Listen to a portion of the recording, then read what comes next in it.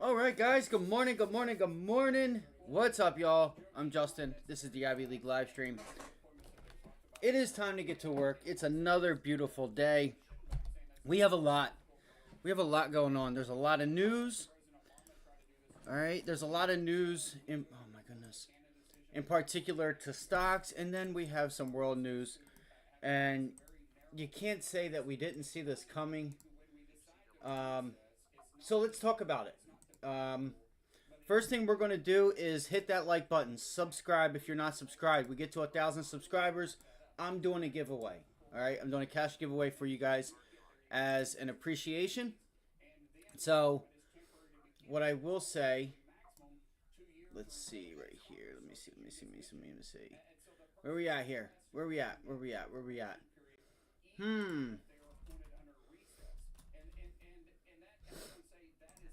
All right, let's put the low. Let's give YouTube the low. So, Russia, Ukraine war has the SPY pulling back this morning. What the heck is going on here? That's so weird. What is going on? My charts look so much different.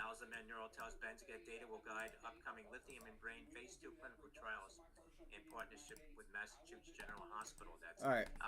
So we're back to Friday's low here, guys. On the S&Ps, we're bouncing back though. So I don't know to the extent exactly what happened, where this bomb was set.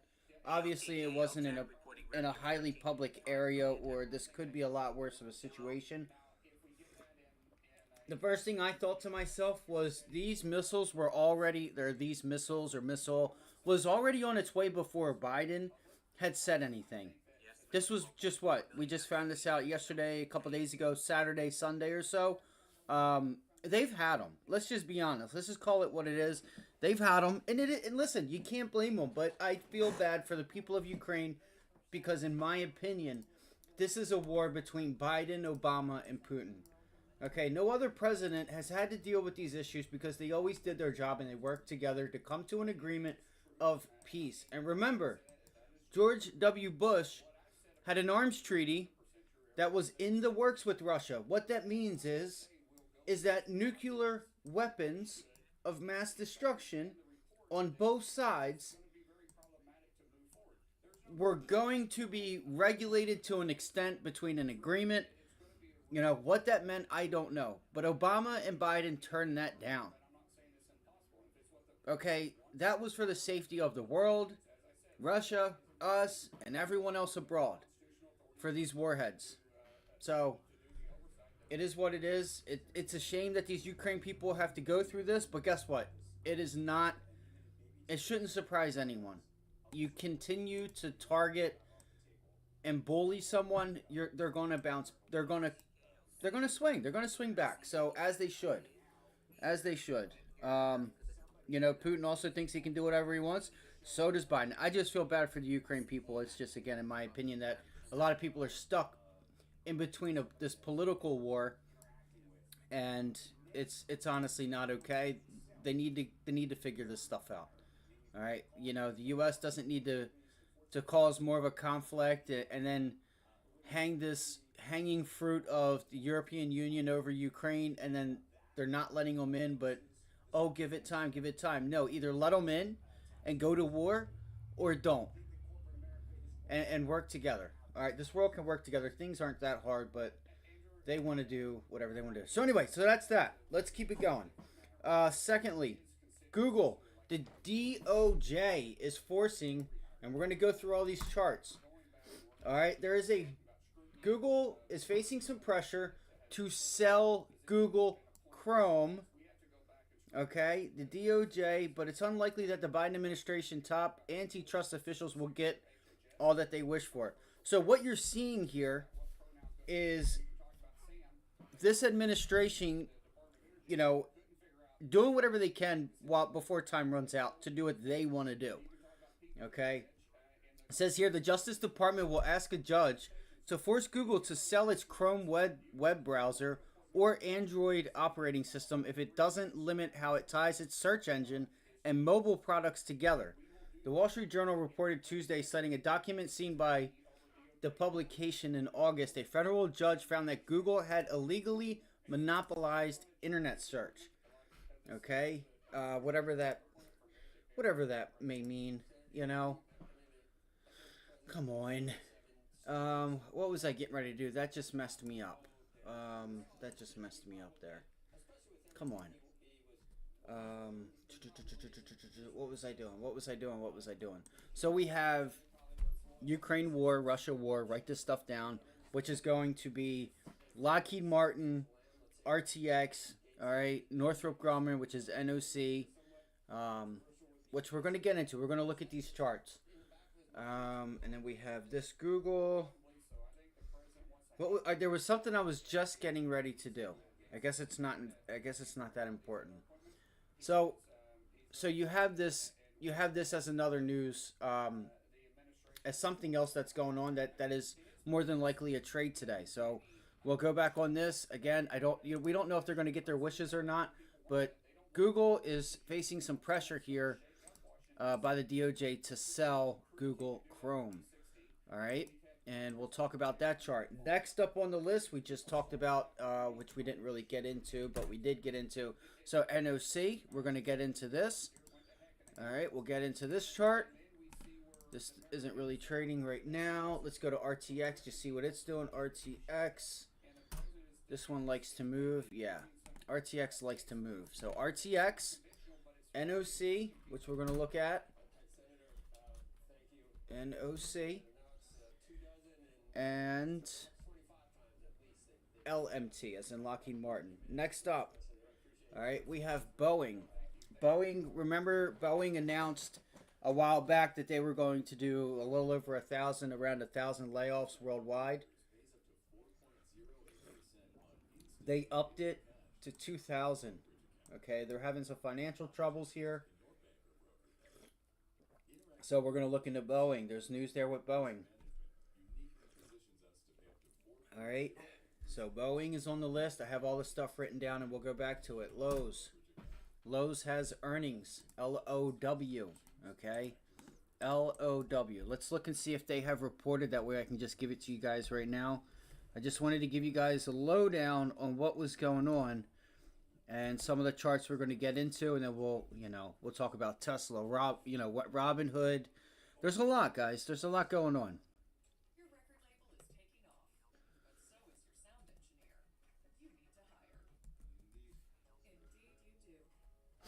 Let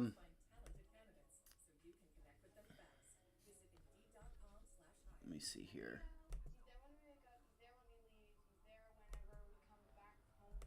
So Q3 comparable sales down 1.1%, driven by continued softness. Let's see here. What do we have? Okay. So Lowe's Q3 sales declined, but beats the estimates. Boost 2024 outlook and part of storm-related demand.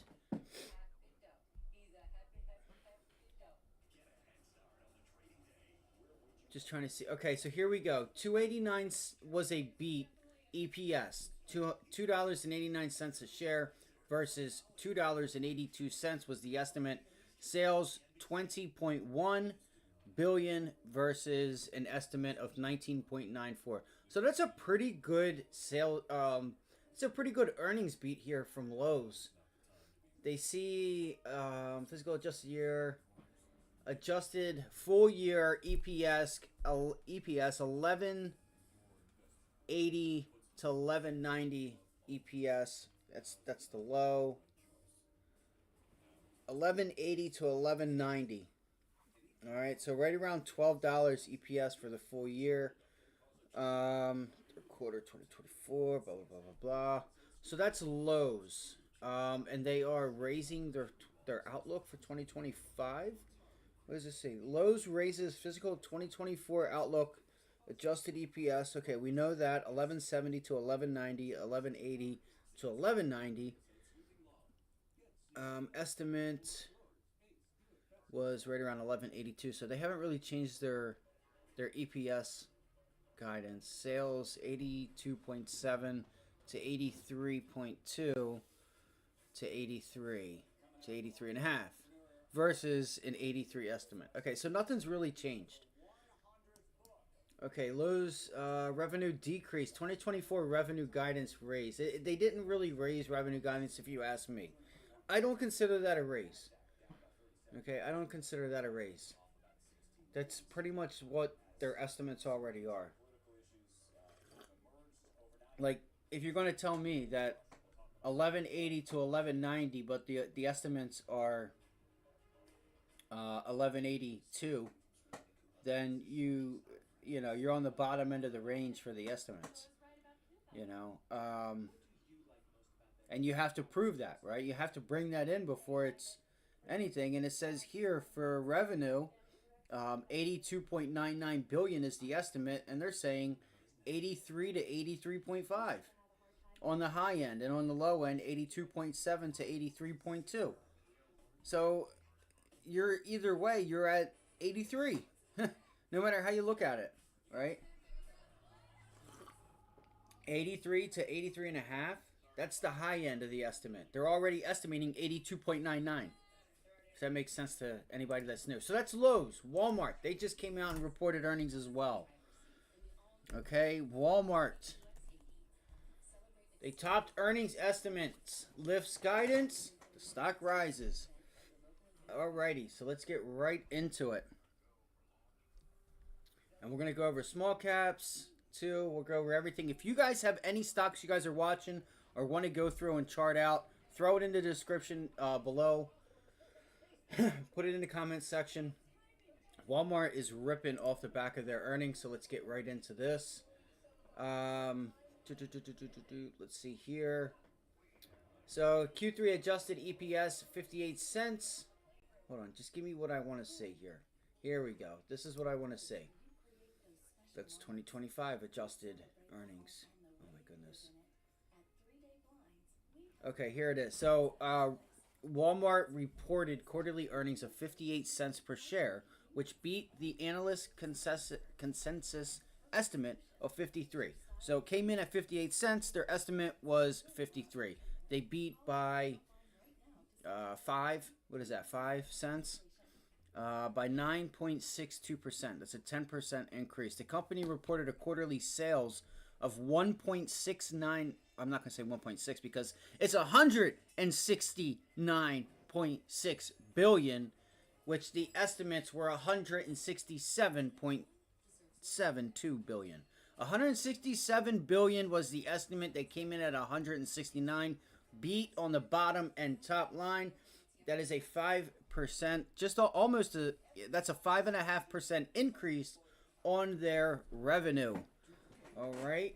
So, and that is before Christmas. I mean, you probably got a little bit of holiday. I don't know when the cutoff is on that, but I'm sure you got a little bit of holiday sales mixed in with these earnings here. Because, you know, this is right around September. I'd say September, October. You have Halloween, all different, you know, costumes, and you start seeing some holiday shopping starting to start for anybody that's wanting to get ahead of it.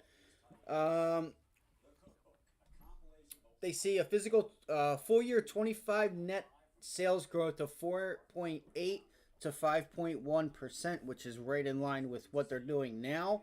So not really an increase, but I mean, it technically is an increase, but still, it's pretty much just right on the same trajectory as they're doing now.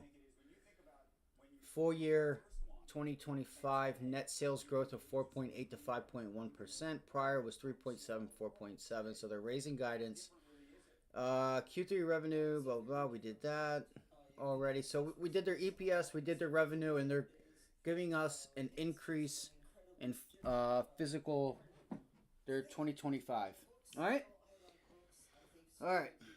Guys, do me a big favor. Hit that like button. Subscribe if you haven't already done so.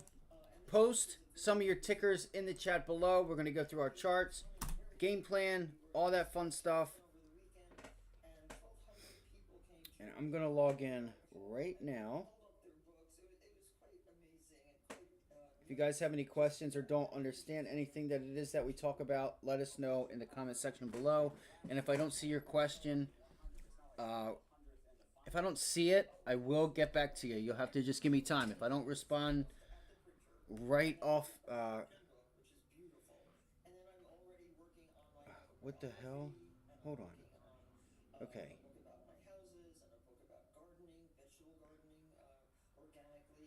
I don't know what that was. Okay, it's fine though. Sorry. I was just a little. There was something that just popped up and I didn't see it. So again, do me a big favor, hit that like button. Our goal today is 20 likes. We can do it. We can get to 20 likes, 10 subscribers. Okay. Stream donations. The contribution to continue to make this stream for free.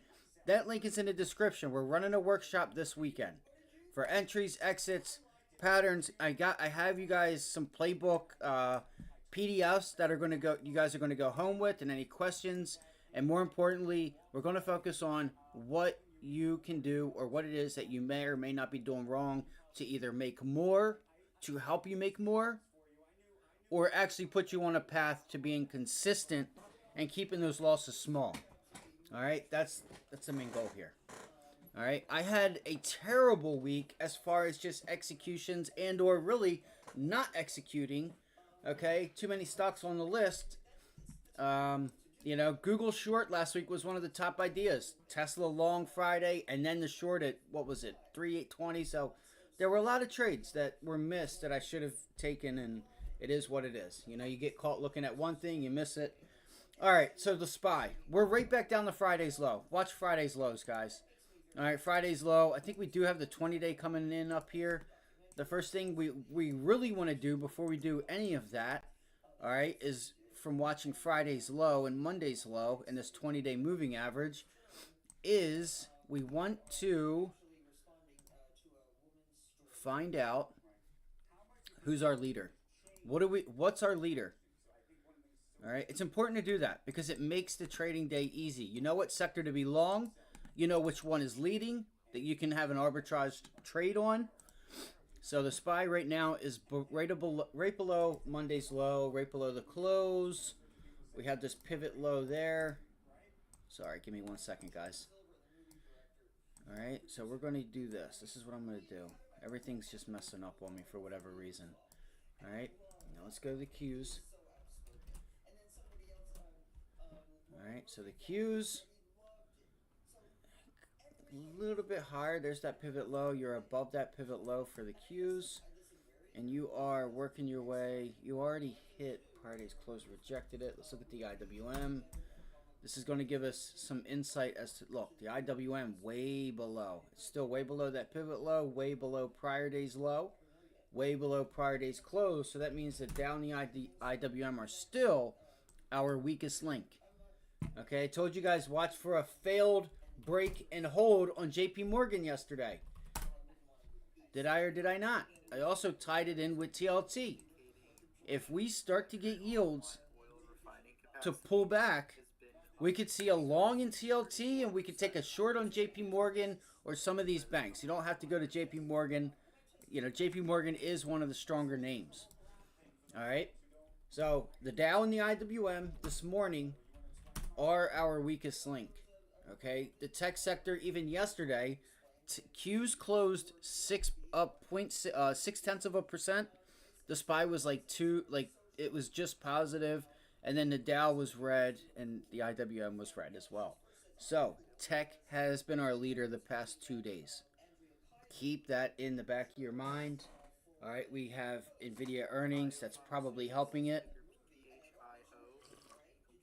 You've also had for the past 2 weeks, okay, you've also had others run. Dow names were running because yields were rising, the dollar rising. So you had, a bit of a safety play there.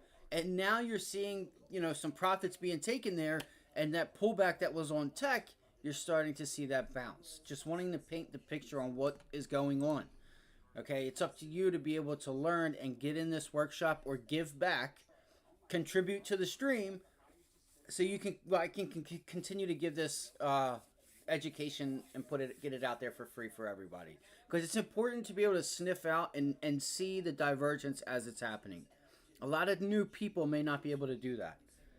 All right, that's why I go over the markets like where they are in accordance to one another in the morning. It's important. So the Qs, watching Monday's low. Where are we headed? Let's go to the daily chart. Let's hurry up and get this over with so we can go into individual names.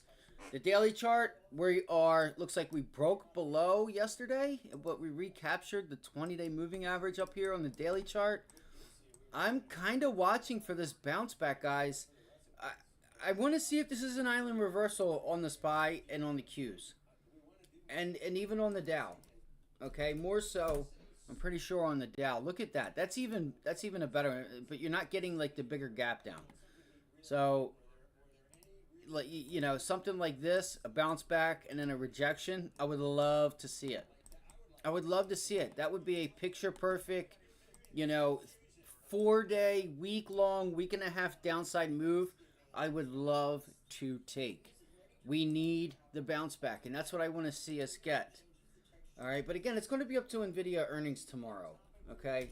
It really is. It's not really giving me the pattern that I'd like to see it, so I don't think it's going to either with the fact that NVIDIA earnings are coming up, and other than this war stuff going on. So right now, we're above this flat top resistance. All right, flat top resistance on the daily chart. 20-day moving average, 90 MA also coming in up there. So we're going to use 499, 500 has been your level, 500 as a resistance zone. You're rejecting it right now. It looks like you're trying to reject this zone right now at 499.65 to 500. Okay, pullbacks. Okay, the first level of support is going to be 495 and then 490. Take it every $5. Okay, if you even get this entry, you might open up down here at 495. That's very well, that could be, that's a, you know, that's a possibility as well. Now again, we don't do things for no damn reason here. That's not what we do. We paint the picture on what's going to happen, and then we allow it to play out unless news hits. We understand that news will trump technical analysis every time. Okay? So you two, just like algorithms are set and being set, they're painting the picture. They know what they're doing. They know how to read a chart. For real, for real. Like really read it. You can't say, well, you don't know what's going to happen. Sure, you're right. We don't know what's going to happen, right? News can come out. A bomb could be launched over into Ukraine. Limit down, okay? So, but we can go through the time frames and use the chart to paint the picture and understand that, okay, this should play out, okay? You know, we're oversold, right? We're oversold right now. We're oversold. If we go pull it back, see we're even oversold there. And let's see. I mean, I got to be honest.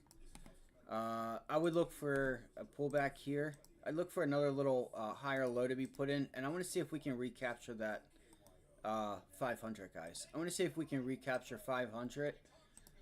And then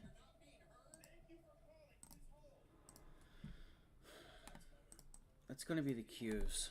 I want to see if we can get a pullback into that 498 zone. We got to get above 500. We got to get above it.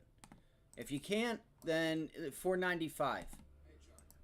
Okay, 495 to 497. That's going to be our, you know, you're going to have a little bit of a, at least a bounce back to VWAP, a bounce back to the trade line, whatever, what have you. You know, we may run a test right back down to Friday's low, and that's okay. Look at this divergence, guys. Even if we run a test there, right? Look at this divergence. Boom. That's relative strength in a sense. So let's see if, well, not really because we haven't put in a new low. Let's see if we see, we don't really want to put in a new low and that start to take place. I take that back. I take that back.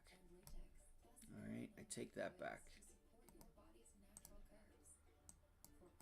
Give me 1 second. I don't know why nothing is working for me right now.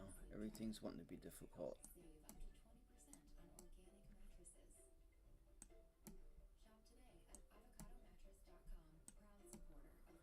All right. So we'll just look at it on a 4-hour chart, and we'll use this flat top resistance. You know, right now we're underneath of it. I don't know why this looks so weird. I don't know what's going on. So as of right now, we're underneath 500. Use 500 if it continues to be resistance. And I'm going to use Friday's low as the support zone. Okay? I mean, I think we're oversold. We've been oversold even on our first pullback. You know, so let's see where we're at when we open up. But I think if you get a pullback, I think 495 holds. And we kind of just stay in this area. All right, that area being 505, 506 to 495. It's about a $10 zone. All right, between today and tomorrow afternoon. NVIDIA earnings are tomorrow afternoon, right? Yes, tomorrow afternoon. Today we have Walmart, Lowe's, blah, blah, blah, blah. You know what? I'm surprised that Walmart trade is not helping out the Dow. So if we recapture 500, I want to see if we can have a break through yesterday's high, guys. All right, watching yesterday's high, but we got to be able to get through there.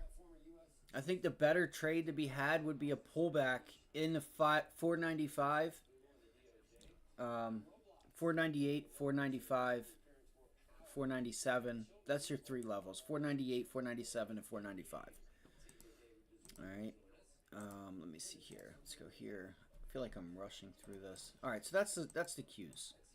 All right, that's our cues. So as of right now, the tech sector, we got to get up through that zone.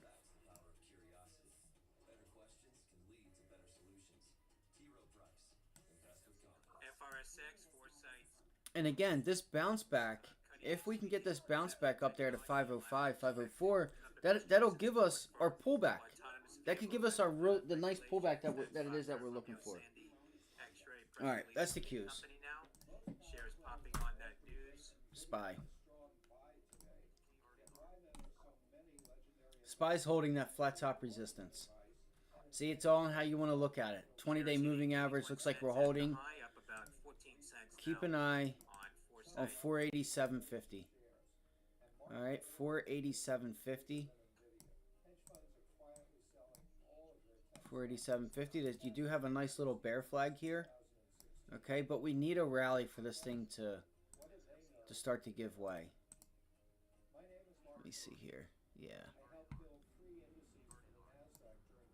All right, we are holding. That's going to be the first lot. Wait, should I put it there? No, I'm going to keep it there. Let's keep it there. Yeah, I'm going to keep it here, guys.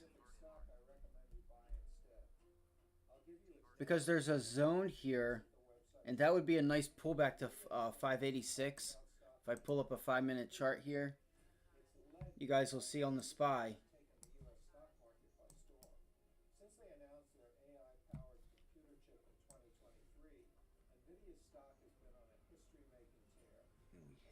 Rejected.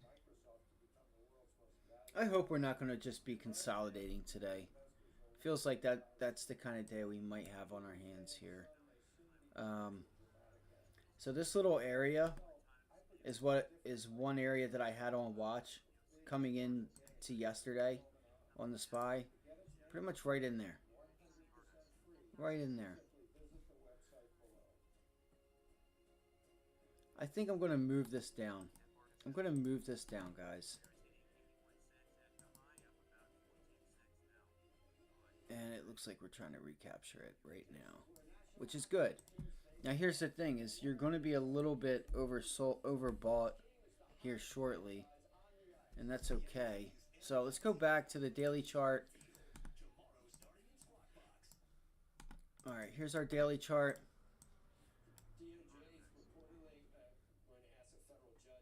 Keep an eye on the trade line in this 20-day moving average, and that's going to be, damn, see, I'm just going to make this green. I'm just going to make that green, guys, because it's a lot easier. I don't want to sit here and spend a ton of time on it, on the overall market, because there's a lot of sectors here that deserve our time.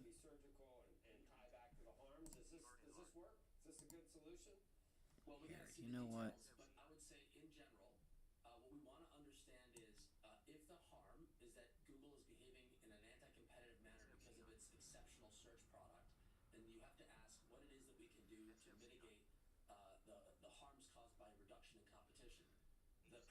Yeah, you know what? I'm just gonna leave this. I'm gonna leave this color. Let's darken it up a little bit so that we can see the price action intraday. Yesterday's volume was a low volume, somewhat of a low volume bounce back.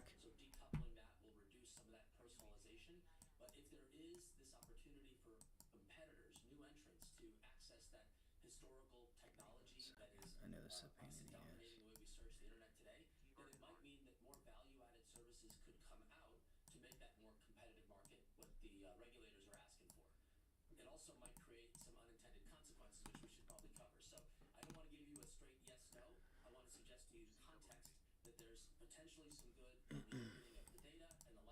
All right, so we got that, guys. Right? We got that. We're good there. Um, just watch this range. We're finding support here at 584, 585, that 20-day moving average, and can we get a break through Friday and Monday's high? Can we just get a test up there and start trying to fill this gap and just get ourselves a bounce back? That's what I'm wondering. That's what I want to know, and I want to see if we can do that. You can see here, even on a 15-minute chart, this is looking like. Hold on 1 second here. Small gap up, gap down, bang. If we just sit here, I think I'm going to go after a short, guys. I just can't. I cannot unsee this island reversal. I can't unsee it. All right. If I'm wrong, I'm wrong. But I'm willing to put on the risk. The risk to reward, in my opinion, is worth it.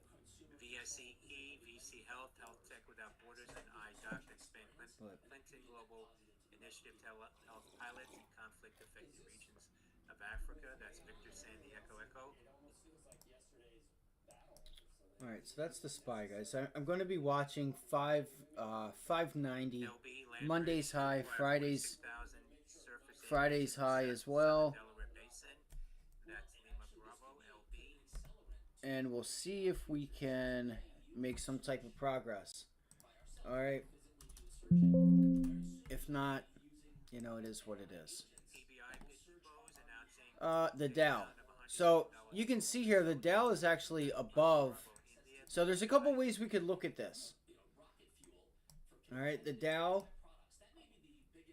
Oh no, that's the Qs. I typed in the Qs. Never mind. So the Qs have recovered that.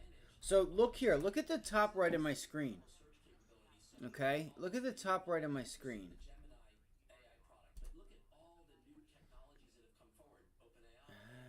Let's see.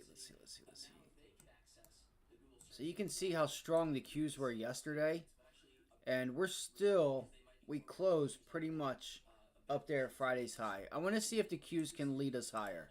I'm going to be leaning tech today, guys. I'm just going to tell you right off the bat. I'm going to be leaning heavier in tech. All right. We have DJT. We have a lot to go through. I'm not going to sit here and go through the overall markets, but that pretty much is that. I think it's pretty self-explanatory. Monday's high, Friday's high, and see if you can get a test up there at 405, 505. I mean, okay, 505. And I do apologize. Again, I do apologize. I know.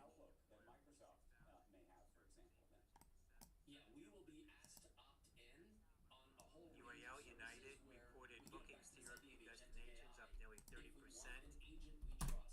versus 2019. That's Uniform Alpha Lima, UAL.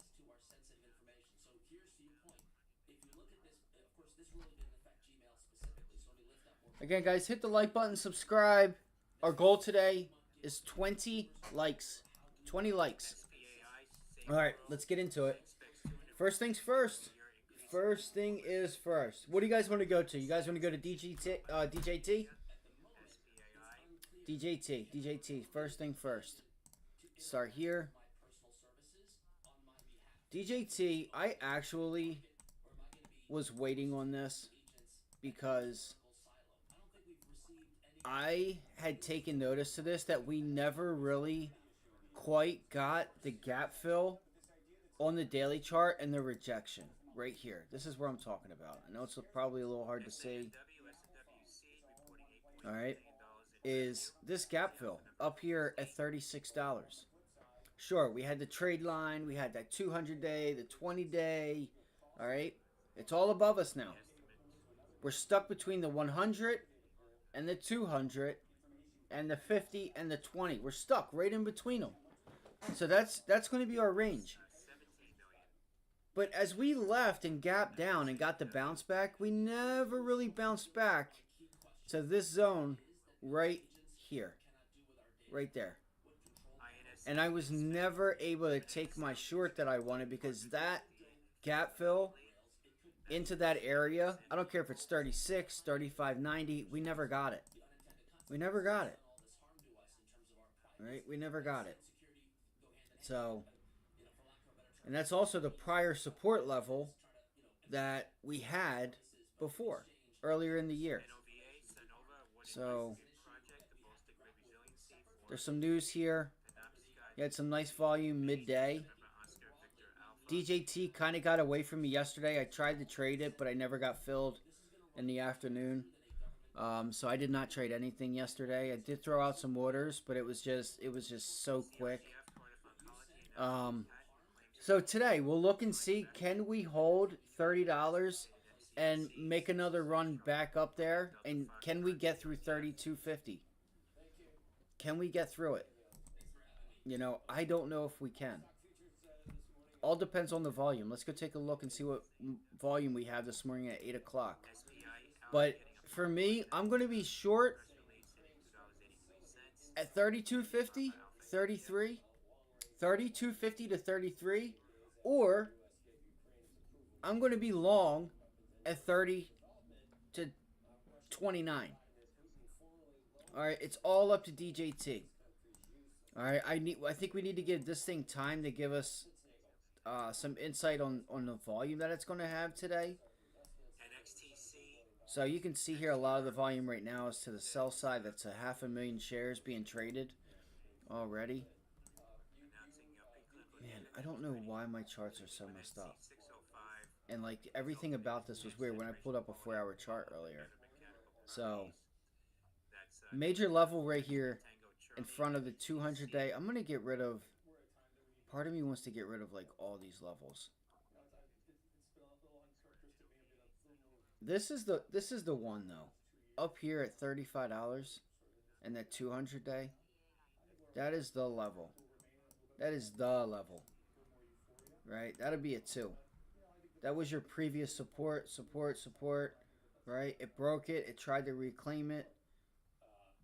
It ended up reclaiming it, but you can see here, even here, once it gapped up to it, it pulled into $35, $34.50, and bounced off of it. And then it just kept reclaiming it. Where did it find support? Right in that 35.50 to 35, 36 zone. And then it broke. What happened? You get up into that area, resistance. So again, it's going to be a zone from 35. I guess you could say 35 to 30. Really is what it would be. But that's too wide. That's too wide on a $30 stock. Just got to see here if 32.50 holds. If yesterday's close holds, and if you start to get like a low volume pullback into this zone here, or just kind of consolidate and we put in a candle today that looks like that, and we just sit here, then I think you have to be, I think shorts would be worried. Any new shorts that got in, they're going to start getting worried, and you could come in with a nice little gap up, and whether it's green or red, You know, it's hard to say, but in my opinion, I think you would get the gap up and then people would take profit. You know, up there at $40. I don't know if that makes any sense here, but something like that. Like it could even be green, right? We could open up green. This candle could be green, but I want to see what happens at $33. All right, and the 220-day moving average. So rejection, rejection. So this is going to be, it's going to come down to this here. What do we do at $30? Do we get buyers to step in? We're not overbought. So this thing very well could start to be bought here. Ooh, near term it kind of is. Let's see. We might even be able to trade this pre-market.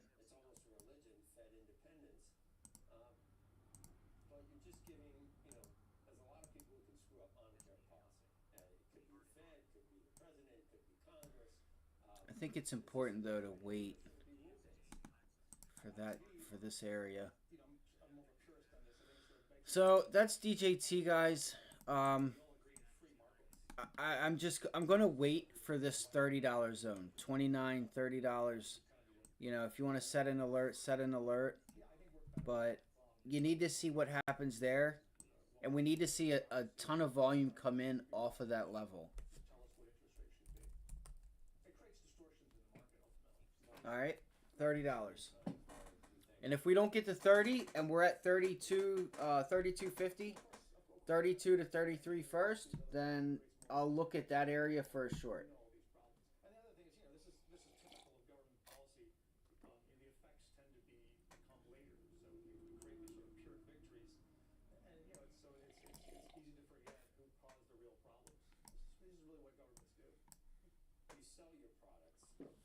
All right. That's that.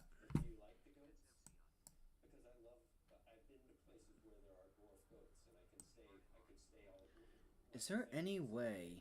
How can we look at this? Hold on one second. I would assume our 38.2 fib would be like right around here at like $40. Let's see. Off of that pullback. Yep, look at that. Right just about on it. $38.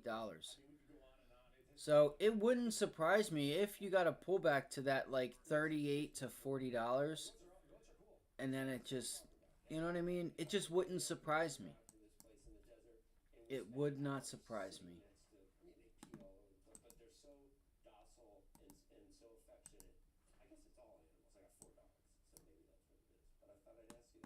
All right, that's DJT. Let's go look at Walmart. Walmart had earnings.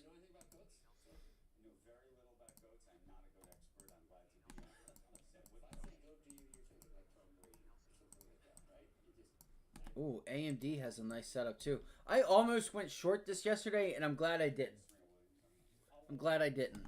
The only reason I didn't is because it was green, and I ended up was like, what? Don't try to short the tech sector that was green, the strongest part of the market yesterday, and then you know, so.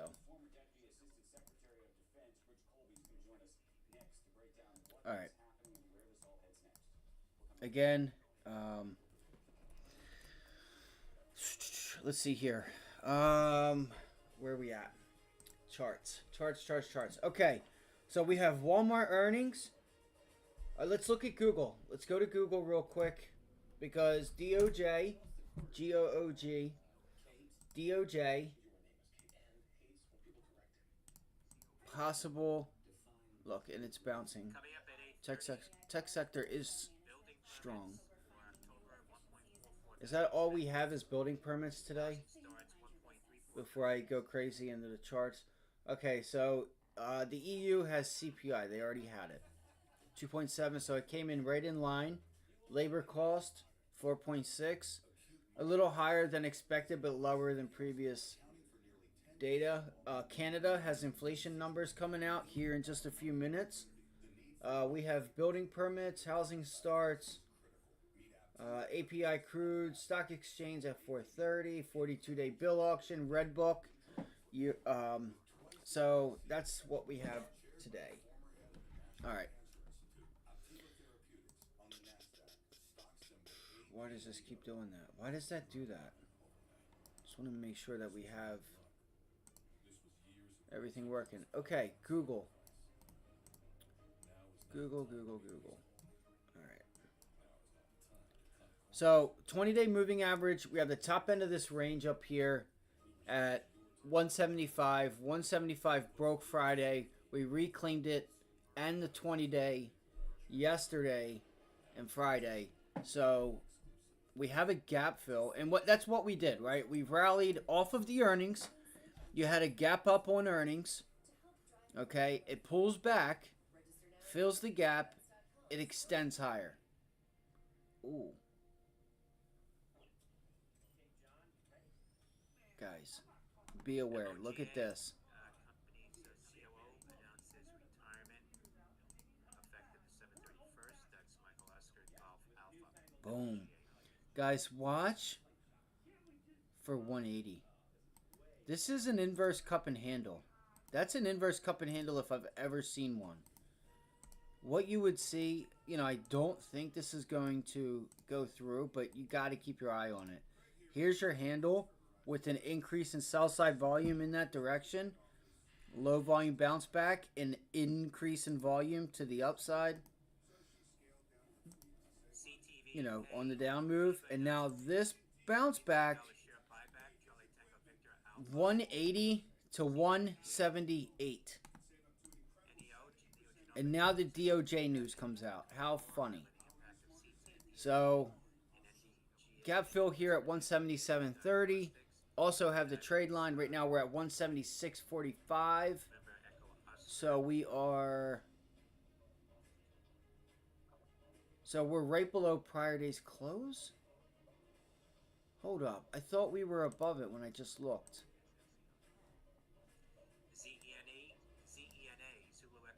Oh, okay. That's what it was. We are still below it. All right. To launch drone as a service, that's Zulu Echo November Alpha. ZENA, NVNO, and Vino Medical submits the VenoValve PMA application seeking FDA approval. That's November Victor, November Oscar.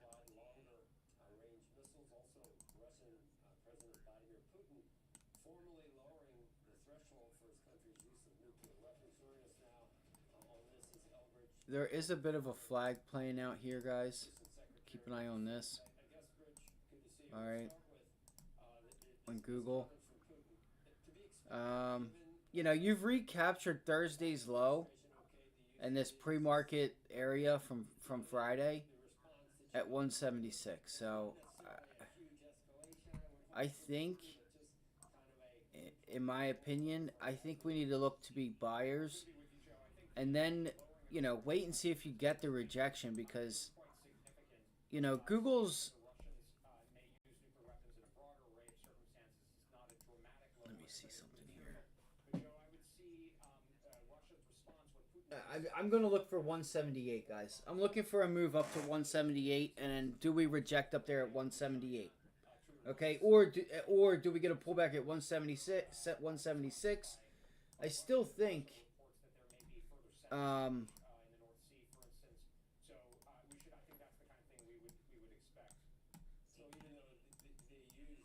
This level here is what I'd be keeping my eyes on. Is right up here at 178. Right there. I keep my eye on that right there. Well, there's that, but also, Joe, I think this is something to underline is how badly the situation is going to Deputy right there. Secretary Advisor to President Biden said yesterday. Keep your eyes up on that zone. Ukraine is extremely difficult. This is after 3 years of the Biden administration policy, and that Russia is continually upping the ante. And so I see the Biden administration's decision here, which is bizarre and I think inappropriate given it's in the transition period. The American people elected President Trump on a very different policy platform. It's kind of like a reductio ad absurdum of the Biden administration policy, because the New York Times is reporting that the Biden administration doesn't even think it's going to make a big difference, that neither the Ukrainians nor we ourselves have sufficient ATACMS in the inventory to really make a difference. And, the FT is reporting and other sources this morning that the Ukrainians I'm just used it, looking at something here. a lot of their forces, they've adapted to this possibility.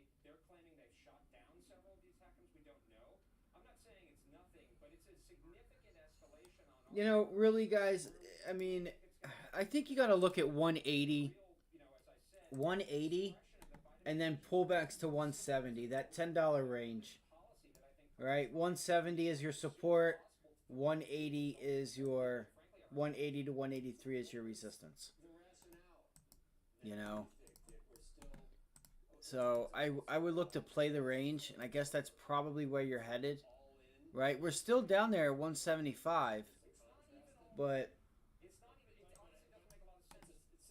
Symbolically, that's what they're saying. SVRE Saber One signs a commercial agreement with leading multinational in the construction sector. yeah, see 175. See how it makes a big difference. It's not really tied to that. Doesn't make a ton of sense.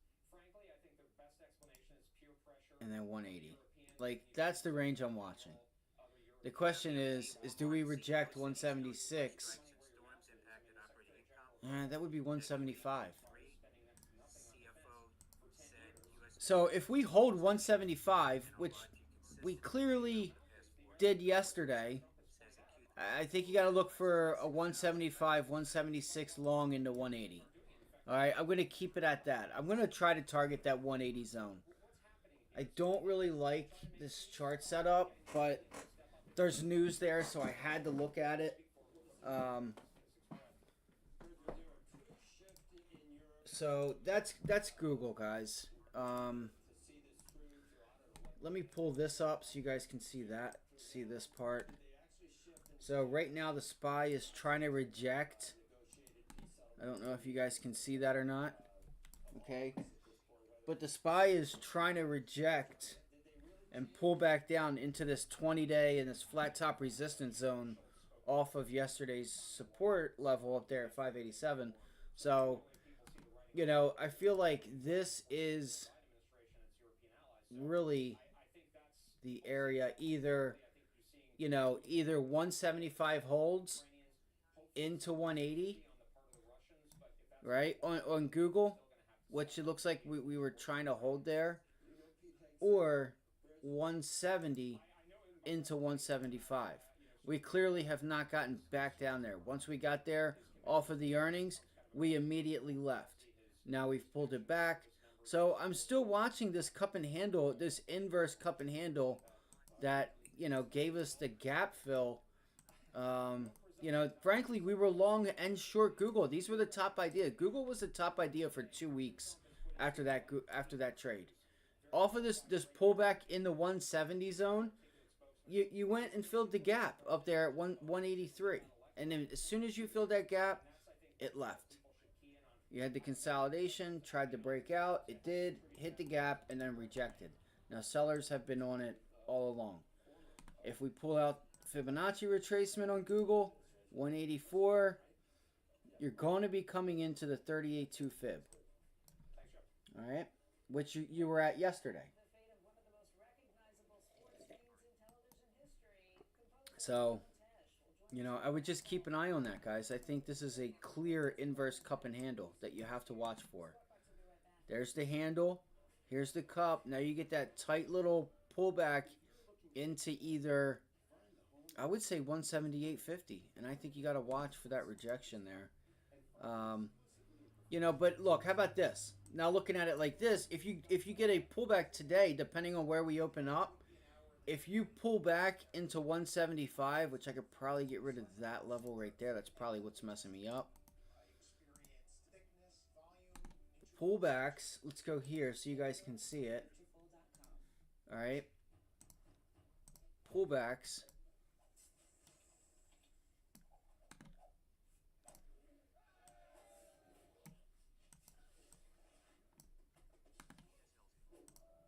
Depending on where we open up.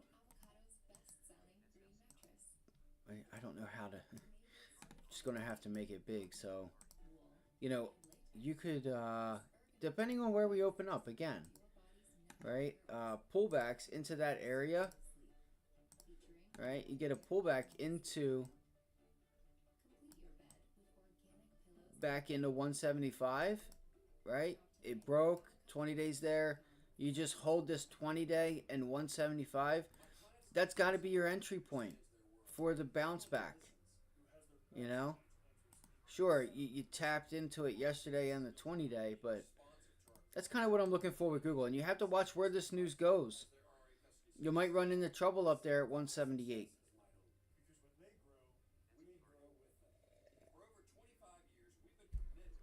So,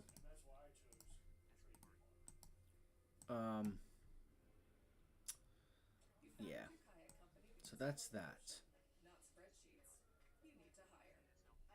Let's see here. Hold on one second. This is. My hair is thinning all around my hairline. My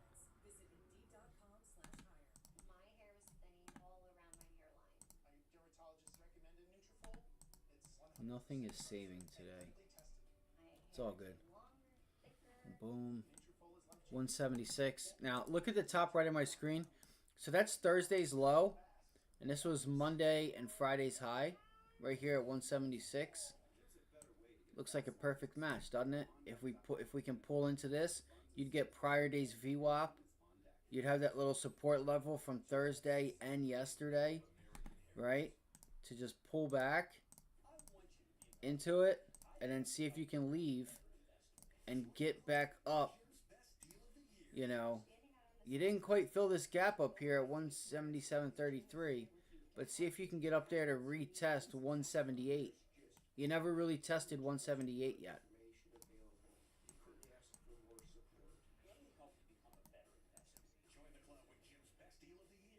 And sure, obviously 180 would be nice as well.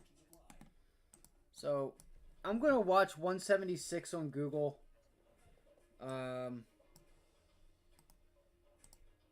Yeah, that's Google. They do have some news with them, so you got to be careful. Well,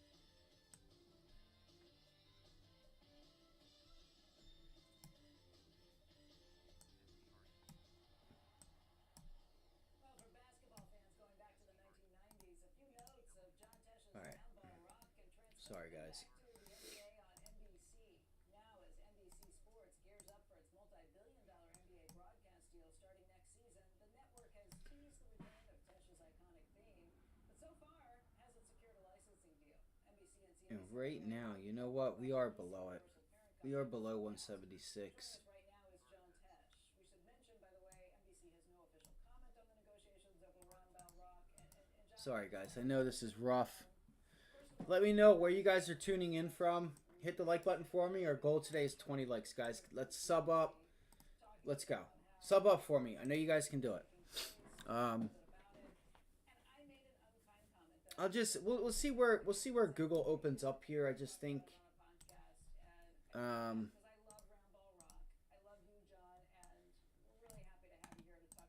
you know, see, like right now we are pulling back into, see, like this is you can see this a little bit better. You're pulling into 176. All right, we're pulling into 176. Let's see if we can hold it. All right, and if we can hold it, pre-market highs, then we start to target 178.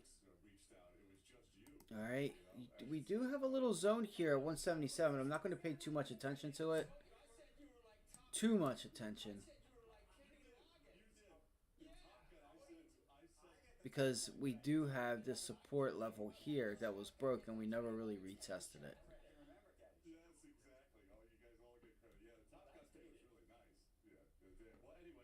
All right.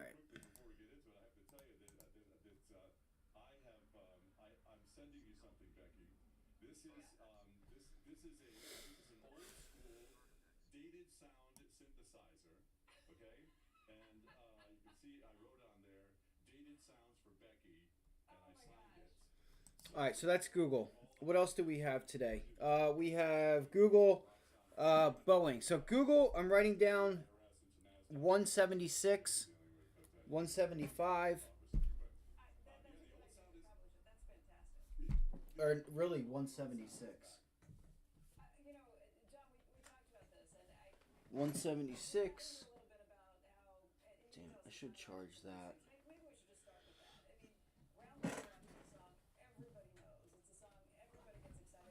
And I think I also need to,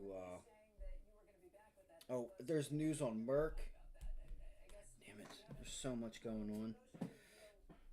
SMCI. Got a lot going on here.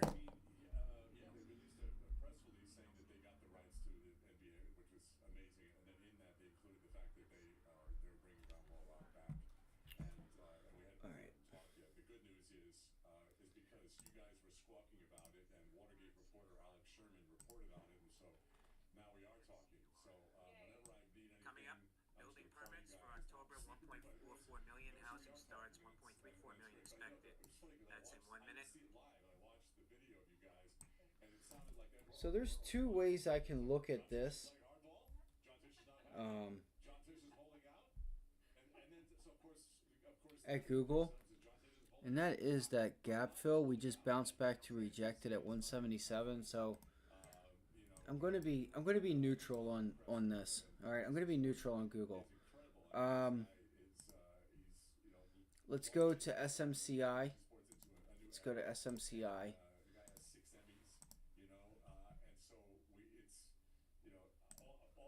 So let me make sure we have all this.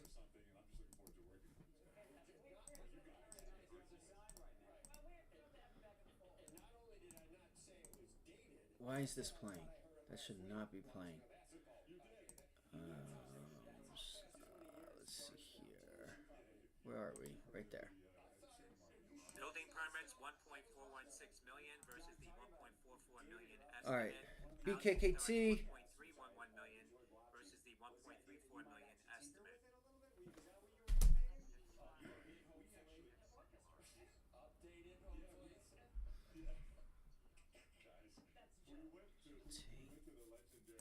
LEN Lennar to acquire Roush Coleman Homes. That's Lima Echo November. But it's funny because when I said on some podcast that I was going to re-record, people were like, no, don't touch it. We like the OG version of it. And I had to ask my 30-year-old daughter what the heck that meant. So they're NOW, ServiceNow, and MSFT Microsoft expand strategic alliance to I like that better. I like that a lot better. 175 support, 176. Tango, November Oscar Whiskey. And a little bit of an inverse head and shoulders there, kinda. Gotta hold 176. XPON. Alright. I'm gonna move on from this one. It's just Google's frustrating. It just 60 expands OEM relationships and distribution network. Shares popping on that. X-Ray Papa Oscar November. because I would like to get that 180 test. I'd like to reject it up there at 180. I'd like to run a test back up there, but it's whatever. It's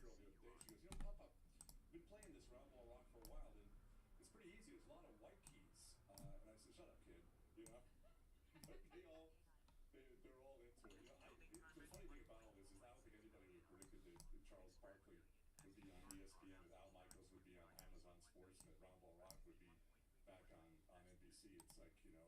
it's dogs will be friends with cats. It's like one of the biblical signs of the end of the world. LFWD. But, well, we got plenty of other indications of that. So we get to talk about entertainment tonight. 180. Coverage for 178. personal exoskeleton expands as Hungary joins U.S. You know what, guys? Access to Monday, Friday, exoskeletons. Thursday's That low. is Lima Foxtrot Whiskey Delta. I'm done with that. So, SMCI, huge pop yesterday. Huge pop after hours. Huge pop. So, this was on our radar yesterday. SMCI was on our radar yesterday for a few different reasons. All right. LQR House Board of Directors approves purchase of up to $1 million in Bitcoin. That is Lima Kilo Romeo. Lima Kilo Romeo LQR. So yesterday, I wasn't sure. I thought the premiums were a bit too high, and they were. All right. These premiums yesterday, they were $2, $3 for a $10, $20 stock. And I was watching the options chain here with everybody, level 2 and time and sales, and I'm like, look at this. You know, understand that if you're going to trade options, you do not want to pay up. Because if you're going to pay up, you're paying up to make less, and you're paying up to lose more. Especially if you're wrong. Okay?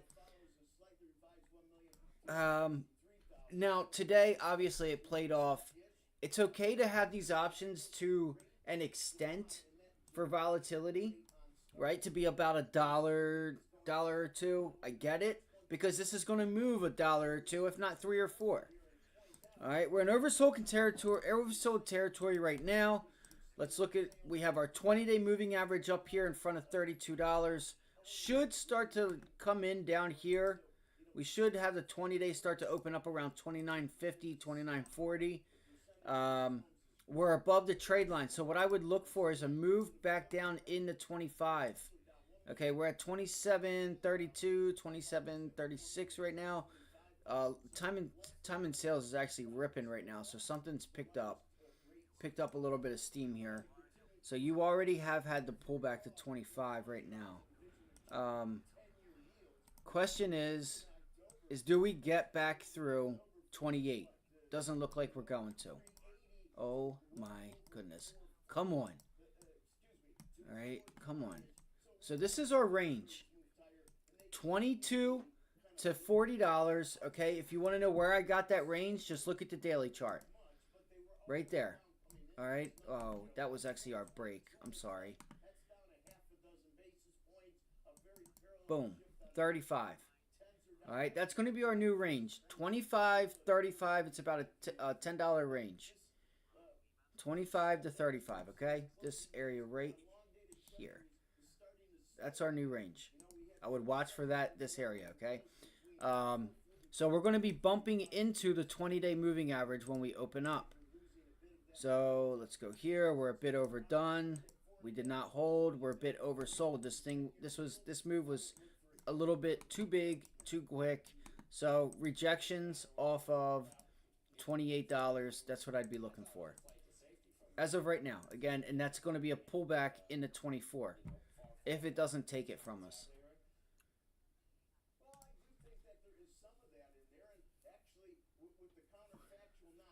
So this is all over the compliance and everything that they said that they've came to an agreement or something. I don't even know. It's just about their compliance and auditing and I guess stuff that they're going to fix to be compliant. All right. So 15-minute chart here. You have some major resistance at 27.85 to 28. All right. You have a nice little break and retest here at 27. So I think you got to watch for pullbacks up at $28. Any bounces in the 28 is where I would look to be short. See, I can't even pull that up because we're way above it. All right. It's SMCI. Again, guys, hit the like button for me. Subscribe if you haven't done so already. Donations, the link's in the description to continue to make this stream free. All that fun stuff. Share this stream with a friend. If you guys have questions, anything, post tickers in the chat. Spam the chat with tickers. All right, we have a lot to get through. So, SMCI, get your pen and paper. Write it down if you haven't done so already. For me, I'm going to be watching SMCI up there at $28. If we're above it, then I'm looking for a move to 32. If we're below 28, I'm using 28 as the rejection point. Looks like it's trying to hold here. You have a little level. Let me see something here. Hold on. Let me see this real quick. I want to continue on what Rick was saying about the mortgage rates during October. We started with the average on the 30-year Say fixed 26. 6.2%. 26. Of course it's 26. Of course it is. That's what home builders were looking at during October as they were starting homes. And you do see that the bulk of this drop, this unexpectedly I think you got to look for a move back into 24. This is, in my opinion, a major support level. I'm going to make this a 2. So you guys can see here at the bottom left. You guys will see support. This was your gap. You came in with a gap down off of their earnings. And you reclaimed $24.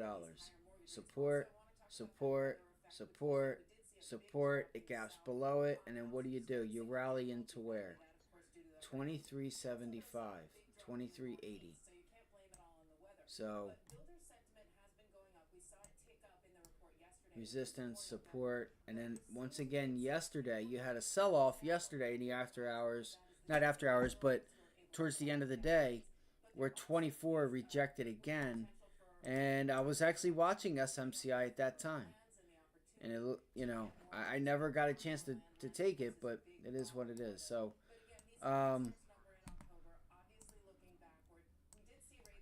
that's what I would do. You also have. I would watch 24 and bounces into 28. So I have no room on my desk. If I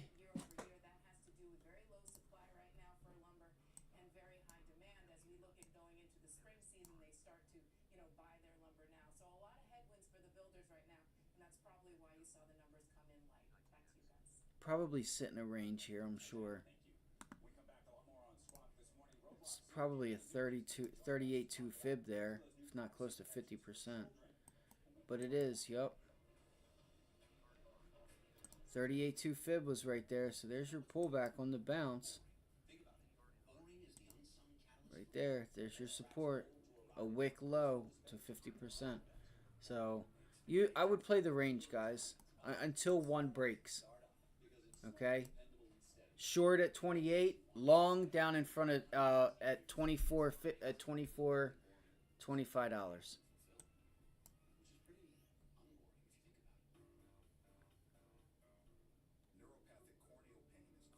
But again, don't pay too much for this either. You could be in big trouble in doing so. Like yesterday, you didn't make hardly any money yesterday. We were watching those options all day long. All right. And if you recapture 28, you're looking for a move to 30. Okay? So that's that.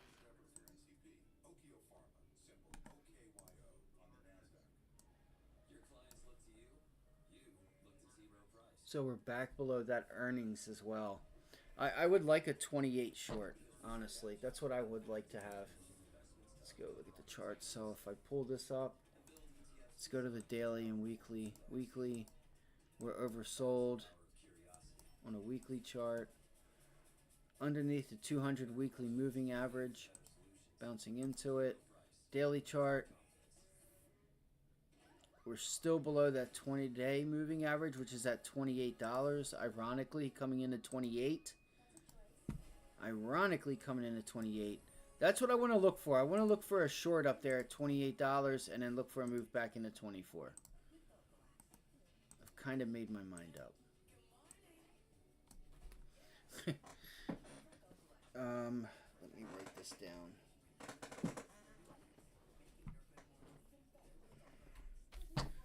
SMCI.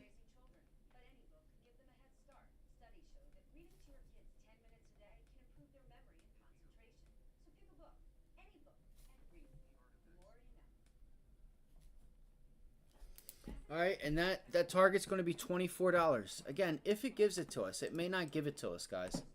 May not give us that opportunity. All right, may not give us the opportunity.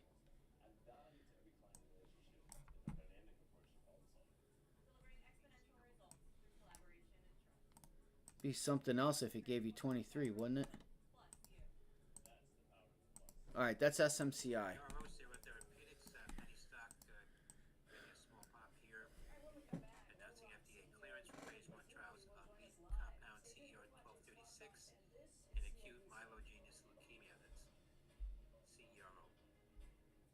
$77.50.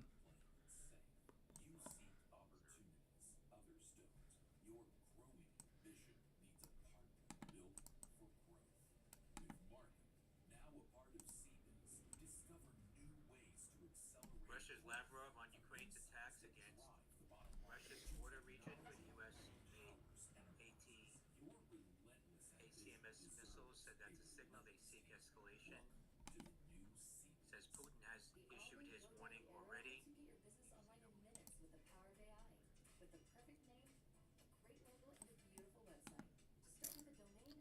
I don't know, Russia. You're not really scaring anybody. I'll just put it to you that way. All right, 24. 24. So you can hear there's still news coming out. with Russia. 24 is going to be the target. 24, and we'll even say 23. Oh, that's 22.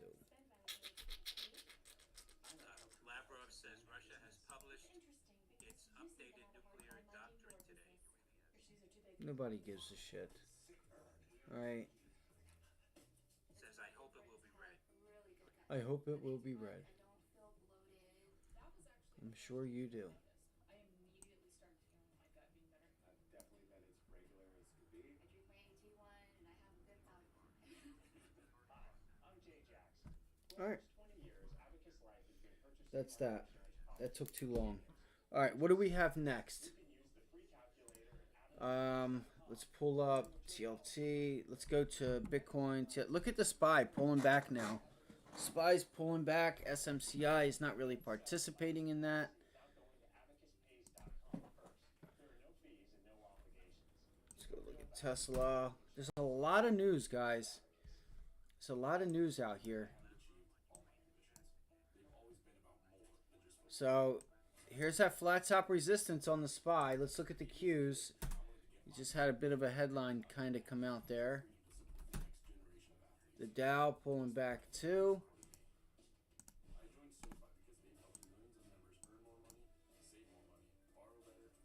So the Dow is below that area now. The Dow might be headed to 426, 427. Let's go to IWM.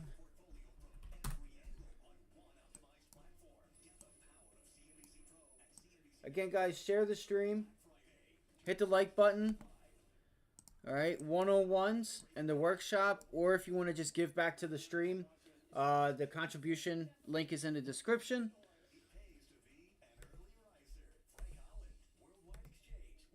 Our goal today is 20 likes. So IWM, so we're all the markets are at this flat top resistance area here. All right. Our Qs, we've had some divergence into tech. Tech was our leader yesterday, and it kind of started to shift Friday.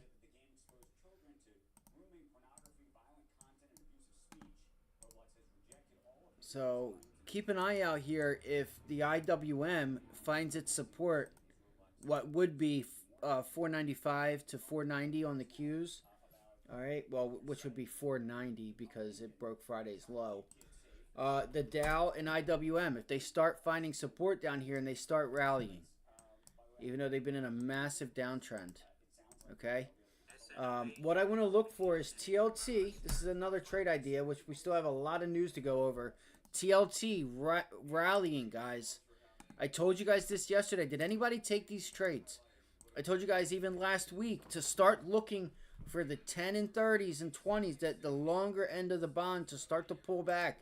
If we get that pullback, we're looking for shorts on the bank, looking for pullbacks on banks, longer, a short to midterm longs on TLT.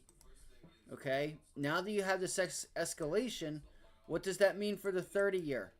Do we get the 4.3 pullback? If we do, this is a beautiful trade for TLT. That could be a really nice long. There's still some meat left on the bone. Okay? Let's look at the 10-year. That's the one we need to be considered. Look at that one. If you get this pullback here and you start getting this 50-day to come up and you can just meet somewhere here, think about what that means for TLT.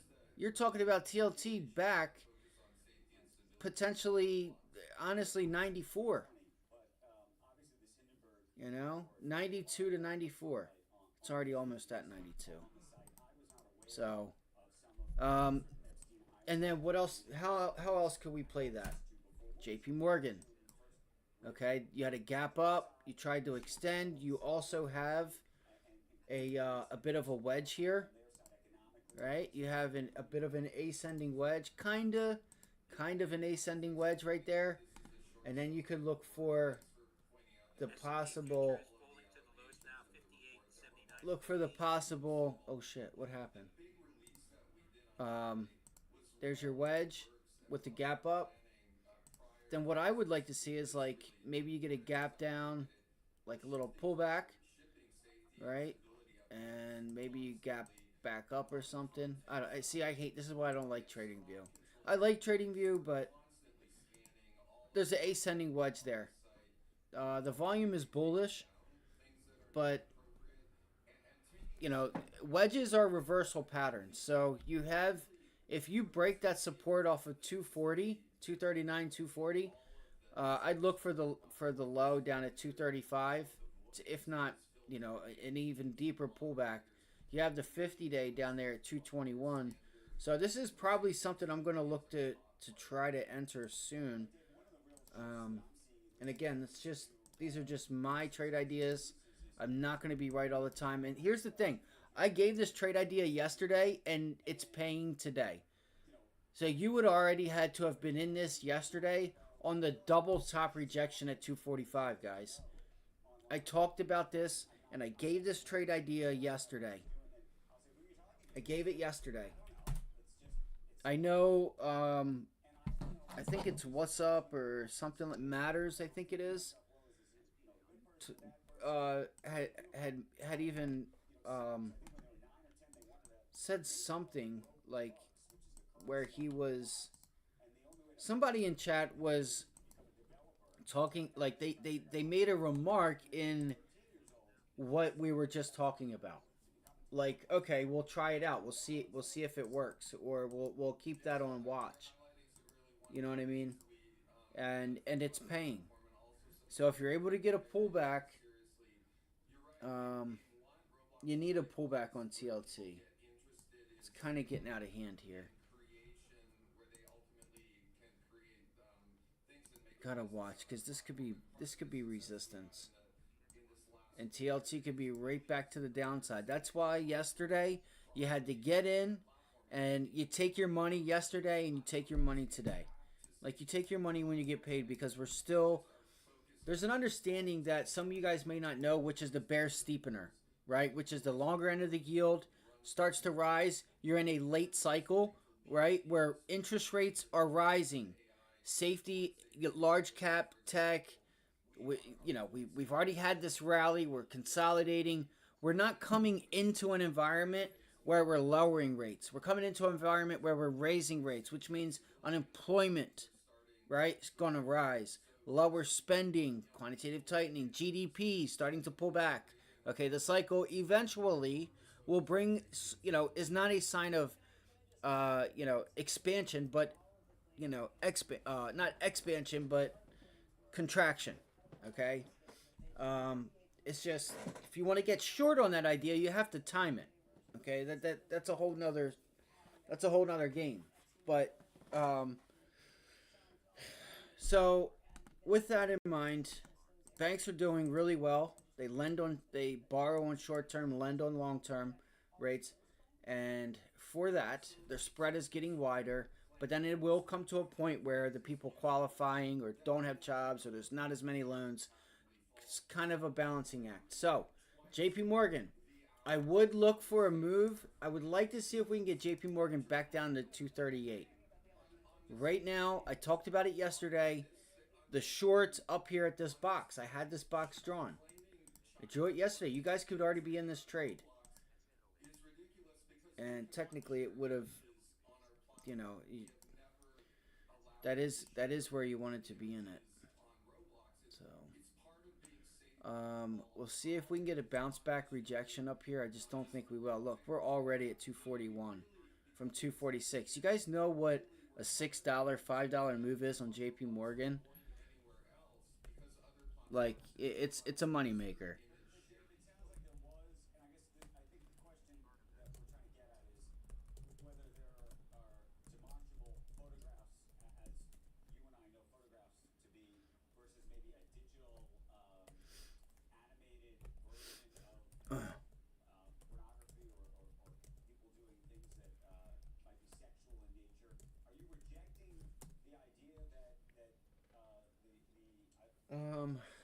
So yeah, there's that. Let's see here. What else do we have? What other news and stuff do we have today?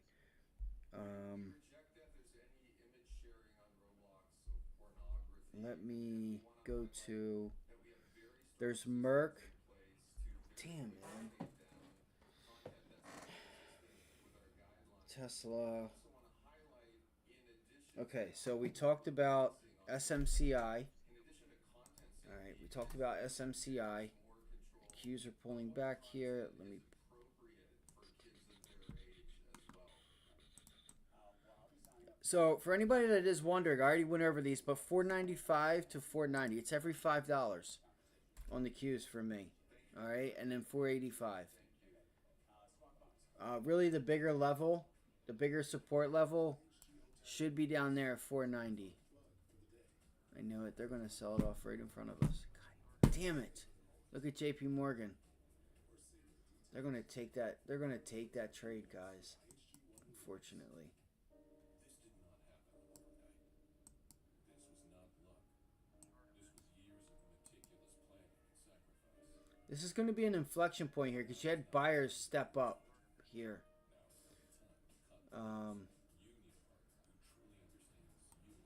You know, where you had sellers flip to buyers and then it rallied. So if we can...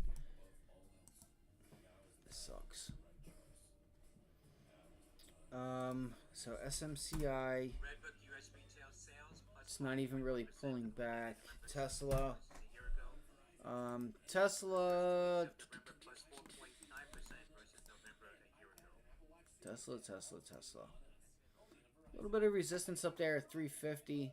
The overall market start to pull back. I would look for that 228 zone. Is that what that is? 325. I'm sorry, 325. This is something we also talked about yesterday. Was Like me. Hey, Chuck, how are you? What can I do for you? yeah, 325. 325 on Tesla. I forget, we were talking about something on Tesla yesterday. Come on, man. Why are you guys not saving? Oh, right here. Okay, that's why. I can't believe it just broke like that. It broke 326 or 335.50.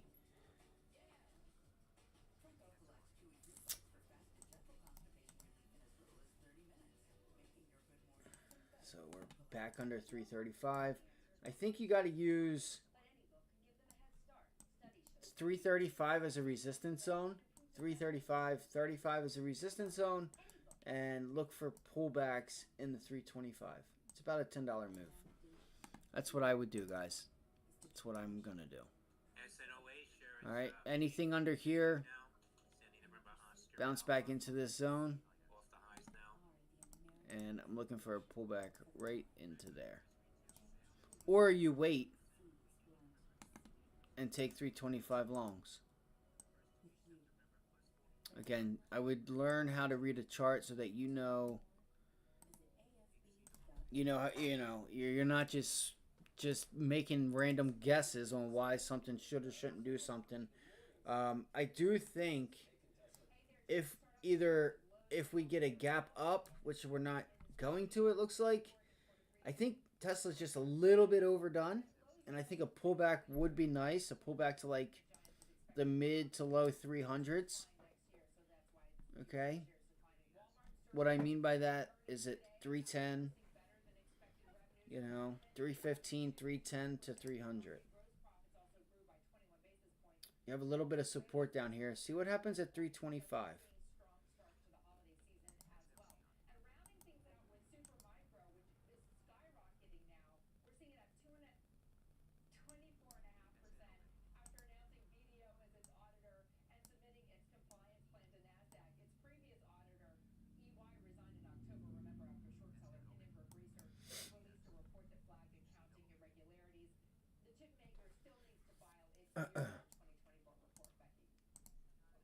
Does anybody have any questions?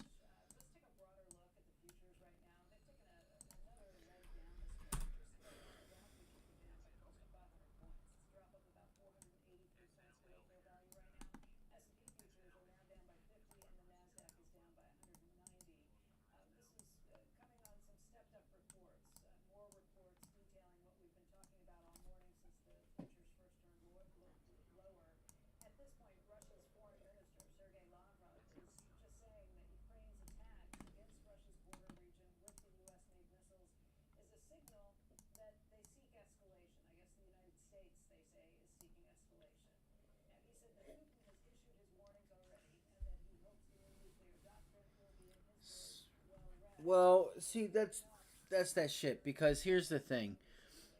So they're saying on CNBC, like Becky, it's not Becky that's saying this, but they're reporting this, and this is Is what seeking the guy just said. You guys heard it on said the that Putin has on issued the his Squawk things Box. already, and that he hopes the new You nuclear guys are gonna doctrine miss will it. be, in What his the hell's words, going on well here? read, amping some of the concerns and stresses around this situation. Again, we've been in the red all morning long. If you're just waking up, it was a situation where we were down by over 200 points earlier this morning. On news, a Bloomberg report that was out saying that this had happened. We've heard more confirmations throughout the morning, and now you're actually hearing. So listen, they just they just wreaked havoc on their electric power grid, a bunch of places, and I gotta be honest with you, like enough's enough. Like I get it. Your war is between Obama and Biden. I get it. Ukraine and Zelensky are stuck in the middle. Zelensky's got to do something for him and his country instead of just leaning on Biden's dumbass. Because leaning on Biden is getting you and your people in that country just obliterated. So, but my point to that is you can't blame them for firing back. Enough is enough. They can't continue just to shit on another country and do whatever they want.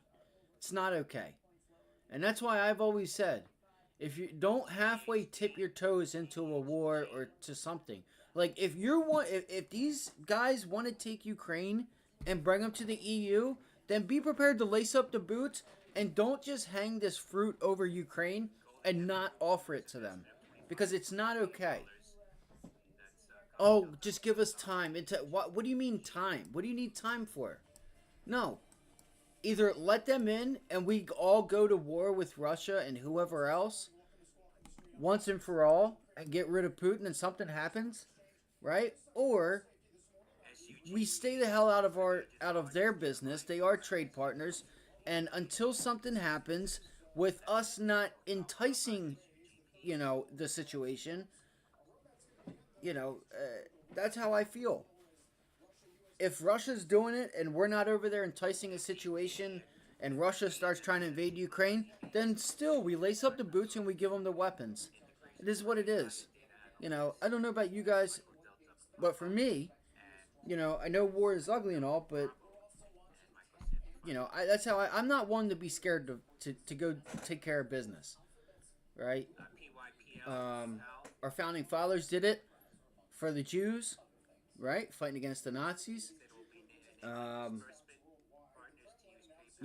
Obviously 9/11, but outside of that, this is Joe Biden and Obama, and this stuff's not okay. There's innocent people that are scared to death. They're dying.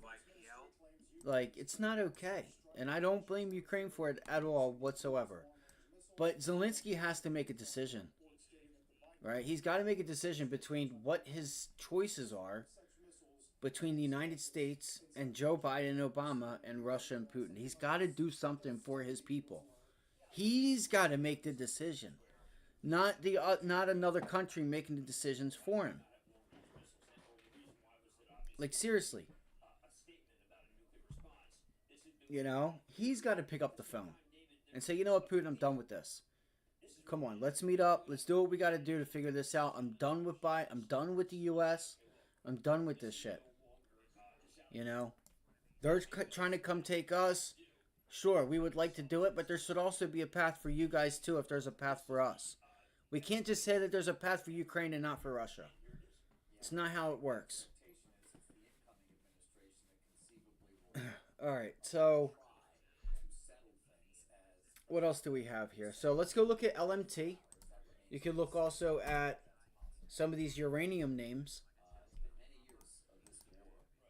Let me see something really quickly here.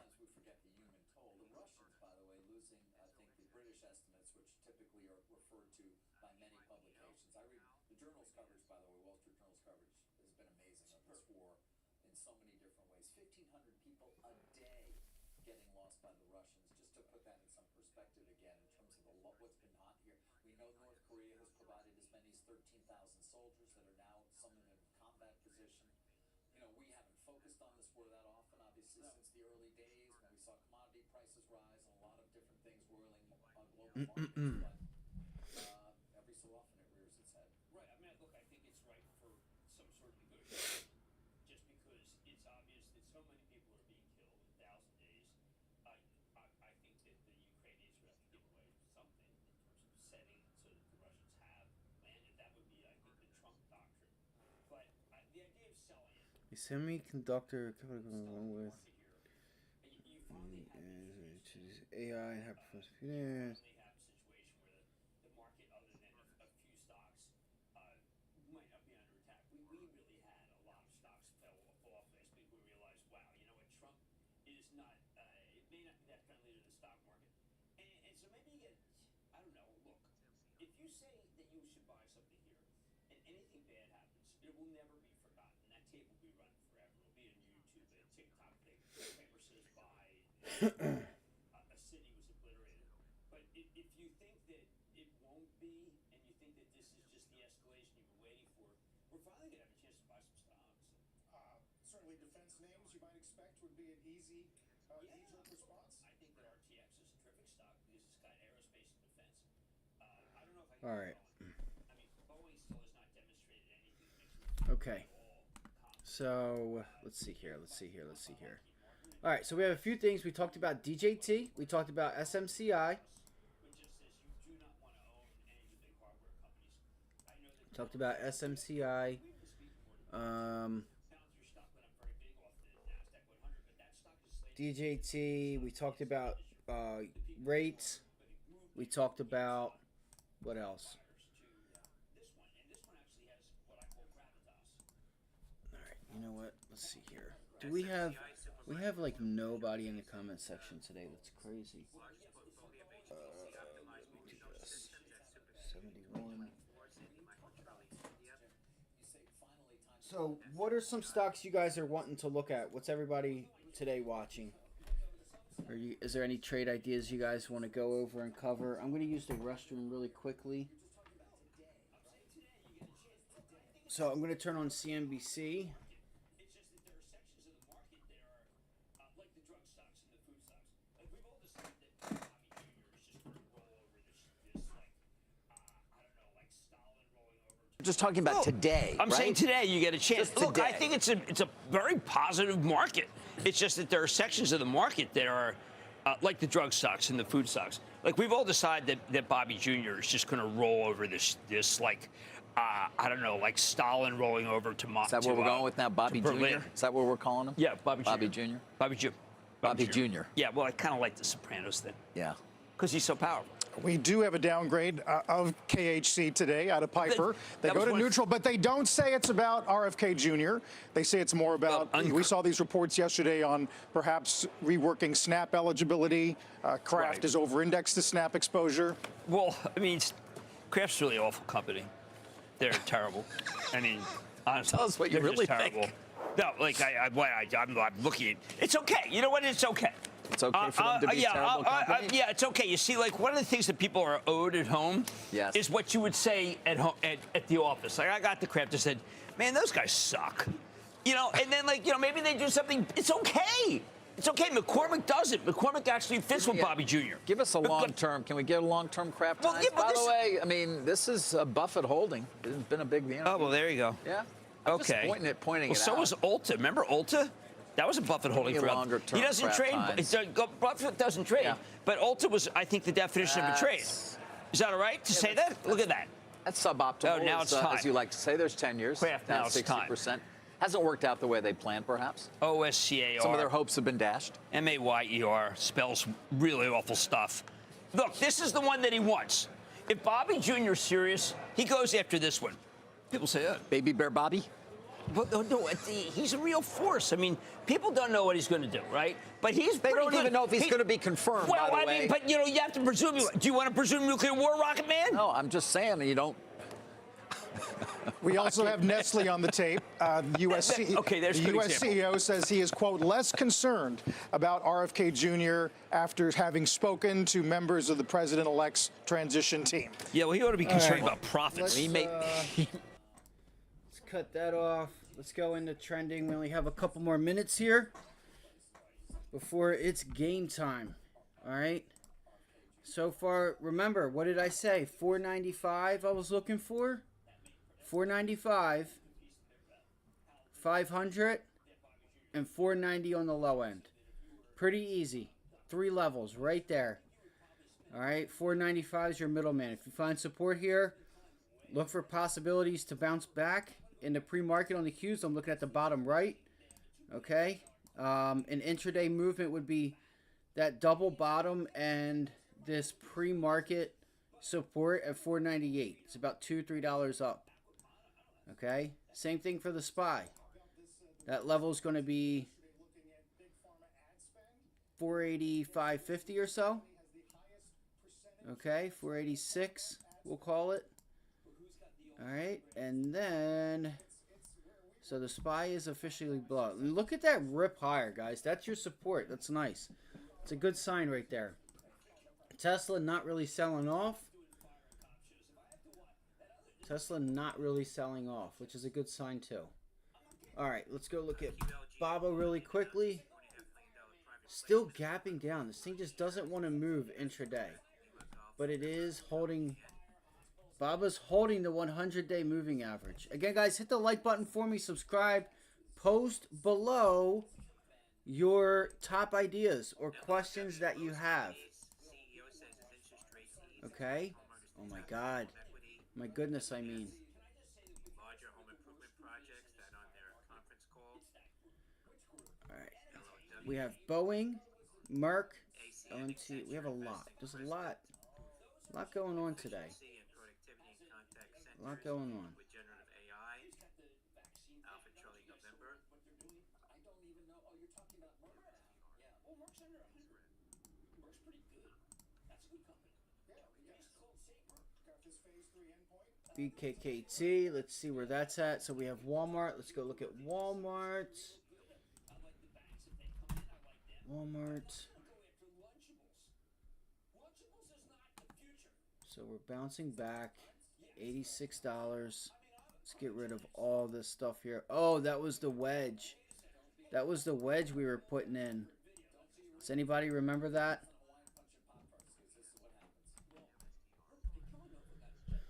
All right, let's see here. This has been happening all morning where I cannot get this to zoom. Okay, there it goes. Finally did it. Let me move this.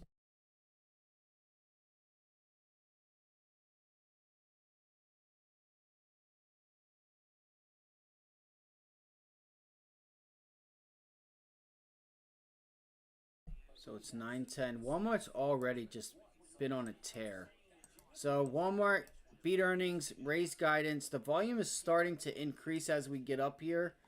I would expect a bit of profit taking up there. That's 2 weeks, 2 full weeks. Well, 1 week and a day.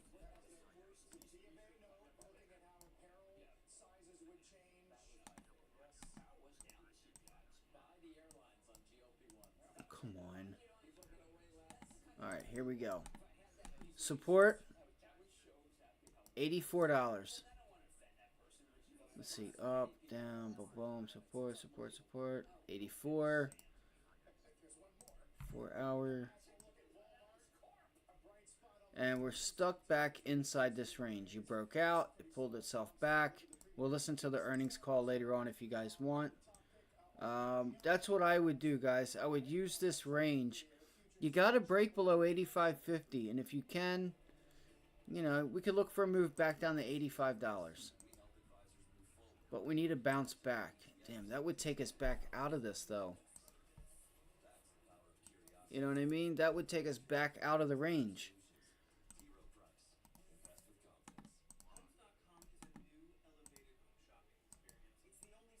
Yeah, that would take us back out of the range, guys, at $86. What should we do? What should we do? What should we do?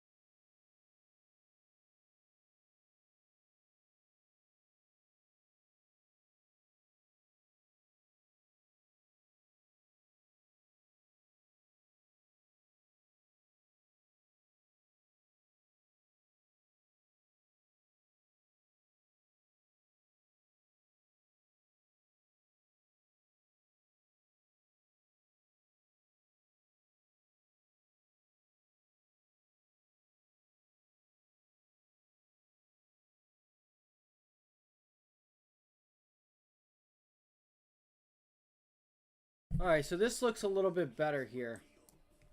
All right, what we did was we just pulled it back, and we broke through.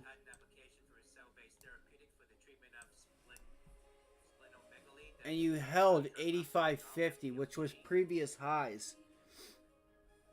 85.50, which was previous highs. Great. Hold up. Yeah. 85.50, right up there. So you're holding that. 85.75, 85.50. Yeah, we got to get through 86. You got to get through 86. I swear. I'm going to toss this fucking mouse right out the window. I cannot stand it. I got to buy a new mouse. I've been saying it for a year. It's so easy to just touch. I don't understand why. It just, like, you breathe on it and it clicks.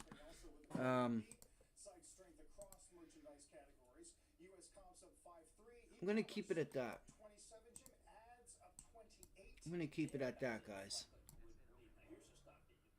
And I'm going to keep an eye on, that's a huge gap up if you think about it, from 84 all the way to the top end of the range.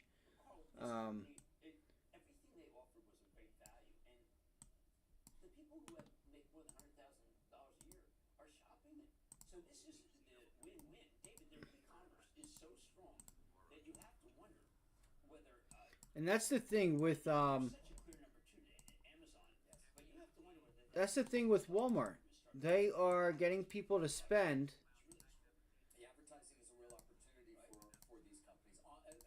They're getting higher earners to spend on higher priced items, which is good. Why did that not pull down? Look at it. It's not pulling down. That's so weird. It's so weird.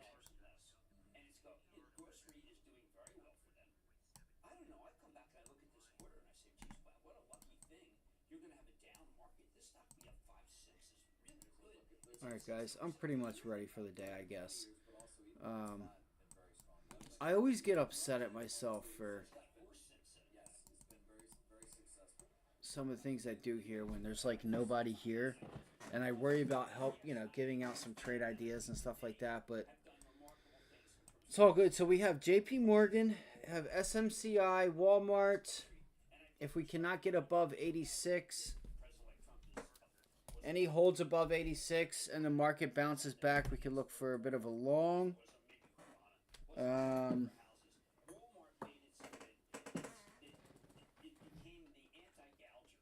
SMCI, DJT, so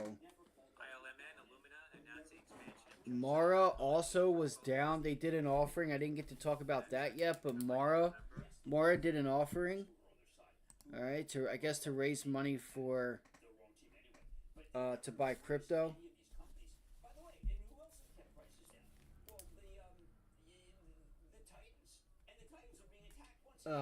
So let's see here. Walmart.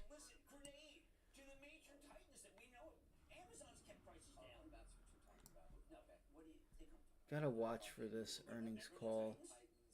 A big part of Costin's 6,500 is about margins, and that's the kind of thing I think the Harris campaign is targeting. Yeah. Well, by the way, the margins are out. There is an item on the tape that a Walmart spokesman says under Trump, we are concerned that significantly increased tariffs could lead to increased costs for our customers. Well, it would. I mean, I think that everybody recognizes. Again, I'll repeat, hit the like button, subscribe if you haven't done so. 20 likes is the goal. Contribution link is in the description. Show some love, give back to the stream, that's all we ask.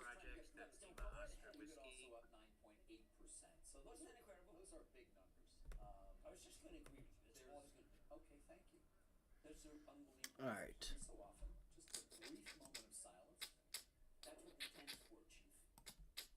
Gotta auto zoom it. Gotta auto tune it. Pretty well managed. Oh my God! No, there wasn't. It's a check. this was a credit quarter. And by the way, they think about it every minute. One of the things that's amazing about Walmart is they look. I just had such a good experience in my one on Route 22. The manager knew exactly what he goes. Yeah, that guy's so great. I mean, did you like the booths that we did? I mean, they are what we used to think Sam Walton was. They know the stores. It's really incredible. Let's go take a look really quickly at Bitcoin. And again, so yields have room to fall. Nice job again to anybody that took that trade idea. We've already rejected 243 on JP Morgan. Anybody who took JP Morgan yesterday, congratulations. Congrats. Nice job. I do want to look for a bounce back rejection on this though. I do. I really do. Got a really nice ascending wedge forming here. Nice little flat top resistance. You get the breakdown, get the bounce back, boom. And then we get the pullback. I'll take 235, 236.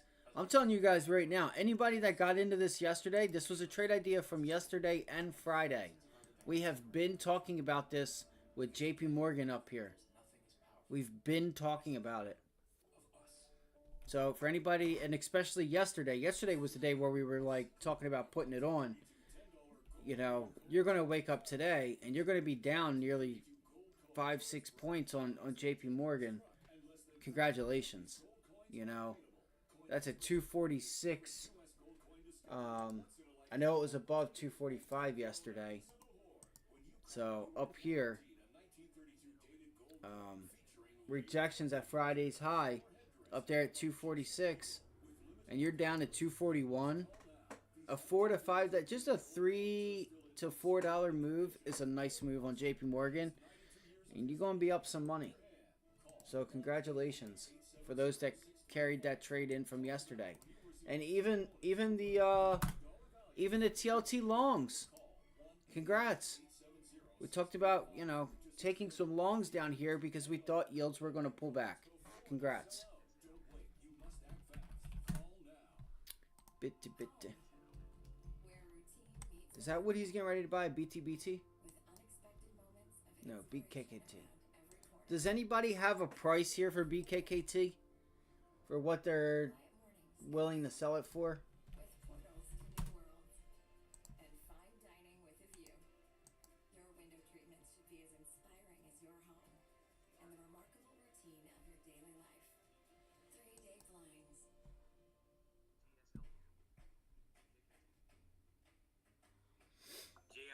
Jeff's Brands expects implementation of a 1-for-13 reverse share split after the market today. That's Juliet Foxtrot Bravo Romeo, JFBR. Everyone has goals and dreams, and everyone deserves a way to get there. AMBC. Wherever you're going, getting there starts here. State Street. Invest in your future with DIA, the only ETF that tracks the Dow. Disregard AMBC. And he didn't allow a TV in the house. I thought, I'm going to go work in television. Everybody in America has ambition to improve their lives, and CNBC gives them the tools that they need to help make their lives better. 5. Damn, this thing Okay, 7 minutes to goes go. all the way back. Let's get to a mad dash this BKKT rejecting. No, it's not rejecting. Brokerage house or banks listening, what they're going to have to understand is they're going to have to accept what I'm about to say. This is the king, okay? These guys have the next generation. The other guys have the people who watch fire shows and hospital shows and detective shows. These guys have the young. They watch TikTok, they watch YouTube, and they watch their handheld and trade crypto. And this morning, Robinhood did something that's unbelievable. They spent $300 million to buy a company that does RIA transfers. You'll see them, PMR Trade. They are I don't usually post advertisement, mention advertisement, but it's an RIA custodian. So I mean, if you're one of these guys, this is one of those Butch Cassidy, the Sundance Kid situation. Who are those guys? Yes, you're sitting there at one of these major firms and you say, who are those guys? And I would say they're the guys who in the great wealth transfer are about to have from the baby boomers younger. What time is it? 9:24. You missed it. You just missed it. And what's amazing is I think that all these guys could have been shut down very early on. They were doing all the balloons. I gotta watch the capital letters. Yeah, I can't do that. And they ended up winning. They won. Dave Tepper probably could have bought them in a weekend, you know, instead of the Panthers. But they did. Now they've got the younger cohort. They've got the And trading. Davis got the Panthers. But also crypto, obviously, very important. Crypto's crushing it. I mean, look, this is also the anti-Gensler, you know, when Coinbase is anti-Gensler. Yes. Gensler, it was the fireplace level got there. Yes, it was always the fire. It was always the fireplace. It was the fireplace. It was always the fireplace. He finally did get out from the fireplace. Yeah, well, you go be in fireplace. Well, too late. Now he's gonna have a lot of time in front of the fireplace. This thing won. Everybody else lost. They didn't realize. The other firms thought, what can they ever amount to? It was like when I first. But I mean, you know, you're not buying it at the top here, Jim. No, I am saying that they won. I'm not saying buy the stock, but it can go down, David, because of Moscow, because of failsafe, because of Dr. Strangelove. I don't know. Dr. Strangelove. Fluoride. Remember, there's a general who's against fluoride. Purity of essence, my friend. All right, we got an opening bell about 4.5 minutes from now. Don't forget, you can catch us anytime and anywhere. I forgot about Robinhood, guys. That is one I forgot about. I forgot about it. Fuck, I forgot about that one. So, trending right now, Walmart, BKKT, DJT. Did I put that? I did. Lowe's, Walmart.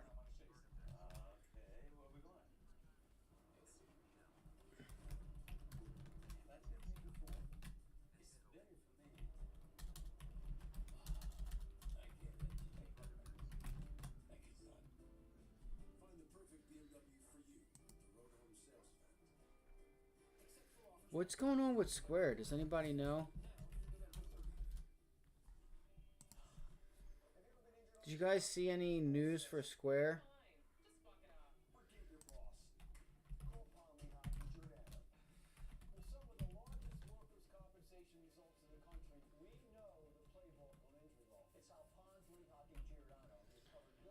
Alright, that'll be good enough, I guess. What else am I missing here?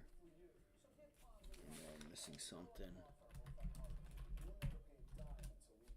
My clients deserve someone who understands their world, someone who listens, who has their best financial interest at the center of every decision.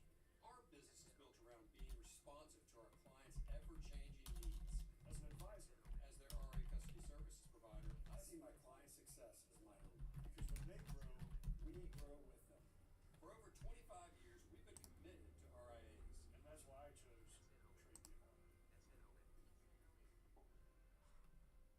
How's the quarter coming along? Kate? He thinks your name is Kate and hates when people correct him. Pretty great. All right, let's get it. Let's get it. Let's get going, y'all. All right. Boom. Go here, here, here. Just make sure everything is Gucci. We are good to go. Boom, boom, boom, boom, boom.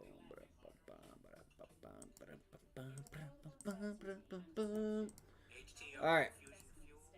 Good luck today, everybody. Good luck today. If you guys need any help, if you guys have any questions, comments, concerns, shove it up yo. Get it. No, I'm just playing. Post them below. AMD, guys. I didn't take this yesterday, but AMD had a nice little, you guys can see this pivot low here, and it ended up rejecting. So I wonder if this turns out to be a little bit deeper of a pullback. I'm not sure. I didn't take it for a reason yesterday. It was green. Tech was strong. You know, maybe there's a possibility AMD moves back down to moves back down. No.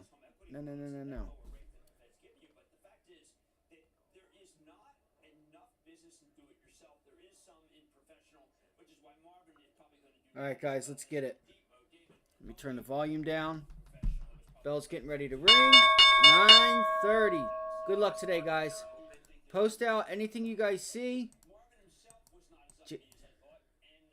See if we can get a bounce back here. The Qs have definitely reversed. All right, SMCI already up there. I'm missing that trade. I'm missing that one. SMCI with that retest. DJT is below $30. Looking for a move back down to 28.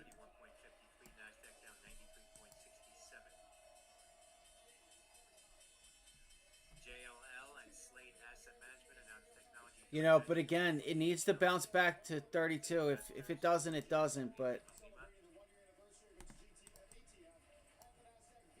yeah, I need. It's taking that move completely back. That's crazy.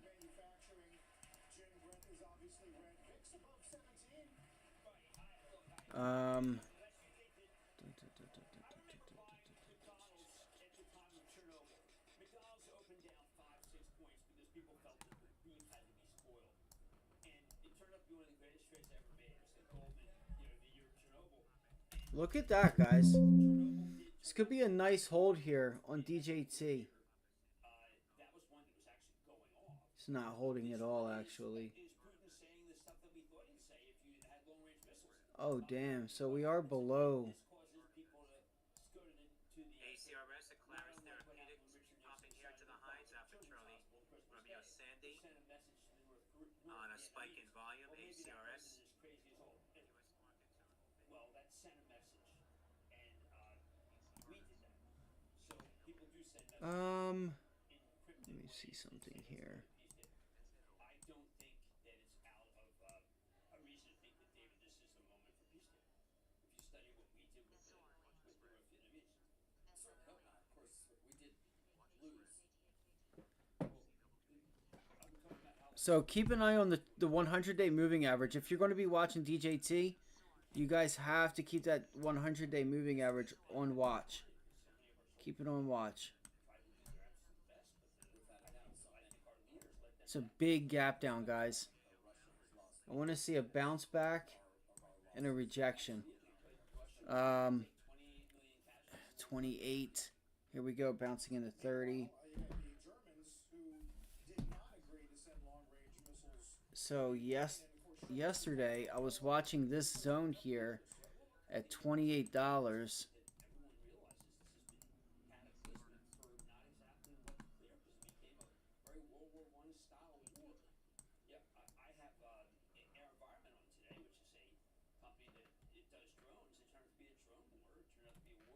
And see if you can put in a lower high here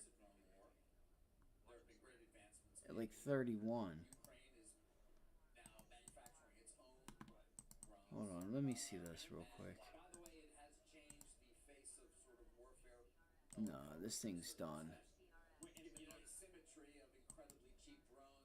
Versus the millions of dollars we spend on our stuff, which isn't talked about enough. That's a Palantir. When you read the Palantir pamphlet, so to speak, about what has to happen with the military, it basically has to be completely upended. The 5 families of hardware have to be defrocked. That's why Palantir's up so much. They did warp speed, according to Alex Gard, and they have a way to be able to make it so we don't spend the fortunes that we're doing. What is it, $30? Drones cost a great deal, and their drones cost very little. Of course, the future of warfare also will involve AI to a large extent. And Is this a segue? Yeah, it is. I'm segueing to NVIDIA, which is one of the few names that's up this morning. And I mean, 33 minutes into our broadcast, we haven't mentioned generative AI. We haven't mentioned NVIDIA. It's sacrosanct to not get to those. Well, if you believe in what was put out by this company that we put on TV called The Information, if you believe what The Information says, then it would be a massive shortfall and you should sell the stock. I don't know that they said that. All right, the SPY is back above, guys. The SPY is back above that flat top resistance. The SPY is back above it. Look at that. SPY is back above. Hold on, we're just now hitting it. True, it doesn't mean that demand is in any way being impacted over the long term.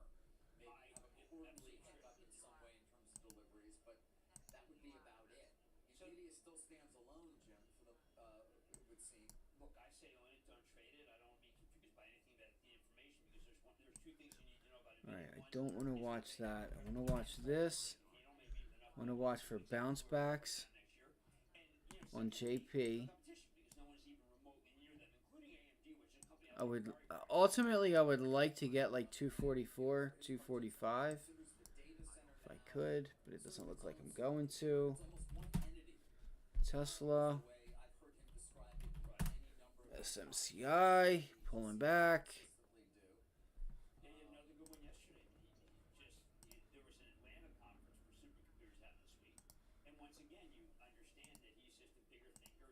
You know where the largest supercomputer in the world is now, right? Yeah, it's in Tennessee. It's That's correct. it's Very Tesla's. good. And by the way, you know, It's XAI. It's not Tesla.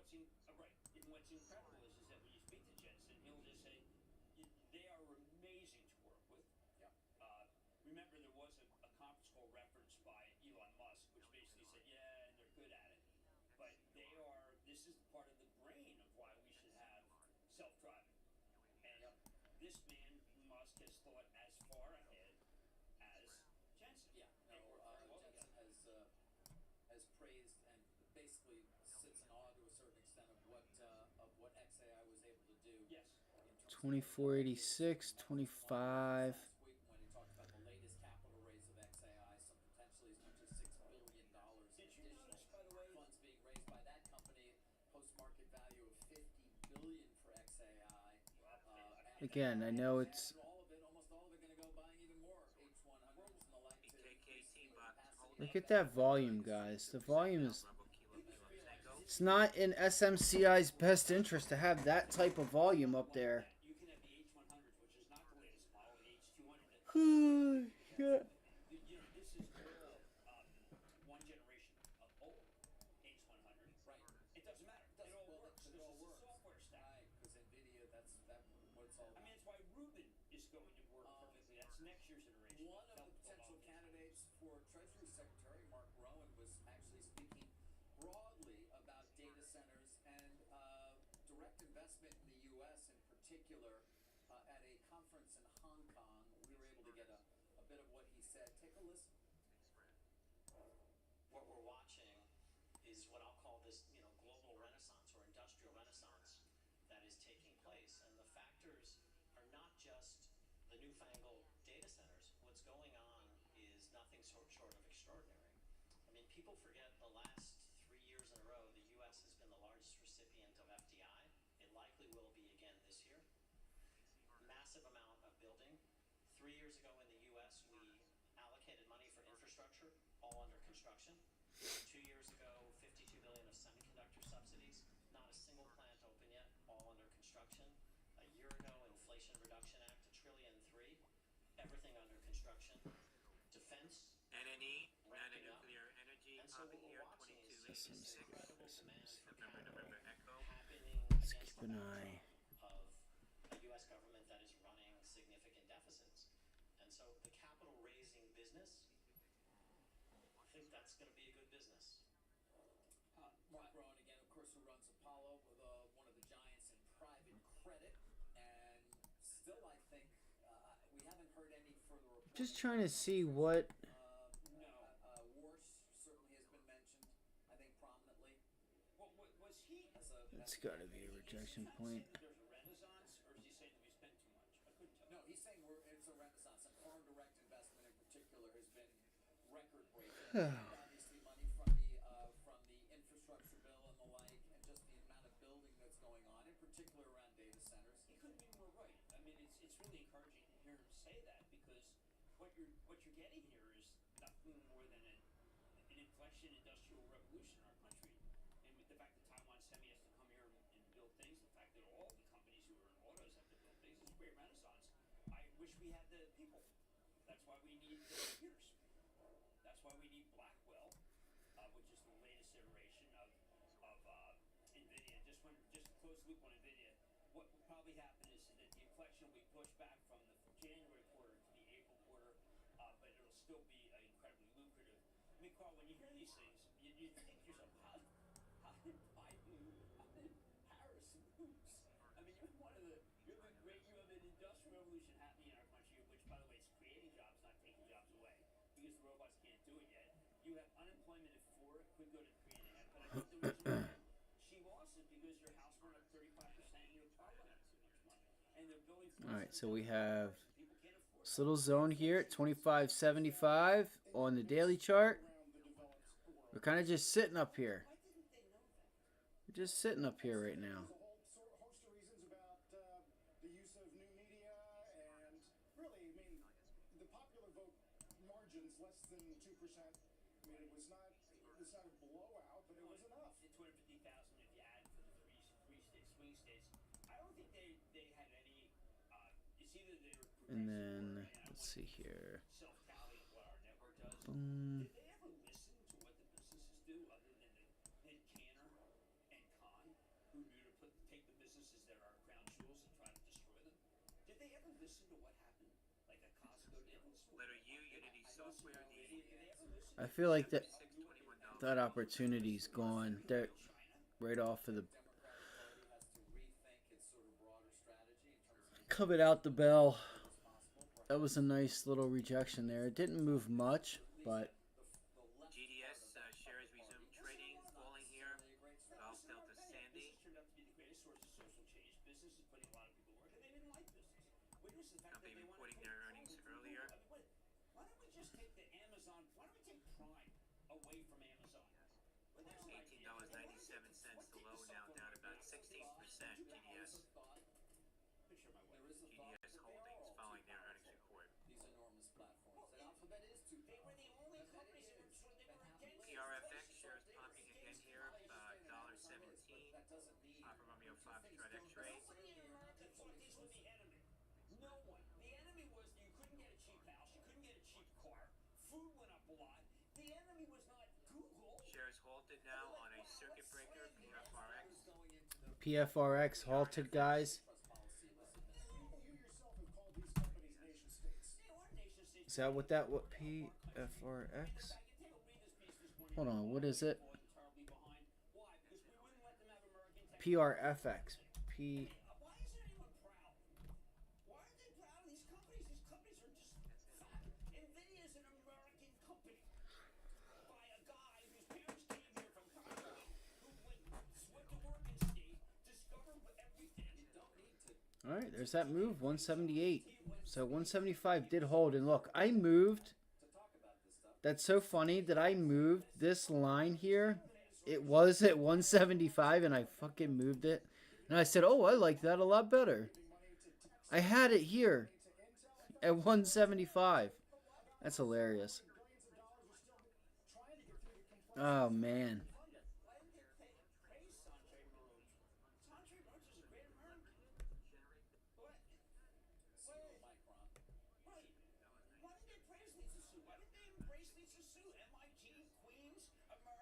Dude, Kramer's voice sometimes is just... When he starts complaining on TV, it just starts doing what Kramer does. Bloomberg reported Trump's November 26th hush money sentencing adjourned. Court says. Not been used effectively for 30 years. Well, it's about time to block that Spirit deal because I want Spirit closed. And Khan obviously took a very different approach. That approach is going to change yet again. Yeah, that Spirit deal was BS. All right, watch Google up here, guys.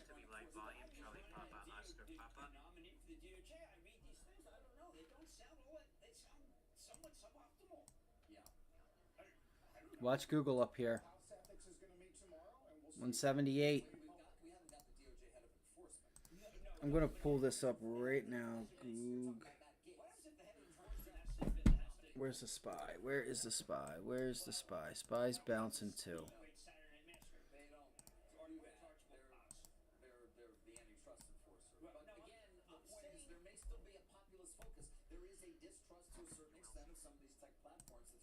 By the way, in Vice President-elect Vance's many comments and thoughts on some of these issues. Well, maybe he's a little off base. I am just pro these companies because I think they've done a lot to lower the price for the consumer. But that was even if you read Khan's work with FTC, she did not feel that mattered. She was worried about protecting the small business from Amazon, the rapacious Amazon. And I think the 200 million people are saying, you know what, Amazon is a great break. 177. Anytime there was a new enforcement action, we would say public approval of Amazon is high. And this will be So this is the zone where we talked about on the SPY, that pre-market, Digital Ally 586. strong sales and new innovations. These That's companies are spending DJOY, more than, frankly, most Delta governments Golf could Lima ever Yankee. hope to spend. $300 billion going to be spent, let's call it, in 2025 on building the data centers. DTSS Data Seed pre-announcing full-year fiscal revenue of $90 million, representing a year-over-year increase of 275%, with expected significant gross profit. That's Delta Tango Sandy Sandy. Everything game set match space. And what are they doing? Killing as many Ukrainians as possible. Well, there's a real difference in society. They're killing Ukrainians, and we're trying to save the world. I like us. I like us in that match. there are reports that the president-elect's going to go to the new Starship Heavy launch Digital today. Ally shares spiking here 84 cents now, up 50%, as the company announcing sales. Said the company announced that about 160 new prescription contracts for subscription contracts were signed throughout 2024.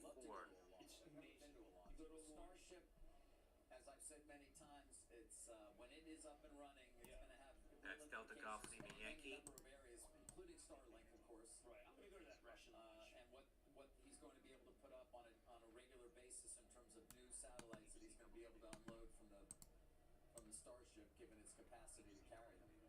Biggest thing that's ever gone into space. There's a buy list right there. We just put up a buy list.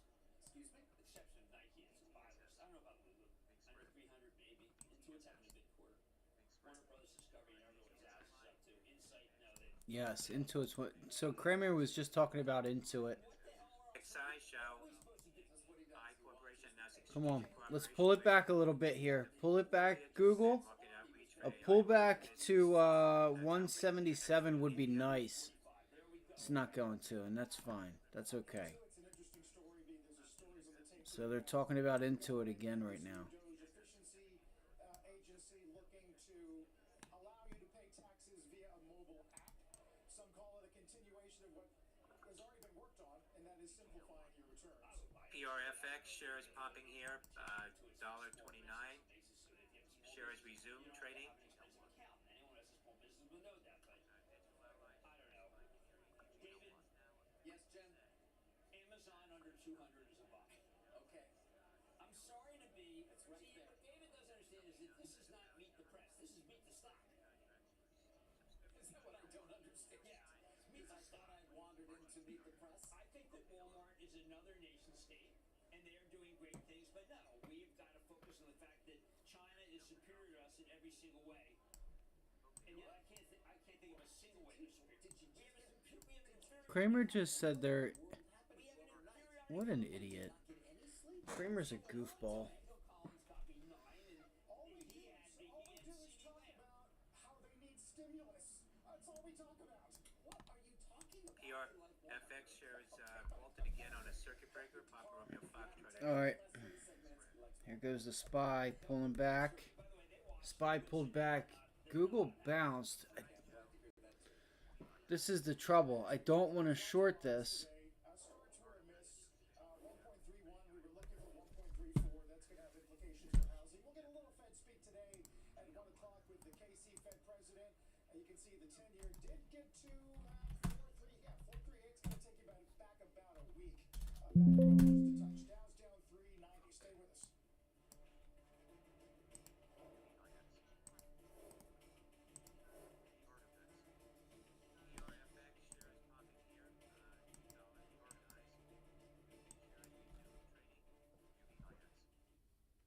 Looks like the SPY's going to hold. I want to see what this market does. Again, we have NVIDIA earnings coming up. Look, this is... Might as well just go for the 180 on Google. Might as well, right? The volume is starting to...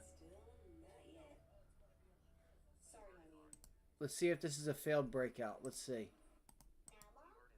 But you never asked. The time is now.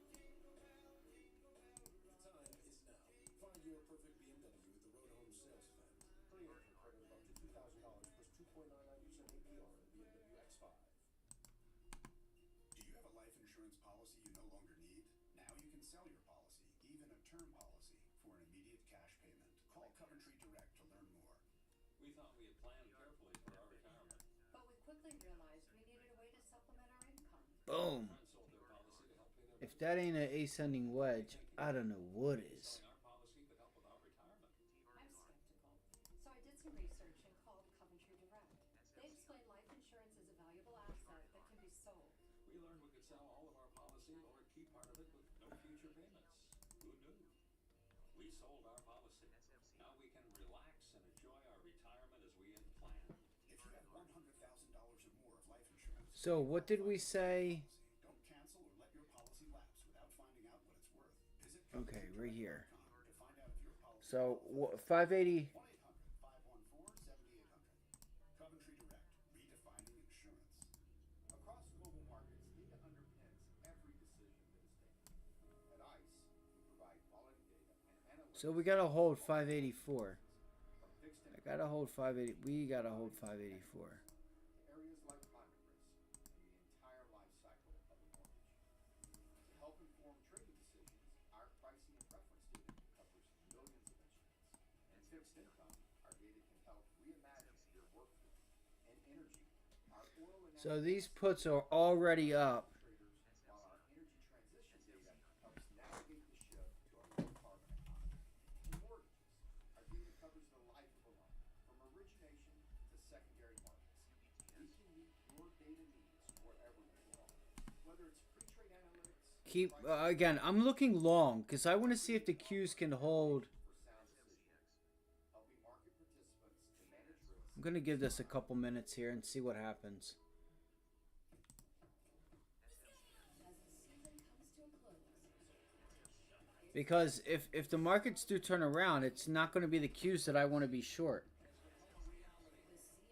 I want to be long this part of the market. Take a look at the heat map. A lot of red today on these Russia-Ukraine tensions, and the S&P is down just about 35 points. One standout, though, is going to be Walmart Looks like. on that beaten raise and these improved comps. Looks for the third like. quarter. That's an all-time high for Walmart this morning. You can see the 20-year gain year-to-date up 65%. We'll get stopped trading with Jim in just a minute.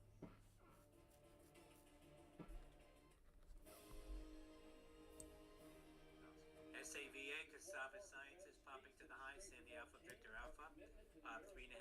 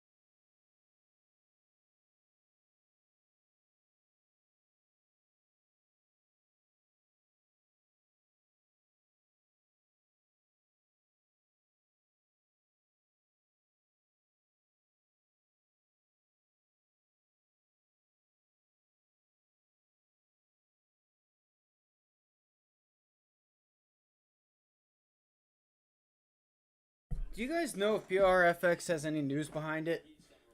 Let's go, Google. Already 90 cents. DXYZ, Destiny Tech 100, 3890 at the high, Delta X-ray Yankee Zulu. See if we can't get a double top up there. See if we can test that level one more time. I'm going to wait and be patient with this one.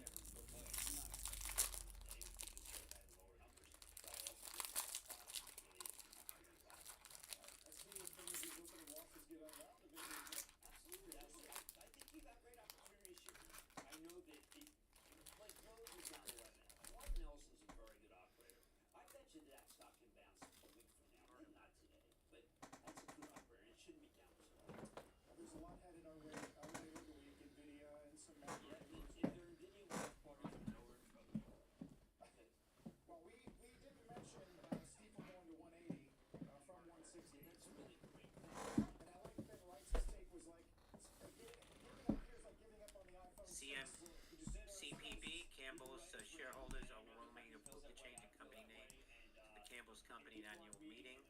That's Charlie Papa Bravo, CPB. What would have been great if the administration had read him. They would have understood what companies are doing good things for our country. The election's over. Well, I think you have to start examining your playbook immediately. Like if you're the Cowboys right now and your season's over, you're looking at your playbook for next year. That's what the Democrats need to do.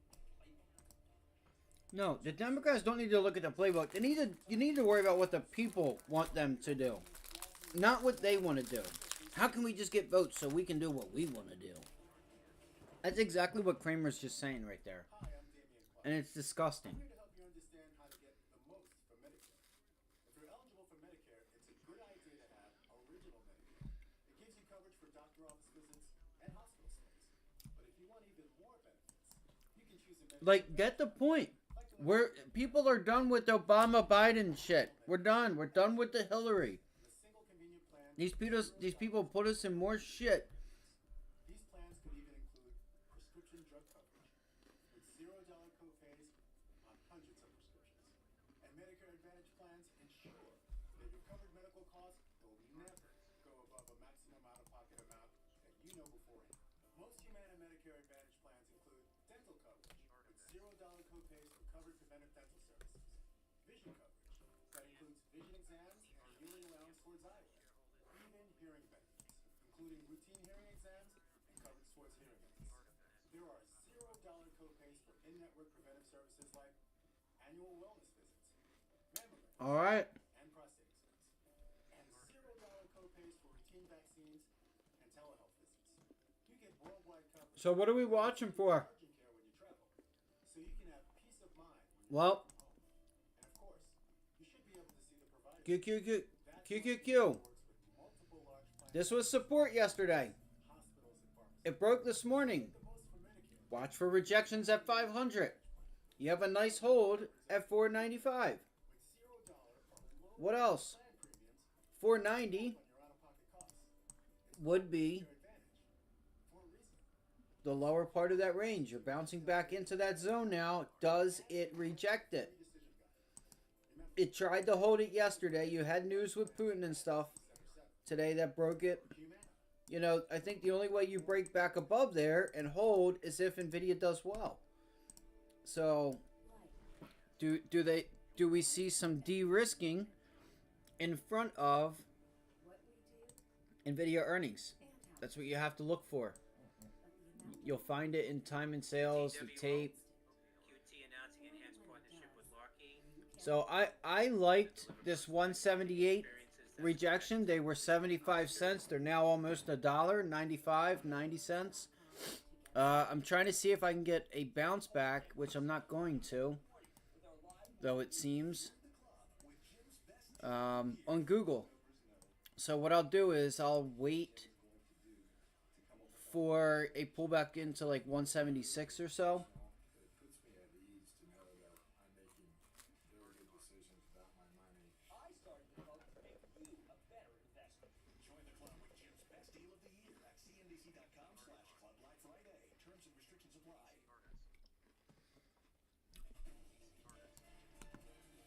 So there is this level here at like 177, 167, 85, 167, 167. I'm sorry, 177 to 176.75. Really, that's just your resistance zone. I should listen. I thought about front running this move on that 1 minute tick up here at 178.50. I was literally going to take it. I told myself no, because every time I try to do dumb shit like that, I always, like, it always just doesn't work out. But it was clear resistance level up there. Trends, yeah, man. A lot. I went over them all this morning. Watch the 10s and 30s. If you see yields continue to pull back, long TLT, short JP Morgan. I mean, these are the stuff that I'm looking for. If yields pull back, that means the price of that ticket is going to rise. So in the short term, we're, you know, this was, you know, I talked about it all morning. Hold on 1 second. But you know, JP Morgan, if top safety official says U.S. if faces growing public health crisis on our roads over traffic deaths. if you get this rejection up here on the 10-year, okay, let me pull up the 4-hour, so I'll show you guys again one more time. Oh my gosh. So you just rejected, right? So if we get this pullback and a rejection again up at 440, get this rejection. This is a nice move down to that 50-day coming up. We're looking for a move into 4.2 on the 10-year.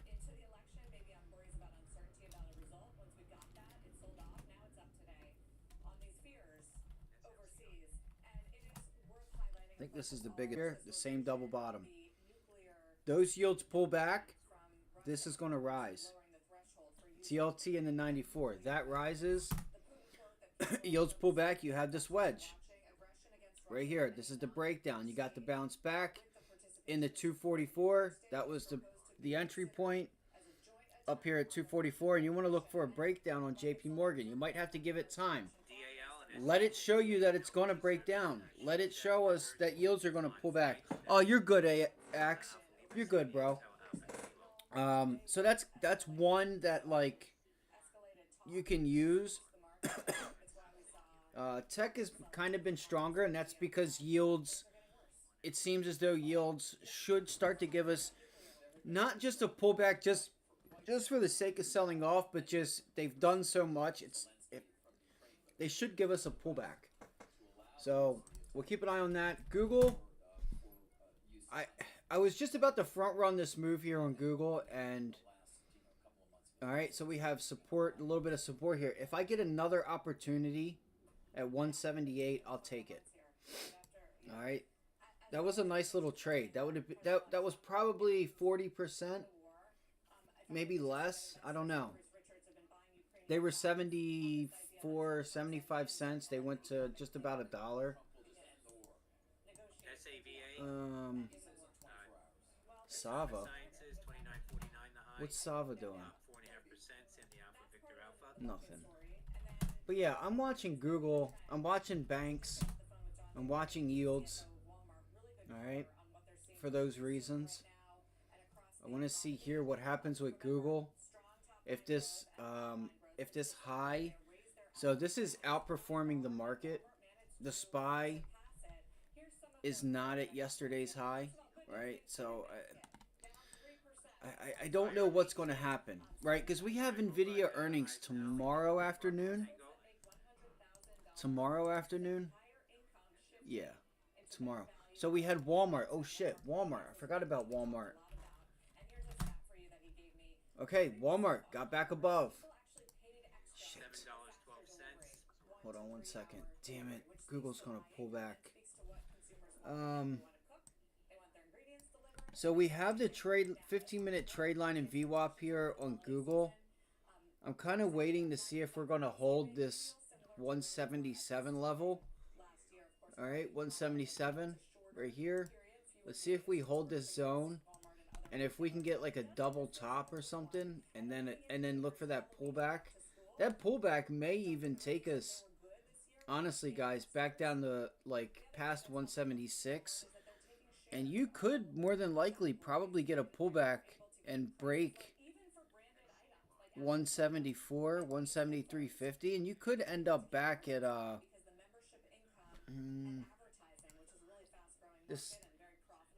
this might sound crazy, but yeah, 170. That would be a crazy trade, guys. If we got short and we took Google right back down to 170, I would just think about giving yourself time, though, if you do it. And in order for me to do it, I need 180. So I'm right now. I'm waiting. I want to know, does this hold? And how will I know if it holds? Well, it's going to bounce, and then that bounce is going to take us above, back above, and a hold of 178, and then a bounce back into 180. So I'm just waiting here. And secondly, there's more I can do to give me a probability on whether or not that's going to hold. There's more I can do. I can read the chart. A lot of people don't do this. They kind of just take a guess. Oh, let's see if we reject. Or, oh, let's see if we hold. Nah, motherfucker, find the fuck. What you mean? Find out. Right? Google, overdone. It's a bit oversold here.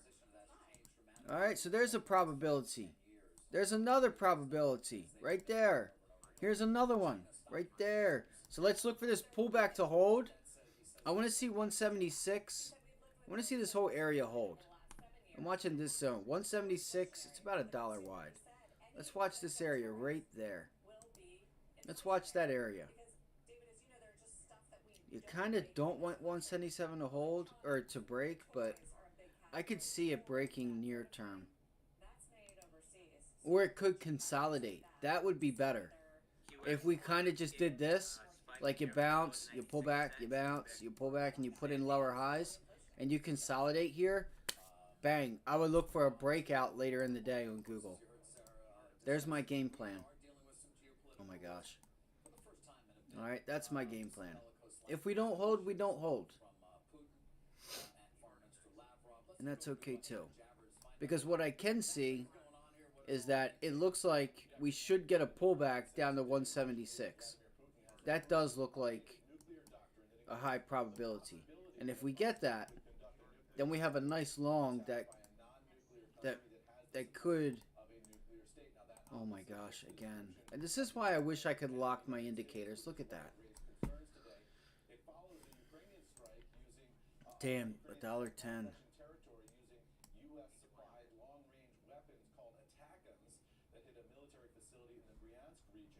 Russian authorities said their air defenses shot down 5 ATACMS missiles, but fragments of another, quote, I think these missiles were already on their way before. They've had them for a while now. Because they had to learn how to use them, they had to inspect them, they had the time to travel over there, all that stuff. And it's okay, like, you know, Russia can't keep doing this shit. Like, they're fucking with so many innocent people, and it's just, I don't blame Ukraine. That's all I'm gonna say. But Zelensky's got to start stepping the fuck up here, and say, you know what, Obama, Joe Biden, I'm done with y'all. Like, I'm gonna like he's gotta fix this shit for himself. He can't just rely on other countries to do the work for him. He's got to do it. That's the problem. There's not a person that's in power here. They put Zelensky in, and he's just a dancer. He's an artist. That's like putting, you know, that's like putting me in the military. I don't know what the fuck to do. Sure, I tried to go to the military, but I don't have no military experience. I wouldn't know how to fight a war. From logistics to the battlefield, like, that would be stupid. I'd have to rely on another country. You know? Like, he's got to do something for his country. He can't just let fucking Putin keep doing this shit. All these people are dying. They're scared to death. Like...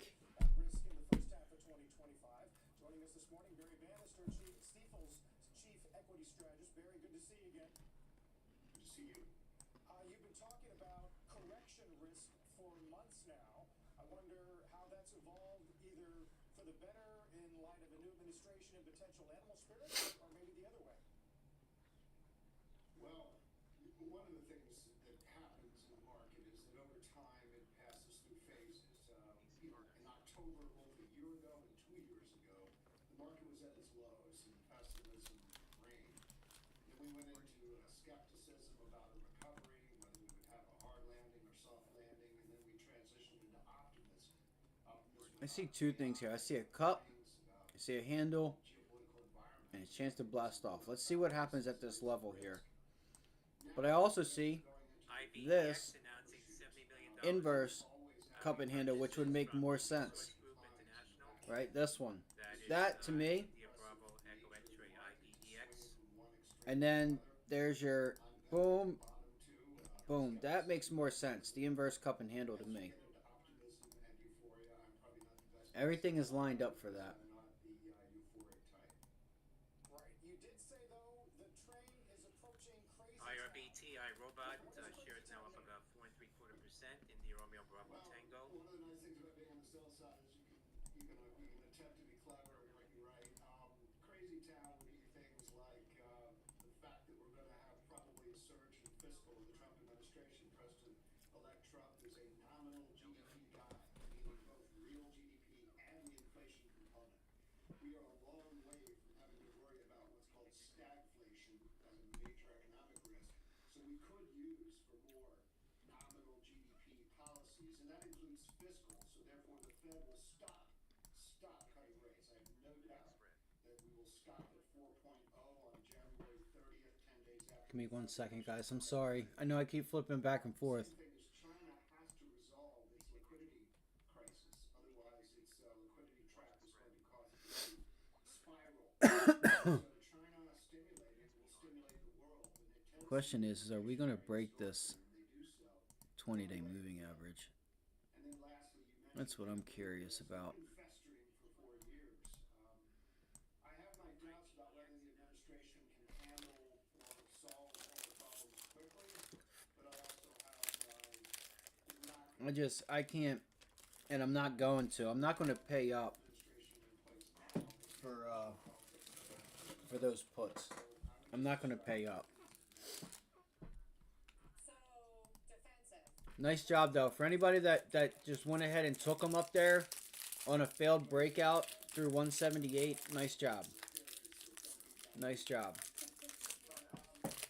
Now what I would look for is a bounce back here into like 177 and look for that 177 rejection, guys, on Google. 177 rejection.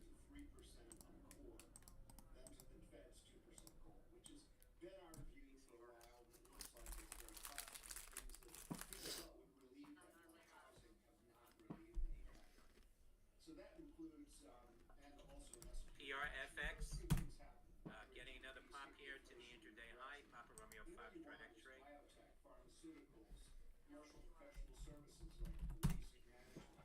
Shares up 195% on PRFX. And supplies and household products and utilities.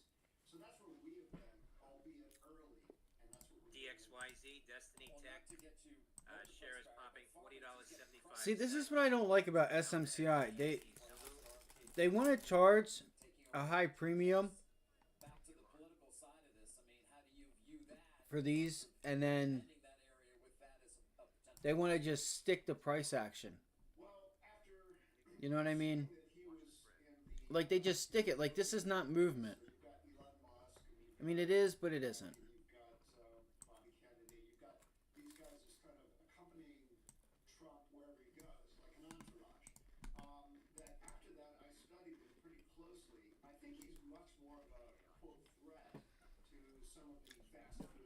I might get short here. Let's see if you get this bounce in the 28.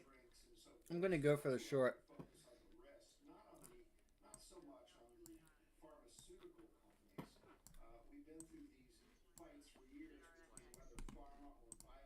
AMZN, Amazon Music. I don't know. Announcing Audible selection of audiobooks. because obesity is our #1 health risk in the United States. Very interesting and That's AMZN. some of the places investors are looking to hang out. Yep, I would use 28, that level in front of 28. Look for rejections up there. Even though she doesn't want to give you any follow through back to the downside. We'll talk about how to play it from here. Plus, the Justice Department is targeting Google's Chrome organization. 28 rejections on SMCI. Walmart pulling back again. As just mentioned, food and snack giants. We're going to take a closer look at which companies are most at risk, who could be winners, and what we can actually do here. Big Show is still on.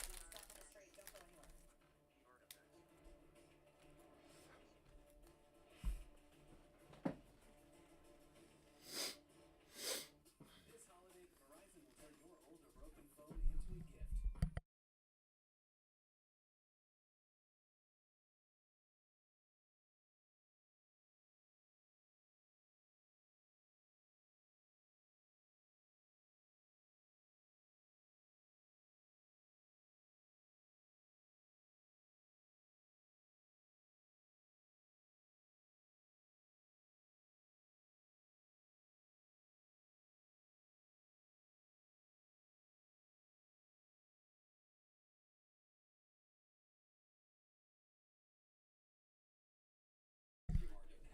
You know, I don't know about you guys, but Your calls are answered by real people who know you by name. SMCI up there, man. If you can get some volume to come in up here, Hey, Chuck, how are you? man, it's just a stupid ass 15-minute chart. Like, My dad was a Baptist preacher, and he didn't allow a TV in the house. I thought, I'm going to go work in television. Everybody in America. my dad didn't live with a TV in the house. CNBC gives them the tools that they need to help make their lives better. As veterans, we share a history with all See, they gotta love those commercials. But I love Tessa. She's been getting kind of funky though. There it is, guys. There it is. God dang it! As soon as I picked up my stuff, fuck.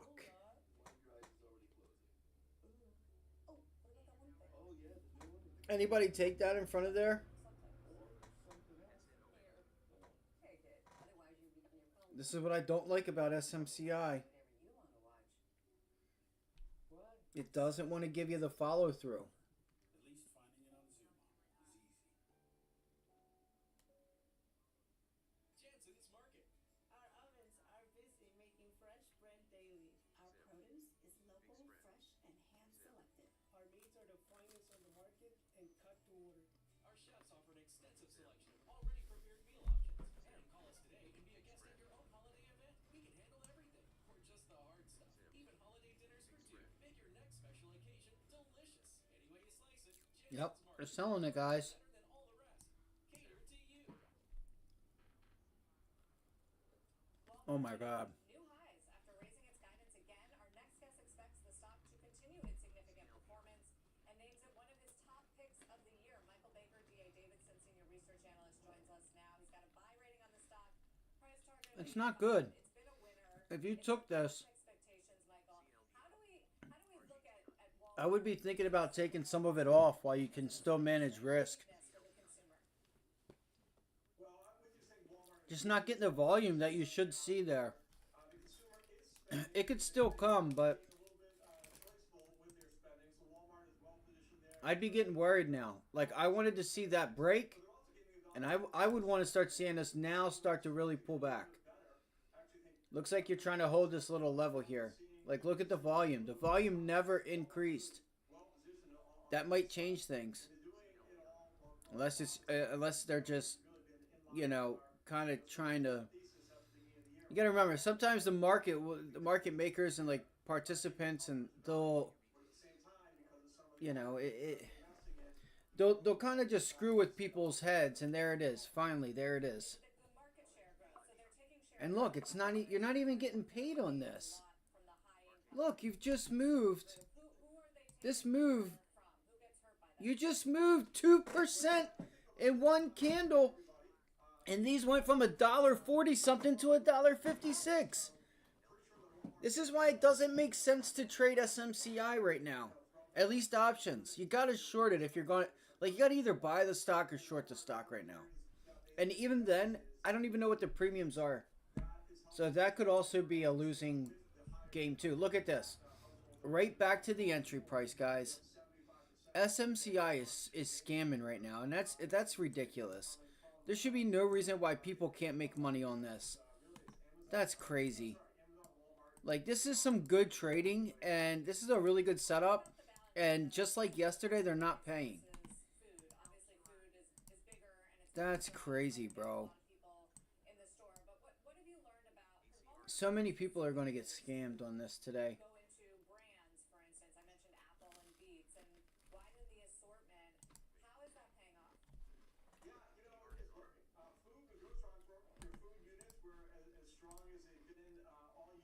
But their general merchandise sales accelerated to up low single digits. They had turned positive last quarter, but this is positive and accelerated from last quarter. They had been negative prior to that. So that is getting better. And by the way, units are up much more than that because there is some deflation on the general merchandise side. So all those investments that they're making, not only in the stores in terms of brands and remodels, but also in their online business. Wow, SMCI $1.39. That's so funny. That's so fucked. It's not funny. That thing just moved 2% and nobody got paid. Interesting metrics on how AI efficiency was going to save them man hours over the next several years. I wonder, did you get more color on AI assistance this time around? Sure. They talked about it on the call. CLO talked about some of those investments in AI and how those are continuing. Not a lot in terms of metrics, but it's helping. All right, here we go. The customer shopping experience. It's also helping with the. I'd be looking to see if I could be a buyer down here.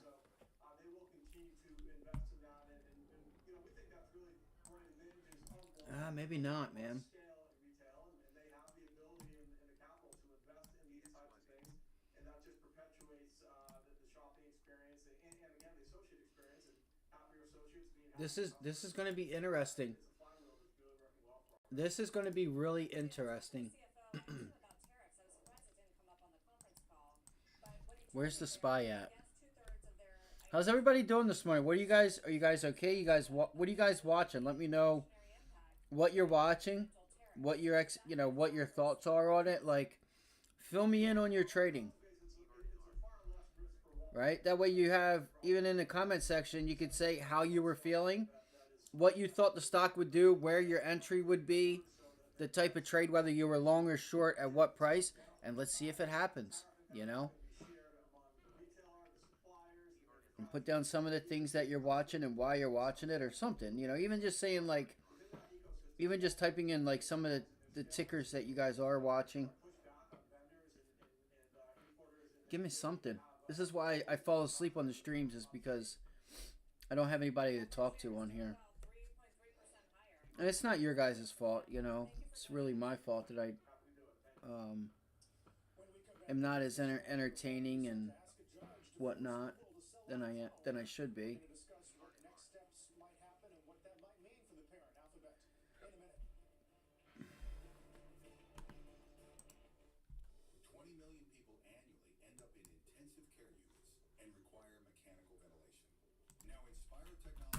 Let's go to the Dow. And let's go to the daily chart.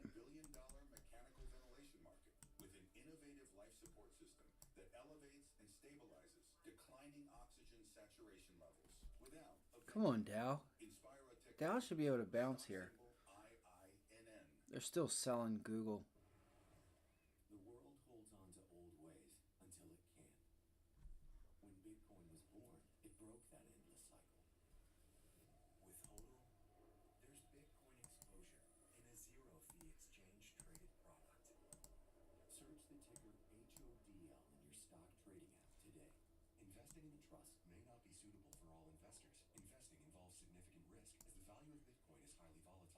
You could lose your entire investment. That's so ridiculous. SMCI, that's so ridiculous. The media coverage the stock market does. In fact, most people don't find them all that exciting.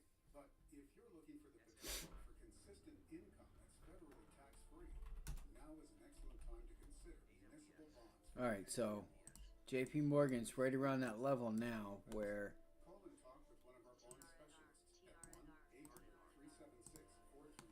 1-800-376-4376.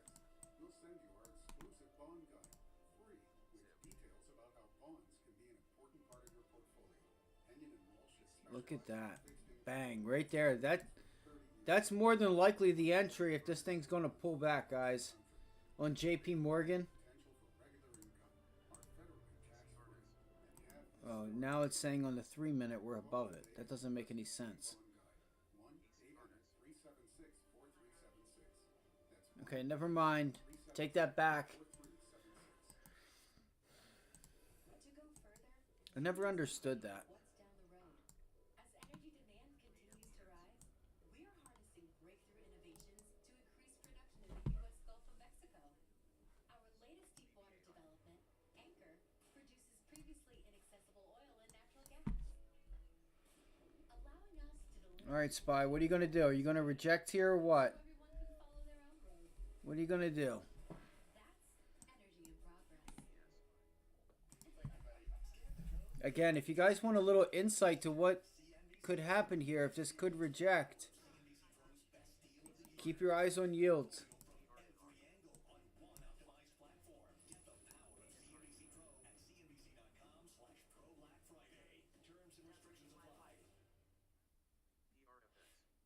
Chrome itself doesn't make any money. What they're referring to is the fact that the use of Chrome means much higher gross margins than shared browsers. Right. But again, to me, those are business decisions. I just don't agree with the government's attitude in this area. That was Google's former CEO, Chairman Eric Schmidt. I think, yeah, I do, but I think it's priced in. I think they come in right around their estimates because, but that's not. It's not even whether or not they beat earnings. As to, you have to look at NVIDIA. See, this is why it's important to do for you. You know, for some of you guys to go to this workshop, because I don't know how to give this information out.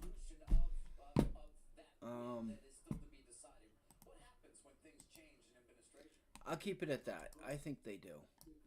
I think NVIDIA beats their earnings, and they come in right in line.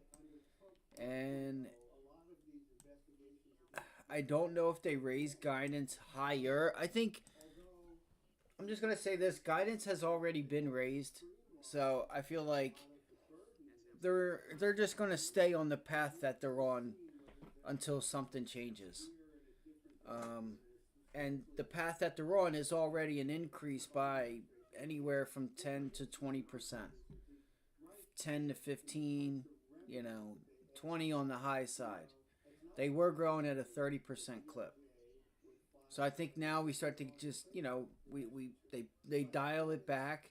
They dialed back the expectations, and they stay on just a manageable. Instead of that way, you don't have much volatility around the stock. It's all up to the CEOs how they want to run things, right? Do they want to, because you guys gotta remember, a lot of these CEOs have employees. They don't want to be, if they have an opportunity where they can pull back earnings or bring down expectations a little bit, maybe not report some things. And overhype it because they're like, man, if we show them if we have everything, I mean, it is what it is, but it's like, I'm sure there's ways that they could do it. It's like, you don't want to be like, one year you're growing 30% every quarter, or last year, the first quarter you grew 5%, the second quarter last year you grew 15%, the third and fourth quarter you grew by 25. This year you're growing by 35, 40, and then boom, you only grew by 5%. It's like, you don't want to hit that brick wall. You don't want to hit that brick wall. You want to use the growth. You want it to be steady. Because then you have employees that their stock price is going to get hit, even though it shouldn't. They're still growing, but you go from a 5 to 15, 15 to 30, 30 to 45, 50% clip. It's like boom, boom, boom, boom, boom, and they just keep adding in on the stock price, and then it's like you stop growing. right? Or you stop growing at a 40% or 5% clip because, you're still hitting the demand, right? You're still doing what you did the last few quarters. You're not exceeding it, So it's like we were on a roll here. Let's dial it back. Okay. We want our stock price to just slowly go up, or at least stay where it's at. Stock buybacks are happening too, so that way anybody that's retiring, you have people of all ages that work for NVIDIA, that own NVIDIA. You don't want to hurt nobody. So, I think you get what we've been getting. But yes, absolutely, they will. There's no reason for them not to beat earnings. It's just, are you going to get what you got last year? No, you're not. They're not going to let it. Like, sure, they could. They could have a crazy quarter. But they're not, even if they did, they wouldn't put it out there anymore. Because that's taking a chance of volatility that they don't, that is unnecessary. That's unnecessary volatility. Not to say that, they have a big quarter. Okay, sure, they'll report it, but they'll put in that quarter, yeah, we grew, we were growing by tenfold. We were doubling our market cap and doubling our market cap. And then we kind of just stayed where we were. And then we had one quarter here where we doubled. I'm not going to put that, I'm not going to expect that in the next coming quarters. This was an outlier quarter. We're still going to continue to grow and at a 5-10% clip, just not your 35-40%. And they'll be sure to say that, They've already been saying, that they can't keep up with demand. They've been saying it for a year and a half. So this is why listening to earnings calls are important. Because they have not been able to meet demand for quite some time. And they see that continuing into, they're booked all the way up until 2025. So you can expect the same quarters for the most part as these orders get filled, okay, all the way up into 2025 to the first half of 2025. So from now till next summer, we shouldn't expect anything different out of NVIDIA. We should expect the same thing. And second, unless, even by then, by next summer, that's not enough time. If people start canceling orders, it's not even enough time for us to start even noticing that, because there's, these guys are busy. A lot of it's been paid for. So that's why it's important to listen to the earnings calls, and you would know this. Or not you, but, you guys will learn these things. And not only that, you'll see the playbooks that they use. Remember when the dollar was rising and the dollar's rising now and everybody's going to talk about a currency scare? We started to get it with earnings. Well, they had already revised down because of the uncertainty of everything that was going on. So as they revise down and these earnings come in and they're still beating and beating, and then it's like, then the dollar pulls back, and now that money really starts coming in. They already pulled back expectations, and now that's what gave us our second leg higher. Out of Google, Amazon, Apple, all of them. Tesla for 2 years was down. Why? Because they brought down their expectations and everything. Then it got to a point where nothing really changed about the business. All that they did was change the expectations, and they changed it and made it to a point where they knew that they would be able to beat these expectations, but they had to bring them down. So, and then now we're seeing the upside in NVIDIA. Again, it's just a playbook. Once you learn to be a CEO and learn some of the things, learn the ways of a CEO or a, you just learn and know the playbooks, as you want to call it. Like being doing that stuff is just like trading. You need to have a playbook. There are certain playbooks for certain trades. There's certain playbooks for earnings, for certain environments in accordance to earnings. It's actually really cool. And if you catch on to them, you'll see them doing it. I know you. I know all of you guys remember Elon a couple years ago talking about we don't know. You know the environment going forward is uncertain. Rates are rising. The dollar. You know, get it out of the way. They got it out of the way. You know, so when nothing bad happens, oh shit, nothing bad happened, and they're still on top. We've already lowered these expectations, so they were making, let's just say, $8 a share. I'm just throwing out a number, and they lower their expectations to like $2 a share, and they're still beating at like a $3.5, $5 a share. Okay, like they're growing, and then they get down to three. Maybe they save some. Maybe they save. They have some things in store for earnings. Right? Maybe they save a few orders that they add on the next earnings call. I don't know. I'm not a CEO, but there's a lot of you just see it. That's all I'm going to say is you see it each quarter in and quarter out, you see the playbook. At least I see it because I pay attention to it. I know what they were doing. There was just a playbook that they were using not too long ago. There's been a couple different playbooks that they were using. But layoffs and stock buybacks, right? Boeing just laid off again today too, or yesterday. They raised it, and then when it doesn't work for your company, then it's like, oh shit, we really are in trouble. They just don't want to own us. We just don't really have a business anybody trusts. Let's see here. What do we got?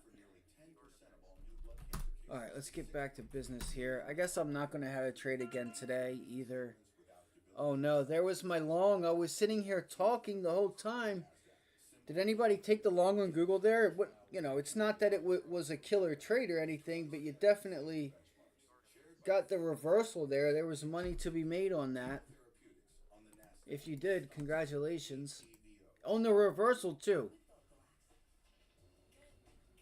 Let's see what happens here at 177 rejection. Let's see if we get the rejection. I think you should be careful. I think it would be wise to be careful because I feel like we could get a rejection here.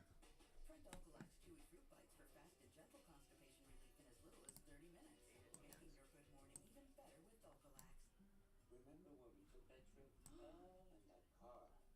Come on, I want to show you something. Okay, where are we going? Let's go see. Have I been here before? It's very familiar. Wow, I get it. Thank you, son. Find the perfect BMW for you with the Road Home Sales Plan. Exceptional offers won't last. The BMW Black Friday sales event now through November 30th.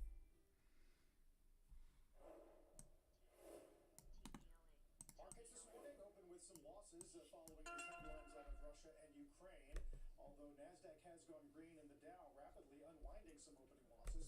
One group moving higher today is the U.S. Aero and Defense Group, ticker ITA, up around 20% year to date. Some of the groups I should have went and grabbed a couple Red Bulls yesterday, but I didn't. Moving higher on some of these geopolitical tensions. We're going to watch that closely as the tape has been very busy today. So now I'm stuck drinking coffee all day if I want caffeine. Market moves squeezed by geopolitical headlines, but having a low recovery here now. As a bit of a reflex, Sarah, yeah, I mean, overnight, no doubt markets did react to it, but I couldn't get too excited about this safety bid when it was like 4 basis points in the 10-year. Oil wasn't even up after a 3% pop yesterday, and in general, you were just seeing the indexes move more or less within the last 4 days. That being said, it's another complication that we didn't necessarily ask for at a time when the market, in the absence of real specifics in terms of how the policy setup is developing, is just kind of preoccupied with its own thing. What I mean by that is it's been testing the pre-election high. I mean, they're buying this, you know what, out of this. Things like banks, things like brokers. Just stopped at. Have obviously had their move, and it's a now what moment. I think Let's see. of the market. See, I don't want to take my eyes off this yet. Technical stuff where we jumped the day after election day. It's below 5,800.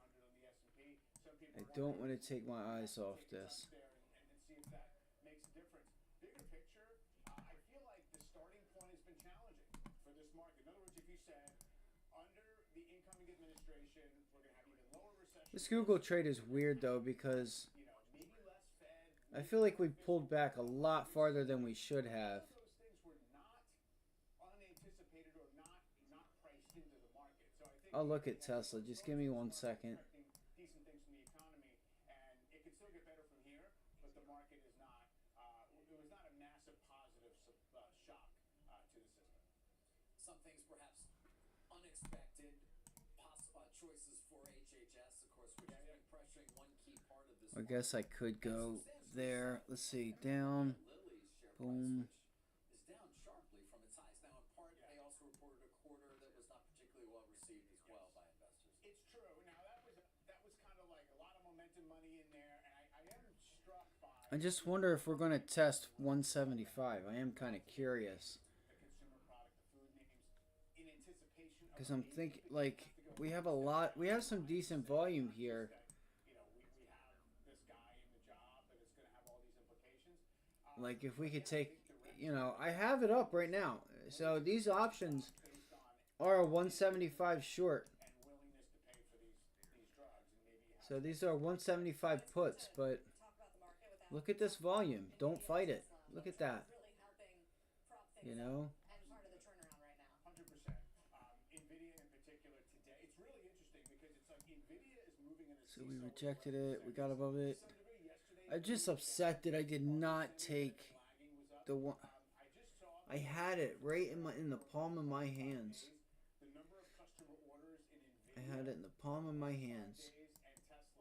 That was a nice trade, guys. 10 times what Apple was, right? So just relative to market cap, the level of turnover and excitement around them. That 178 short down to 176. Handicap what's being priced. And now with NVIDIA, we're going to have a quick benchmark as to whether this was justified. We're going to get some guidance about next year's demand and all that stuff. So that's a little more tethered to the fundamental story, whereas for Tesla, it's a lot of, you know. All right, let me go look at Tesla real quick. Okay, nice. That's what we want to see right there. That's what I want to see right there. Damn. Okay, so the SPY's ripping right now. SPY's ripping. Oh no. You gotta watch 350 on Tesla. I don't look at that. Look at that move. God damn. Real-time exchange sector sort is sponsored by Sector Spider ETF. I would could look for like a 330, a 340 pullback, even though you already did. Could look for a pullback to 340. That could be in the cards. Another pullback.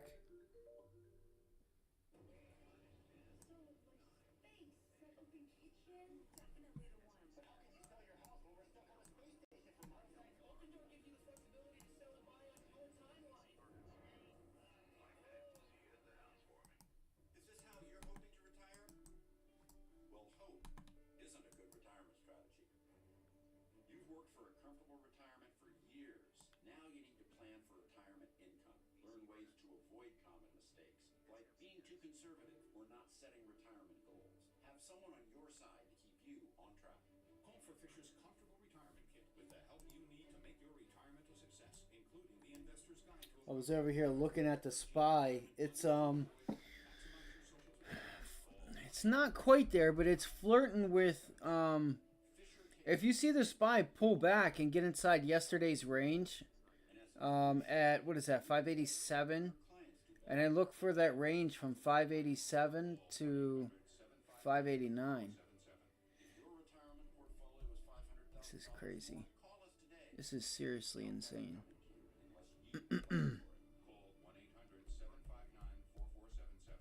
Kind of frustrated. So that was yesterday's close. So it's still nothing to get excited about either because we're still putting in new lows. We just have a nice strong bounce back to prior day's close. See, look, there goes Tesla. Okay. Again, guys, I would target 340. It's not a trade I would take. when the market's doing this because I don't think it's smart, and I just don't know if it's even worth it because I don't, you know,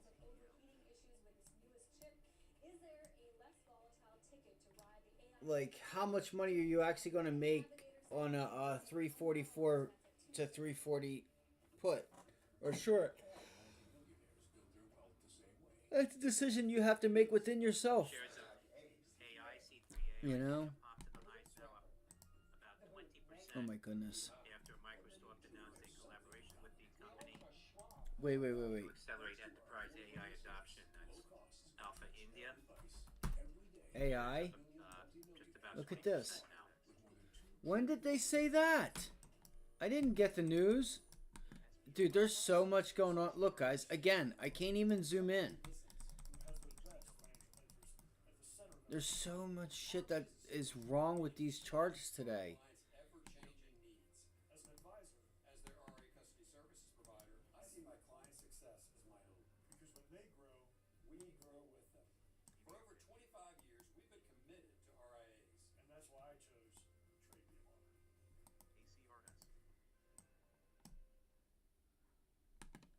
Microsoft's annual Ignite conference kicks off in Chicago. All right, we got it. Satya Nadella giving his keynote this morning. So AI, let's go look at the daily chart real quick. Morning, Carl. Yeah, Satya Nadella is going to be with us here in Chicago on CNBC, and a big theme at Ignite this year is the ROI, the payoff from AI. Of course, Microsoft not only got this relationship with OpenAI and their Azure cloud overall, we've been talking a lot about co-pilots and how that actually goes to work within their software like Office 365. They're making that case with partners here that there really is a payoff, countering some of the rhetoric from folks like Mark Benioff out there who are trying to take it to Microsoft, arguing that it's not paying off. So we are seeing this not just at the silicon level, as we look forward to hearing from Qualcomm later today and NVIDIA tomorrow, but also from Microsoft. Right back with more of that here on CNBC. Hold on, let me do this. Let's go here. I'm getting so tired. I might have to go make some coffee again or something.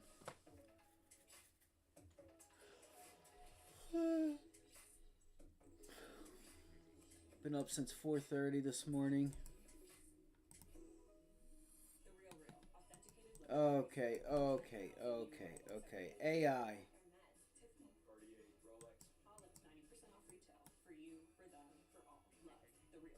Shop now and get 20% off at therealreal.com. Terms apply. Telehealth is becoming the new paradigm in healthcare. A $162 billion industry that saves the healthcare system time and money.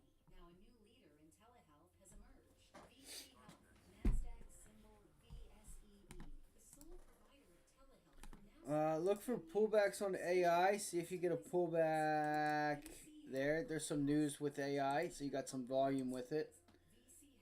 Any pullbacks into that zone? That should be your 23.6 fib too, from that low. We have tight turnarounds.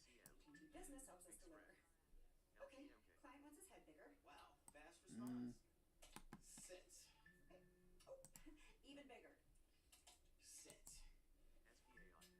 Still bigger. Okay, yeah, I'm not doing that. I think it still looks good. Oh, even bigger.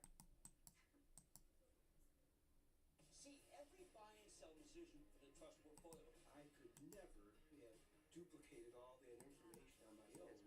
Join the club with Jim's best deal of the year at cnbc.com/club Black Friday. Terms and restrictions apply. Black Friday deals start now. Save up to $1,000 on special deals. NOK, Nokia. Early Black Friday sale. A report circulated by traders said Earl Lawman with a big negative call on Nokia, saying T-Mobile is going to dump Nokia as its 5G equipment supplier. Did you guys hear that? Remember Oscar Kilo, NOK. You have NOC and then you have NO, which is Northrop Grumman. NOK. That's no bueno. That's no good, my friend. Yeah, we know dump Nokia. Back here now, $4.41.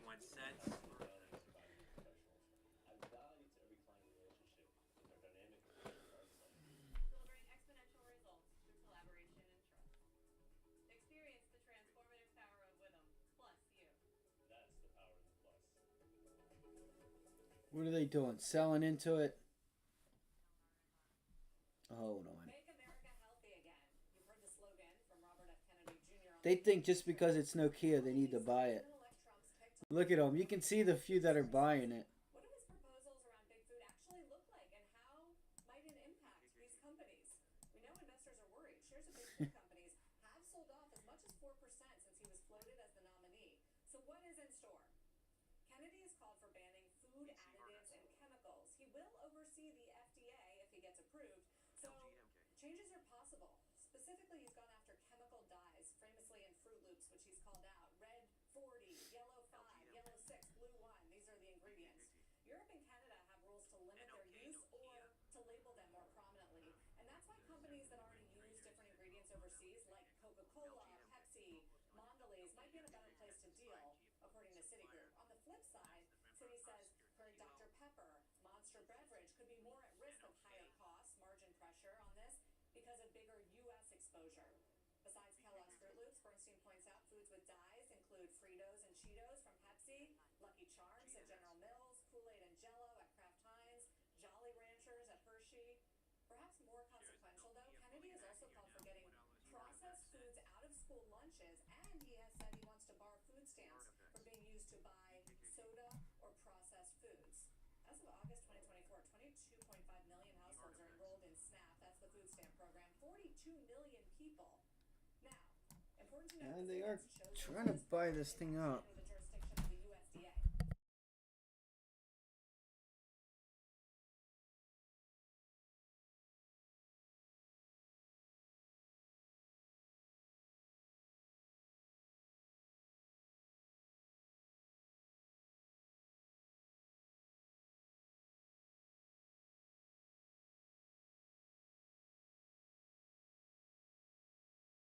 You know, I was sitting here eyeing up 180, guys. 180 on Google. That, he says, contribute to body-wide inflammation. We're talking about soybean oil, canola oil, peanut oil, and others used in most restaurants, especially fast food chains like McDonald's, which he likes to call out. Kennedy even sells merchandise branded "Make Frying Oil Tolerant."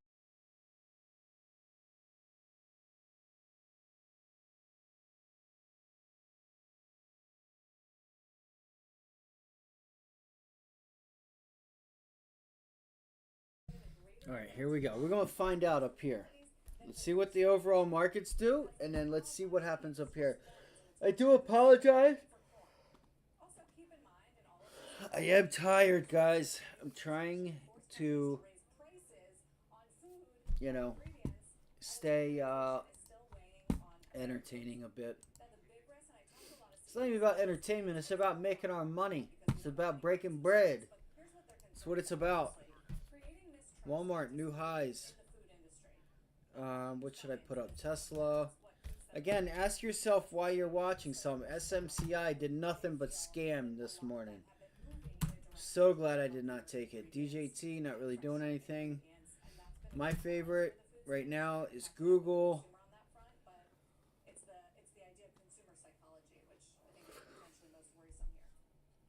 What else? JP Morgan.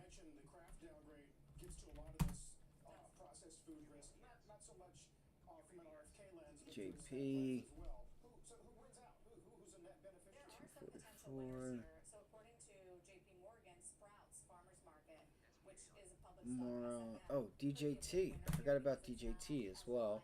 on food stamps and would be benefited from cheaper fruits and vegetables if we do see more subsidies in that direction. Another name that gets mentioned a lot by the analysts as a potential winner is McCormick, the spice maker, because a lot of their sauces and spices are natural, and they also have a section of the business where they supply ingredients to other food companies and customers. So if there's a big change in ingredients, they might take. Let's see if DJT can get a pop. You know, it's not Pop. necessarily the only headwind facing this sector right now. The sector's already dealing with things like fallout from GLP-1 obesity drugs. Right, we've talked about that for months and what the impact could be there. The fact that they have been slow to innovate, catch up with consumers instead of direct-to-consumer brands. The search for value has led private label to continue to gain share here. So there are other issues. Let's see, $30. And this is just compounding it. Yeah, I mean, nutritionists, and certainly there have been some efforts on a local level, for City schools to remove some of these kinds of foods from students' diets as well. You remember Mayor Bloomberg when he wanted to ban soft drinks, for example, or large jumbo soft drinks and the like, Sarah. And then the focus on corn, which is subsidized, and you know the chickens eat the corn and you eat the chicken, the cows. I mean, everything eats corn. It's like we basically all we do is consume corn. We do. We consume billions and billions of pounds of corn, Yes. and they are So QQQ. What you're getting at is there are knock-on effects and unintended consequences of some of these things. For instance, you know, the food companies that tried to remove the dyes got a lot of pushback. Qs are up at yesterday's high. The SPY, same thing. And they think it tastes better. Hold on, let me see something here. Over the last month, it's down almost 20%. Wow. You know, talking about dyes. And a reminder that, you know, to your point about sprouts, eating fresh is expensive. It is expensive. Very And if expensive. you make changes to a food stamp program, for instance, I mean, the ultra-packaged foods have been the cheaper foods and more cost-efficient foods. So what are you going to replace it with? And is there going to be some sort of... Oh my gosh, come on. These are all big maybes. Not to mention the big maybe of whether he even gets confirmed as secretary and whether he does have jurisdiction over some of these lists. Right. Interesting constituencies, because I think the constituency that would support much of this is not necessarily aligned with him on vaccines. Right. It's going to be interesting to watch. A whole other angle. Speaking of watching, of course, we're going to keep a close eye on these markets when our live market coverage continues. Don't go anywhere. Alright, I'm going to keep my eye on Google up here. If we cannot get back up through 178. If we get through it, Contaminated water, that's from the FDA. That's 180. Palmolive, CL. You're looking for a move back to 180. Juice bacteria-laden water in Moldy Factory. I'm partnering with SoFi because That's they showed owned me by that you Colgate. want to Charlie do Lima it share is dipping a bit just like on my that. mom did for me. CL. Recognize a generational player. Join the official bank of the NBA, SoFi. Get your money right. Most power players on Wall Street rate NVIDIA a strong buy today. Yet why are so many legendary investors quietly ignoring that advice and instead selling the stock hand over fist? Every billionaire on your screen has recently sold NVIDIA. Some have offloaded millions of shares. In fact, hedge funds are quietly selling all of their tech stocks at the fastest rate we've seen since 2016. My name is Mark Chaikin. During my 50 years on Wall Street, I helped build 3 indexes for the NASDAQ. That means I know how to recognize these signals from the tech market and exactly what they mean for you and your money. I explain everything in my new free market briefing, including the truth about what's going on with NVIDIA today and the specific stock I recommend you buy instead. Simply visit the website below to get the details. 100% free. Why are stock investors willing to fly across the country to get our new book and learn how we trade options? Because our option strategies teach you how to identify superior trades like these. They're beginner-friendly, cost-effective, and help reduce market risk. Join investors nationwide who are discovering that if you want better returns, trading stocks alone, it's not an option. Claim your free copy while they last at itsnotanoption.com. Itsnotanoption.com.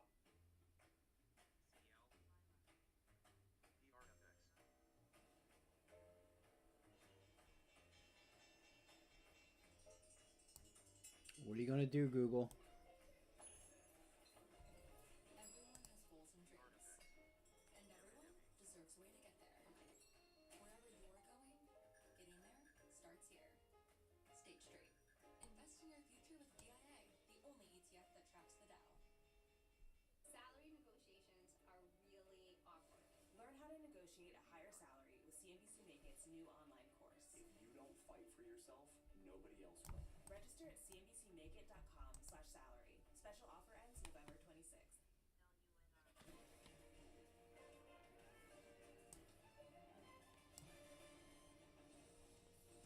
Good Tuesday morning and welcome to Money Movers. I'm Sarah Eisen with Carl Quintanilla live from Post 9 of the New York Stock Exchange. Today, Microsoft CEO Satya Nadella live from the company's Ignite conference in Chicago with our John Ford. The latest on Microsoft's AI roadmap and how he plans to light a fire under the stock, which is the worst performing Mag 7 stock of the year. Tensions escalate in Europe as the U.S. approves Ukraine's use of these long-range missiles against Russia, and Putin ramps up the nuclear rhetoric we're going to talk about what it means for the incoming administration. Then Walmart shares hit a record high as management warns about President-elect Trump's proposed.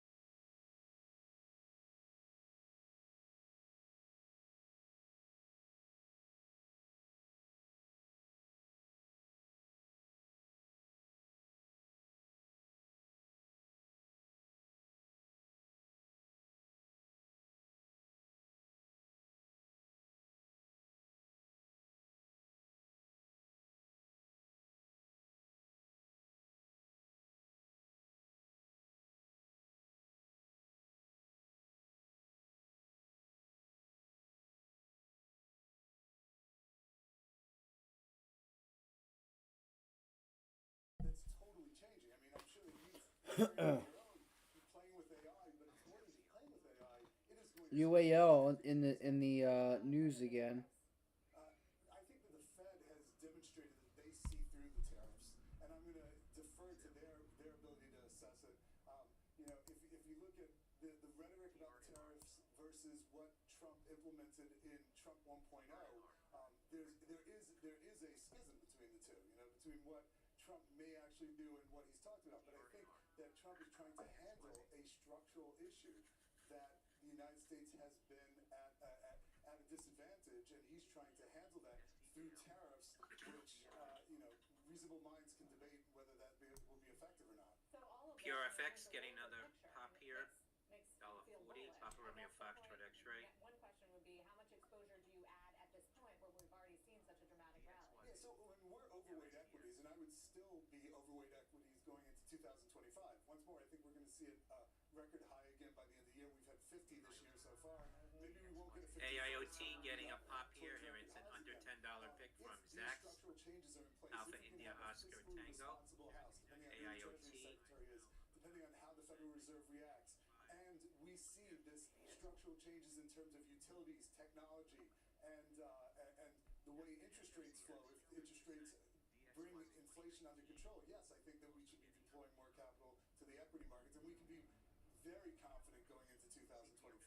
That's one reason why this Treasury appointment or nominee announcement will be so key for markets, and we're still waiting on that. Yeah, and I think that the notion of a Kevin Warsh Treasury is incredibly interesting because he's somebody who served in the Bernanke administration. He's somebody who's been a fiscal responsible person and is also a well-known quantity to Wall Street. And I think that that is particularly helpful because you see this administration that's not only looking to make structural changes, but is looking to do it in a prudent way. Whether Kevin Warsh gets the job or not, it demonstrates the focus of this president.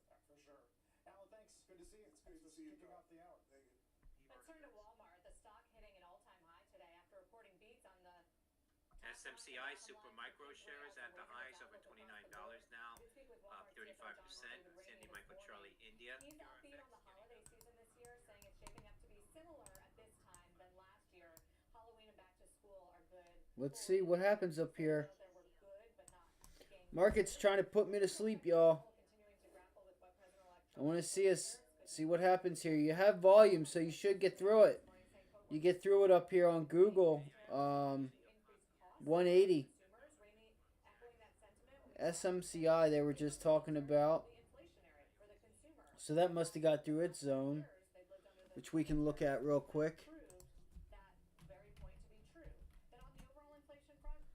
Yep, she got up through there. Food continues to see low single-digit inflation, but general merchandise and consumables price levels, they're actually down.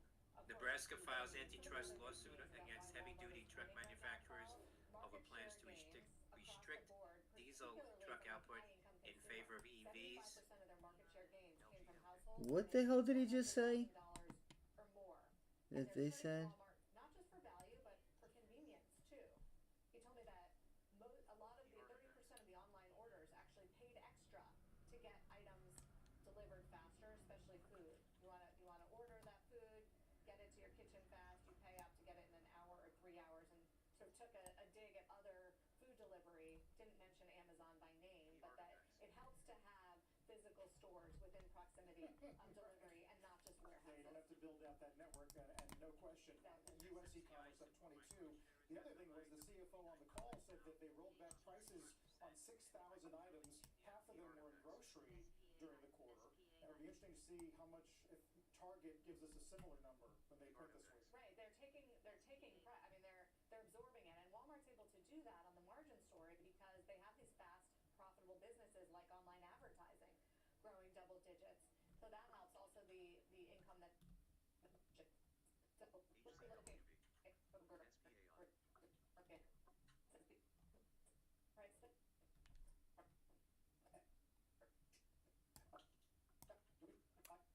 Oh, there's some issues there. SMCI, here it goes. She's off to the races. Watch this level up here at $30. $30.37 on SMCI.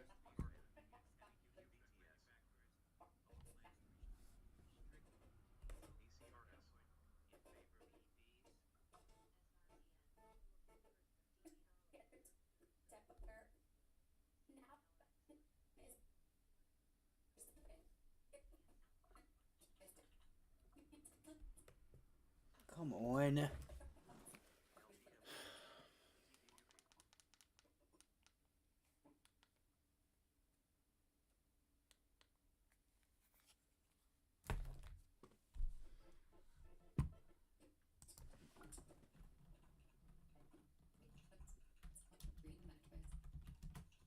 Looks like Bloomberg's it. Bloomberg.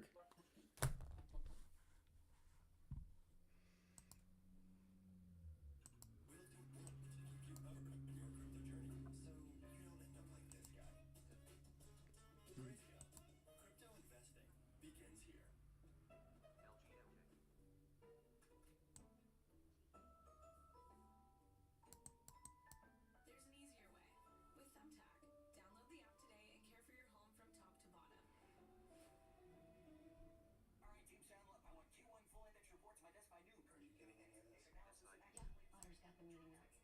I'll ask it for action items on the channel. And Maria already asked for a budget reminder. Smart. Got it, boss. Otter, we got this. Your business needs a network you can count on, even during the unexpected.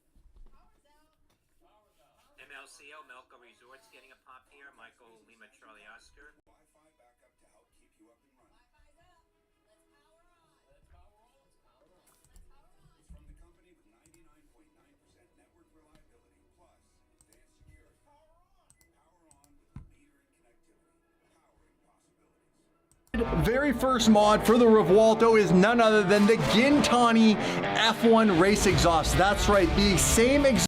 Oh, Mia, I'm so excited. Very first mod for the Rivolto is none other than the Gintani F1 race exhaust. That's right, the same exhaust that you have come to know and love on my infamous SVJ. That has now arrived back from Southeast Asia and doing its third gumball. How crazy is that? So crazy. I've never even seen the car. Even never? I've never been around that car, ever. It's always gone. I am so excited because it is a completely new V12 platform that Lamborghini developed for the Rivolto. Right. So I don't know if it's gonna sound exactly the same. In fact, I would be guessing that it doesn't. It probably sounds slightly different because the Murcielago, even though it's a 6.5 liter V12, it actually in the LP car sounds different than what an Aventador sounds like. And I know the Rivolto stock, even though it's a V12, sounds completely different than the Aventador stock. Yeah. And a Murcielago stock too. So in this room we have Dave's Bentley, I see right away, and we should have, bam, Tim's car, and more importantly, bam, Mia's Porsche, and more importantly, bam, Mia's first mods, and by the way, ooh, I can't really show what's in that box either because I have more mods for the DDLM, as I'd like to call it, or otherwise known as the GT1 Ryder Engineering Murcielago right here that I'm dying to build over the last 5 years. And guys, keep an eye on Google up here. Keep an eye on Google. Keep an eye on SMCI. Actually, SMCI,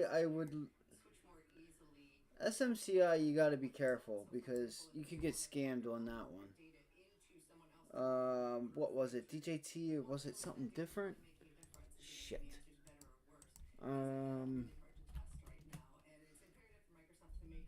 Give me a sec. Let me find it. Finally got it done. We're gonna have this car, we're gonna fire it up. We're gonna have the SVJ, which is somewhere in this building. Fire that up and we'll fire up the Rivolto, all side by side at some point in this video. So don't go anywhere, smash the subscribe button if you wanna hear the, what I'm calling, daily driven exotics, holy trinity of Lamborghini V12s. That's right, baby. It's about to go down. It's also about to get very loud. We have ear protection over there, so perfect. We'll put some in here. I'm not like you and Dave yet. I still have hearing, so. What? High five for getting the lights done. Thank you. You're welcome. This guy makes the things that I basically have meltdowns over. He gets it done. What are you holding in your hand? The Play TO599. Yeah, by the way, we have so much to reveal to you guys. My 599 is this close to being done. This thing, I heard, is actually on its way to going to get a tune. Yeah, just in a couple days, we're gonna get this thing on the dyno. Oh my gosh. Tim, your car's running? Yeah. What's happening here, DD? Dude, everything's happening. Dude, the SVJ's here, the Mercy's here, the Rivolto's here. They all have, think about this, all three of those cars have Gintani F1 exhaust systems. That's cool. That is very cool. Your cars are all broken. No, actually, well, it's good and bad news. The 599. I like, why do you laugh when I make fun of Dave like that? Tim? The 599's fixed, but to get this car going, we need to steal parts from the 599. So today I have to go get that car because I need to steal my power steering pump. Because apparently you can't buy them anymore. What? So my sacrifice for the greater good of the brand. Well, hold on. If they don't make them anymore, what happens if that one breaks? Then They're we're out of stock. Right. Oh, they're out of stock. So Dave, your choice of words are... My choice of words are for YouTube. Yeah, try that in your new marriage. Can we fire this up? Because I heard you fixed the cam timing issue. Yes. Does it sound different? It does sound different. It sounds like it's quite a bit smoother. Obviously, it's still not tuned. It's on a very simple base map, so the cams are moving now, but I don't know if they're set to the right spots. They might be 10 degrees off from where they should be. It's definitely rich, so all that's gonna get dialed in when we get it on the dyno. I wanna hear this thing. I like how standing right in the line of fire.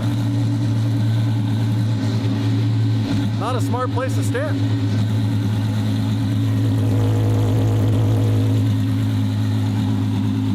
And I see something right over there outside the door, which we're about to walk over to in just a second. That's right, baby. She's back. Oh, how I've missed you.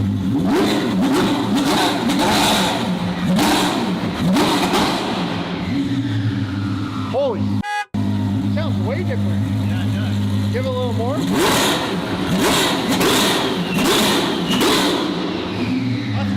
Bro. 4,500. 45? 500 RPM. That's it. So it's gonna do double that. Yes. Holy shit. Please double that. Holy shit.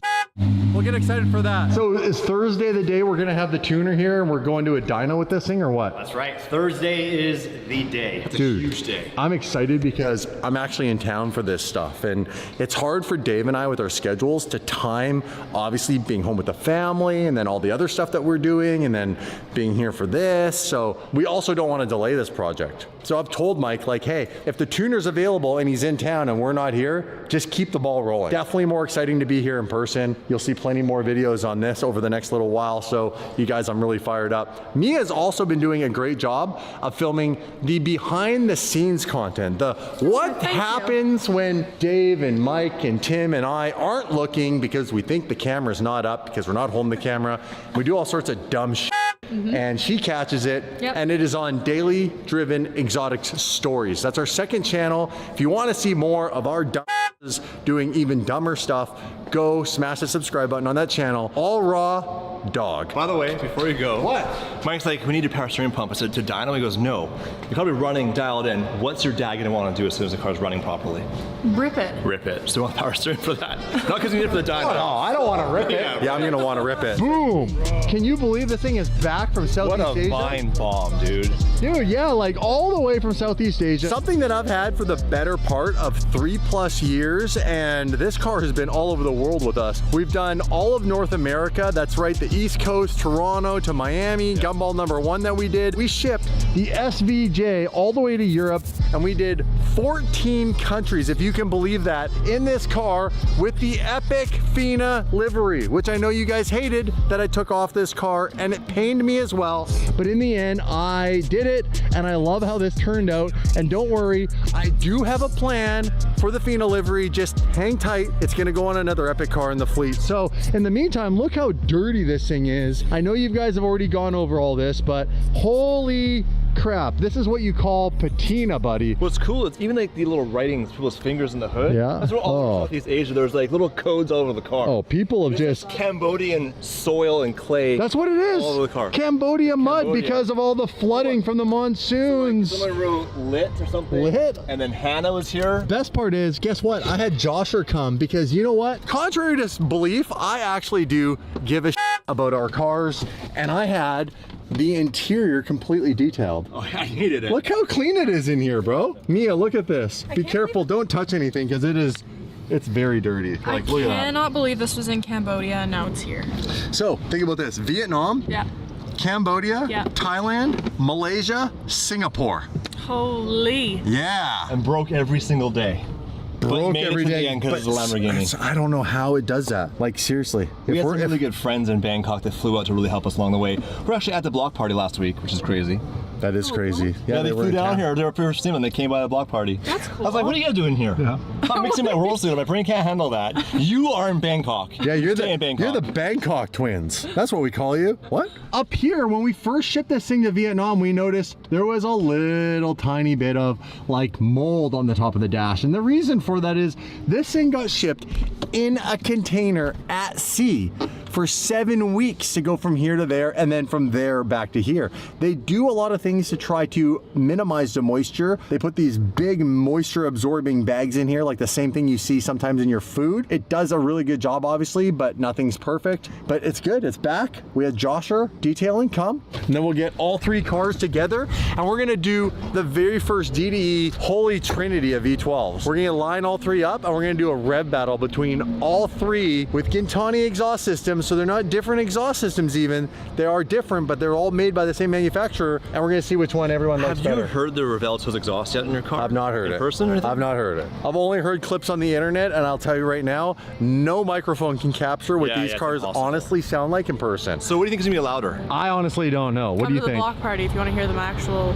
We do a block But- party, 3-car rev off, That'd be cool. right? I don't know. Hearing an SVJ, not this one, but one of Alex's, was insane. Yeah. Like insane. Okay, let's go. Let's get it going. PFS. Bam. I'll see you in a little bit. You're taking my Uber guy, hey? No, that's not. I see how you play the game. Yeah. Yeah. See that look? He knows exactly what I'm talking about, you son of a. All right. Oh, I'm super stoked. Are you stoked? I'm super stoked. I'm super stoked. What's up, dude? High five. That's a nice hoodie. Where'd you get that? Oh, I think I got this one. At a block party, out of a box? I think I know you didn't pay for that. I don't take anything out of Dave's salary anymore now that he's married. Well, how you doing? Good. Good to see you. What? You like no bathroom breaks? Just make you piss in a bottle here or what? Dave left just in the nick of time. This thing is sick. Look at that. Wow. Bro, look at the interior of this thing. Oh. The orange inserts inside is so sick with the white and the gray. I think I'm in love. I like the interior, but I'm not gonna lie, from the back I was like, why are we getting so excited about this? The back did not look that exciting. Well, first of all, the front it's was not about the cool. front, the back, or anything. It's about the inside. Yeah. Feel this seat. Get over here and feel You this. gotta come look at the back after. It's really Feel this seat. underwhelming. Feel that. Oh wow. Okay, you want to know something really even crazier? What? Feel the carpet. Put your hand in that. Put your hand in that. Put your hand in it. Oh my goodness. Now you know what it's about. Rolls Royces. Like, oh man, the carpets in these are amazing. This is a really, really sick spec. The button, watch this. Wow. How much is Umbrella. an umbrella just on its own? 100 grand. I just love these cars. One day, Made it. someday when I've made it, I will buy this car and Dave will drive me around. Can you please show the back, or like at least like part of the back or something? Like what is? Yeah. That's boring. Well, it is. It's just sleek, elegant. Like the front looks cool. Why'd they have to do the back like that? So dirty. Damn. Rolls Royce getting slammed by the Mia Fryer. Oh, Squad, of course, looking beautiful in that new livery.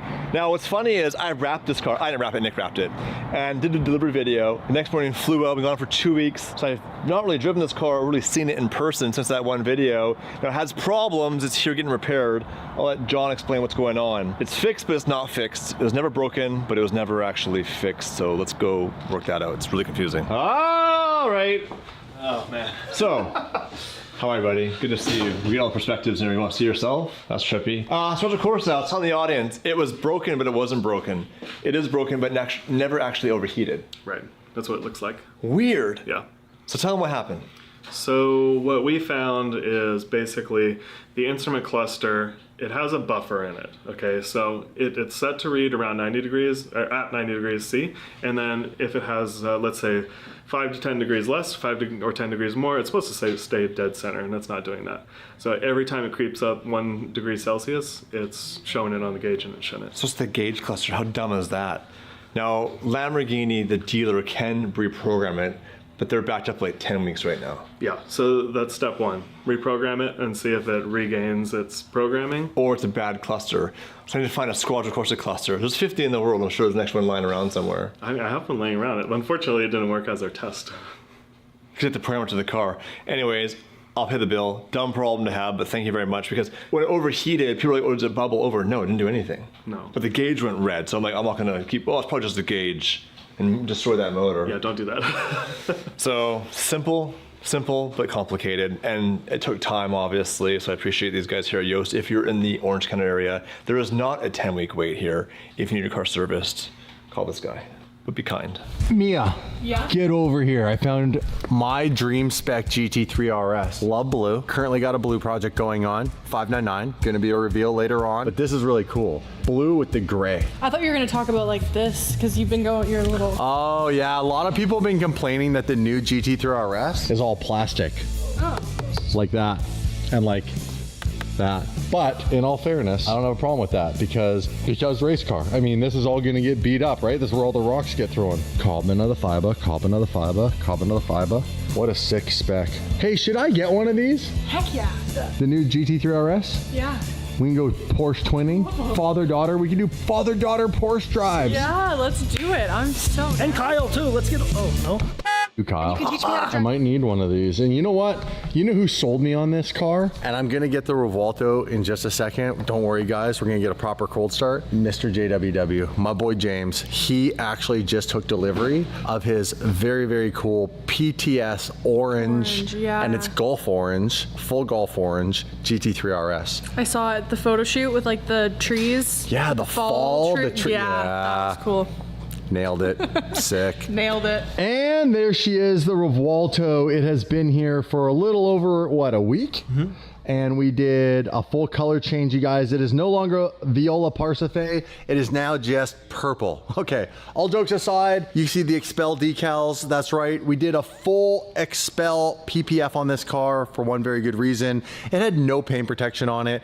It was a new car from the factory. I didn't trust really anybody to do this level of a PPF, not just like a nose. The whole car has been done.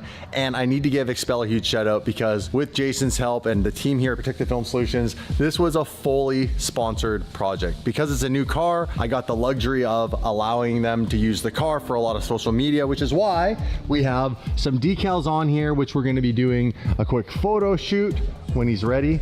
Mr. Hoodie himself. He never did pay for that, I promise you.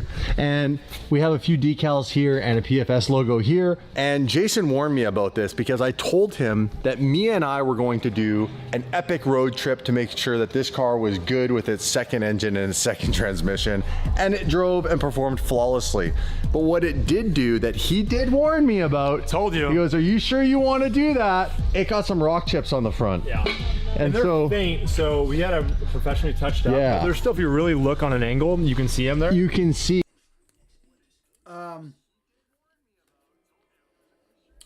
Guys, I might go back after that short. I may go back after this short on Google.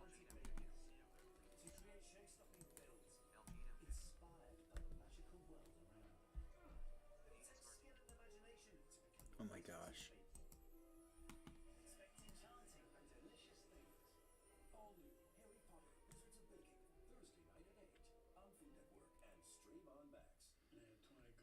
This is If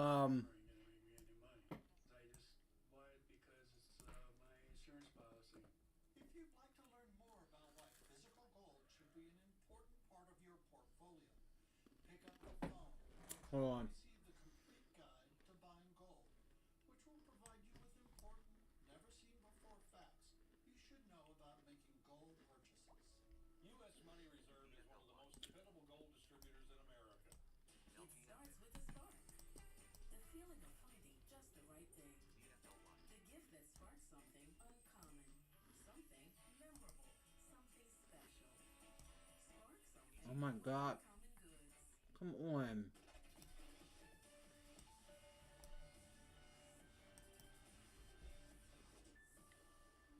Welcome back to Remote Technology. I'm Caroline Hyde in New York. It is time now for Talking Tech, and first up, shares a Delivery Heroes Middle East unit. Talabat sold out minutes after Once again, it did it. It did it again because I accidentally hit. $10.2 billion. The price of Talabat's offer will be announced on November the 29th, with shares set to start trading on December the 10th. So, when you get,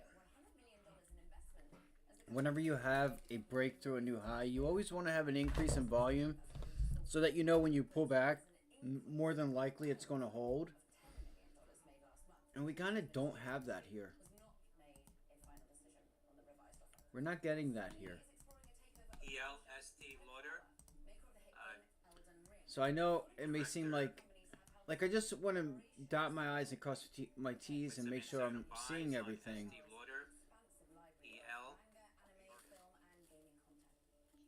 Let's stick with gaming now, because Roblox has announced more protections to its platform for its youngest users, with new parental controls, restrictions on communication, and the content that is accessible, as well as clearer content labels. This is all after I may buy this pullback.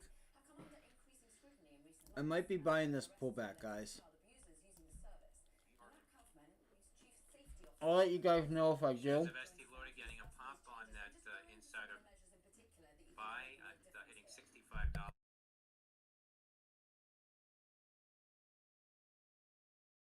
that they're hard to tell. And had I had this protection on it before I had left Canada, this wouldn't have been a problem at all. So really to fix that, we're talking like a whole hood repaint, which then is no longer a factory paint job. So I'm telling you guys, if you wanna protect your car and don't make the mistake that my always makes, book your appointment at Protective Film Solutions, and you can get anything from high impact areas if you wanna save a bit on the budget, or you can just go flat out and get the whole car done. There's even a step further. If you have a hypercar, such as like the Senna, or let's say a Ford GT, and the car is actually carbon underneath, these guys will put your car up and they will PPF underneath the car.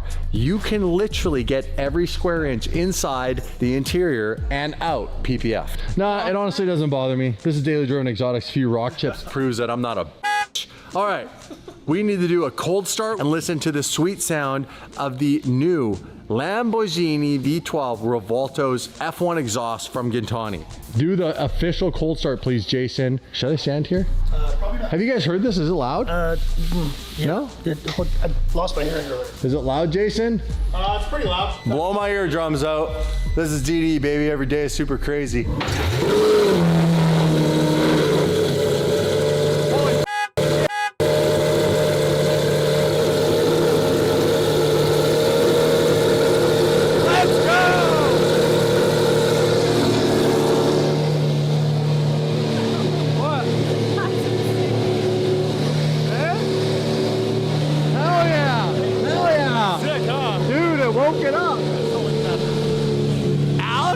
Freaking mad scientist. I am so excited to drive this car now.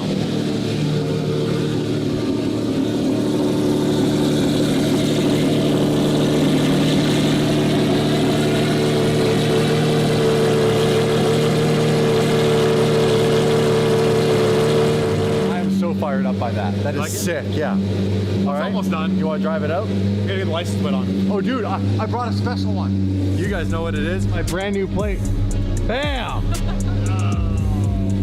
What paid for this? You two mother... Put that plate on, I'll rev it for you. I'm not putting it on there. Shut the front door! Dude, that is so snappy. Holy...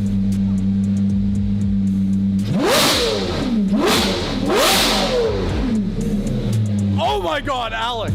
We're calling Alex right now. Holy, I honestly think this might be better than the SVJ. So like quick and crisp. Dude, this might be better than the SVJ. I'm calling Alex right now. I've seen a lot of cars, I've heard a lot of cars, I've driven a lot of cars. This might be my new favorite car. This just totally woke this car up. You're a madman. Yo, you're a madman. You are a madman. You crazy. You are crazy. Bro.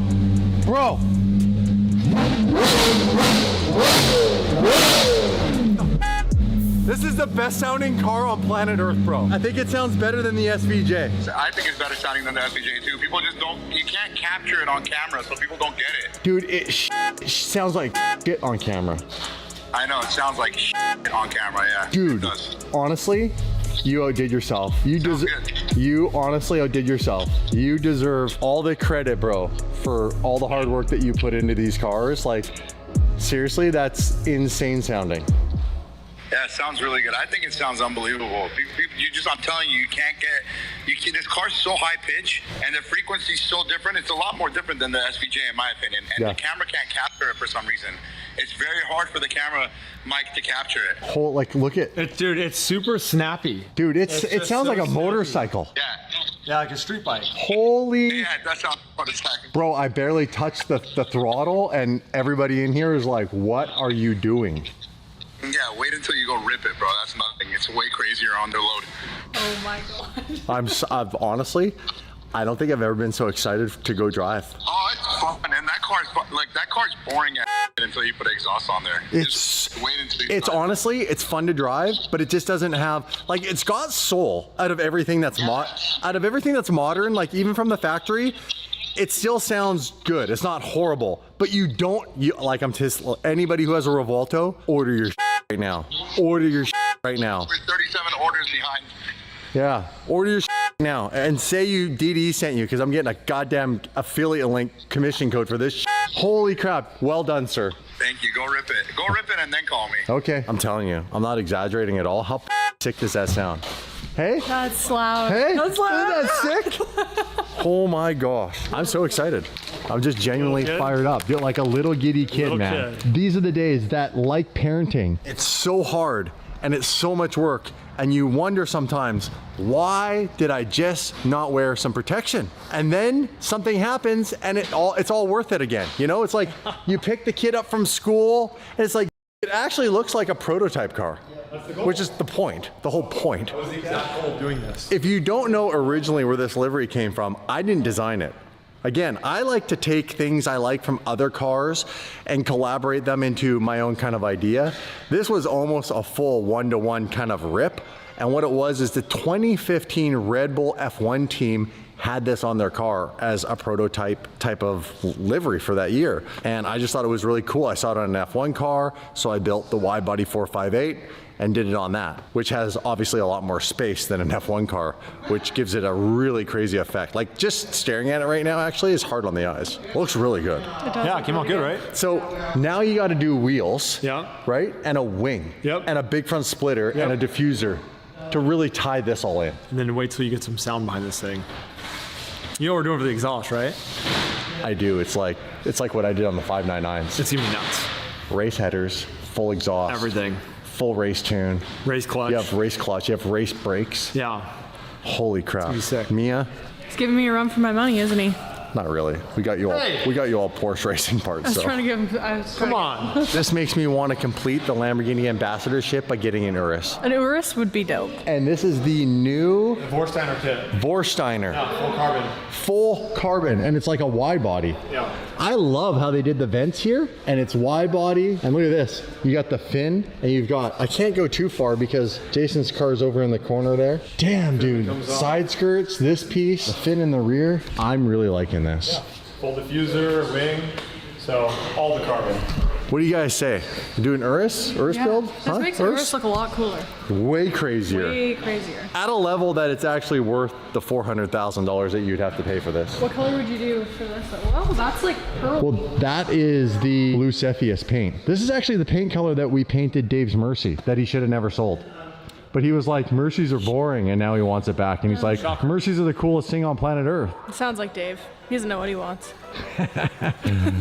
Third time's a charm. Oh my God. Oh, hell yeah. Photo shoot done. Let's go ahead and start this thing up. You ready?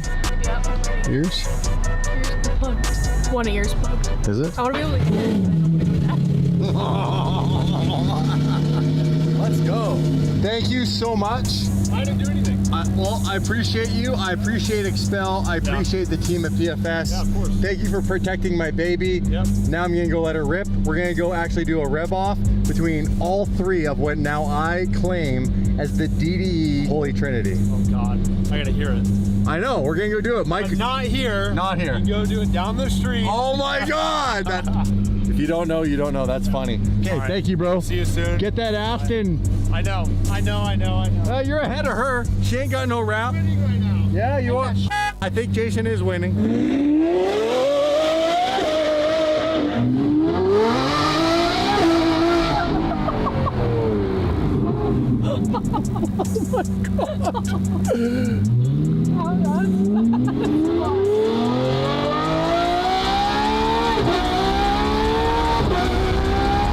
Get out of here. Oh my God.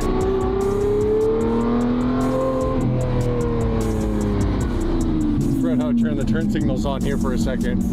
This thing's the new, so it's got turn signals in one spot on the steering wheel. It doesn't have a stock like the SVJ does, or the Mercy, or the Squadra. We completely lost Dave. I'm still not over how it sounds. It sounds so good because you and I spent 24 hours almost straight in this thing. Yeah, but like, this is like next level. Next level. Where's Dave? I don't know. He's in the old Lambo. Oh, damn. His actually looks really cool. Where is him? Where is him? Where is he? lost him. What the hell? I know. What the hell was even that? I don't know. It's like an F1 car. It has like the SVJ with a bit more pitch.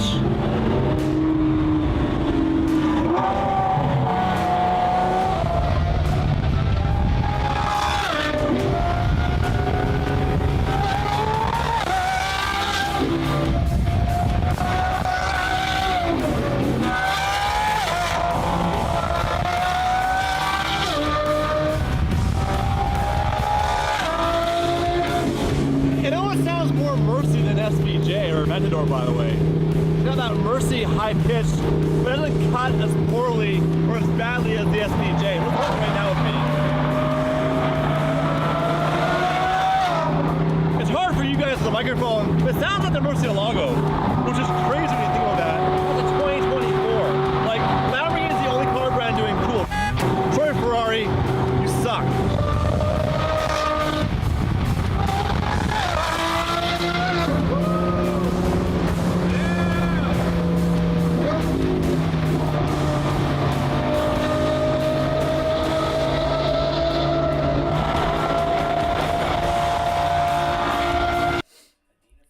Watch this pullback here that's coming in. And see if we hold or we don't hold. Those 170, or I didn't even really look at the calls because... So you guys see why I didn't take the long on this?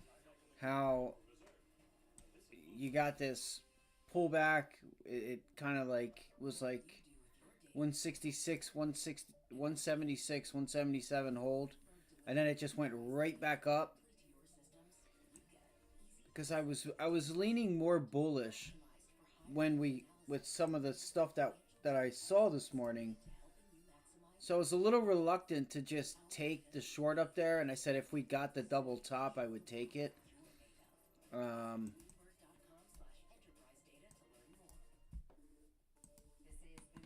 This is kind of funny how, like, look at this volume, right? Like, look at the volume.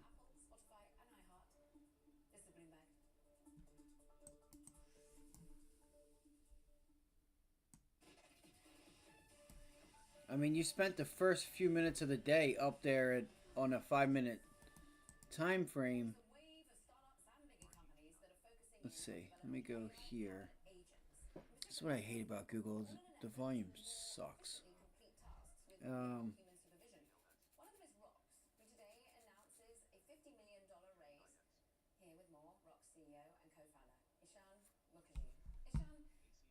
Watch this pullback and see if it holds. Watch if this pullback holds. The pullback to 158 or 178. I'm sorry, 178. Why is there a 4-hour chart on there? Usually I don't go past a half hour. Yeah, at Rox, we're building AI that focuses on accelerating revenue for the largest enterprises.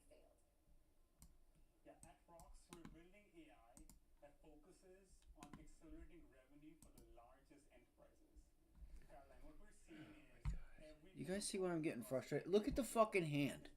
Look at the fucking hand at the left of the screen, right? Look, I'm going to click arrow. The fucking hand. No, I don't want the hand. I want the arrow.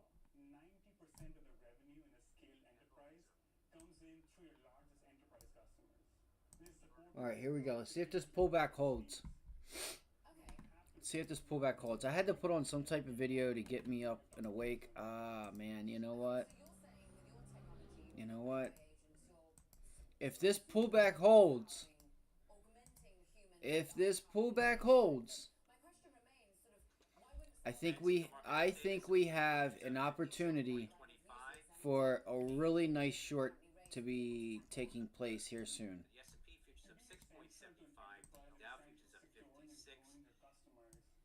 I do.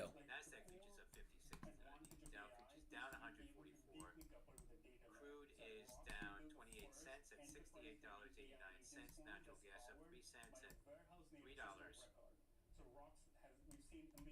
Gold is up $11.90, 26.60. Bitcoin futures up 765 at 92,825. To create more powerful chips for AI and smartphones has hit some major snags because of US sanctions. This as the Chinese firm is designing its next two Ascend processors. Its answer basically to NVIDIA's dominant accelerators. It's all according to sources who say this means that the firm's marquee chips will be stuck at aging technology until at least 2026. Meanwhile, let's talk about innovation over at NVIDIA. It's teaming up with Google to pursue another technology once, relegated to science fiction. Quantum computing. Bloomberg's Ian King has the details. We were just talking about quantum computing with a market analyst yesterday, and here we have a new deal being forged between NVIDIA and Google. What are they going to be doing together to progress us? Well, this is basically NVIDIA saying, hey, this is another use of our technology, our AI chips and systems and software, and hey, look, there's a really important company called Google that you've heard of that's using this to try to push the whole quantum. Let's see what happens.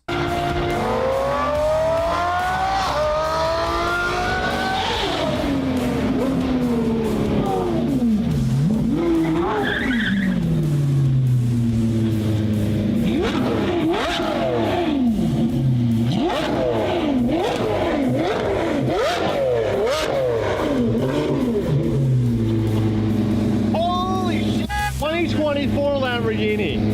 Woo! Yeah, no one's doing like that. Insane. That does sound better That's than a hybrid, the SVJ. bro. That is crazy. I did not think it was going to sound this good. I didn't think any street car could sound this good. No. That is crazy. So we have the ultimate rev up here in a minute with the Mercy, SVJ, and Revolto. We got all three of them lined up. That sounds absolutely mental. There's you guys the ultimate. What do you call this? The ultimate trinity of V12s? This is my it's my personal Damon Holy Trinity. Holy Trinity. Murcielago, SVJ, Revolto. Well, we're wearing the right shirt for it today. Pretty, yeah. By the way, guys, shopd.com. There's still some left. Yeah, there's a few because we made a bigger order this time. I'm actually getting some merch together, guys. If you guys want to help out the channel, the merch, I'll probably be actually making it myself. Got some really cool ideas. So yeah, you know, nice Christmas gift, nice t-shirt, good, nice, soft product. There's nothing like soft, like real good quality soft product clothes. Because we didn't say these were limited edition. Yeah. They are, not like a ton of them when you think about it. Like we made a few thousand of each item. I think it was 800,000 of each one. 800,000. Fire it up, Mike.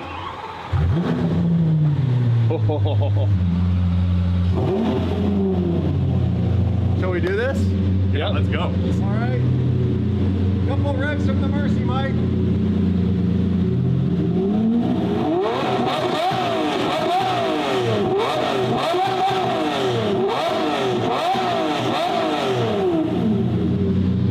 Sounds insane. I love it.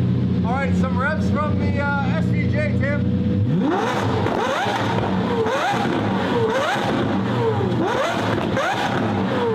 Bro, okay, hold on. I was gonna say. I'm not even gonna rev this yet. The SVJ is still Dude, the SVJ. It's also unfair because it's completely straight pipe, but the first rev, you blew like a 5-foot flame. Like, do another couple and just show that again, dude.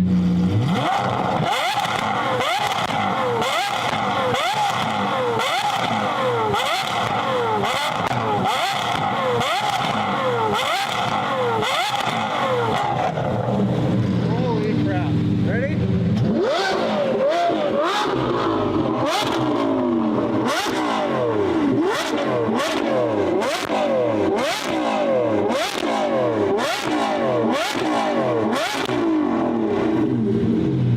Pretty loud. I don't know, those flames were pretty big. The flames are pretty good. It shot flames. Huge flames. Imagine once they can actually tune it. Because that's factory ECU, and there's got to be cats in there still. How is that possible? All three.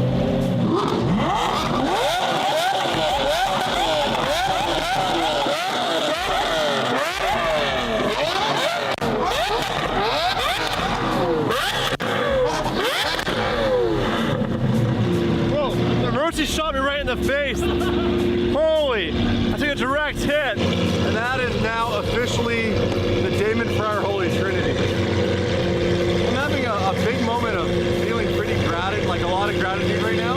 All that hard work. Dude, I started with just a dream of just owning one Lamborghini. Like base model, Gallardo. Look at that.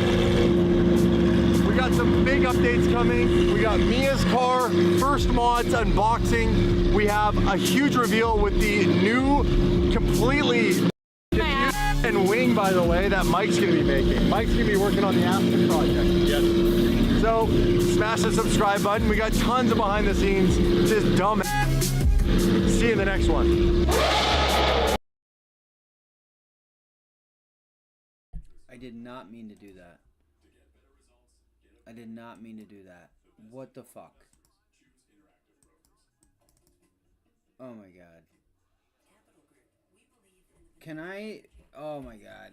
I did not mean to do that. Oh my god. I literally just exited out of that. You gotta be kidding me. Oh my gosh. Now how do I bring back all of my tabs? Oh my god. I just did that. I did not mean to do it. Oh my god. Damon fucking Fryer. PINS Pinterest acting highs now for about 1%. Seeing the January 30 calls trading in Pinterest, PINS. Fuck. That's not good. That's not good.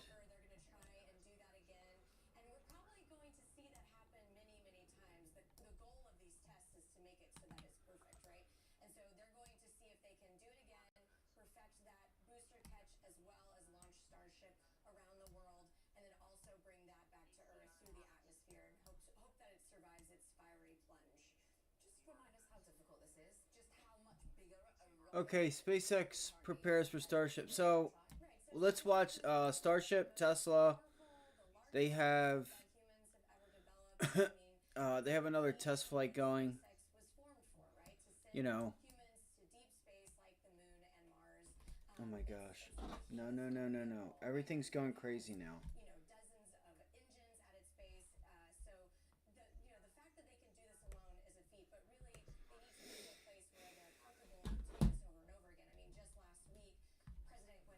Fuck. This sucks, guys.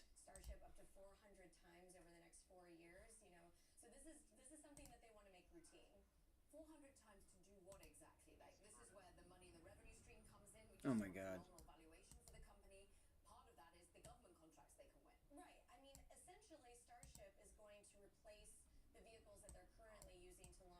Dude.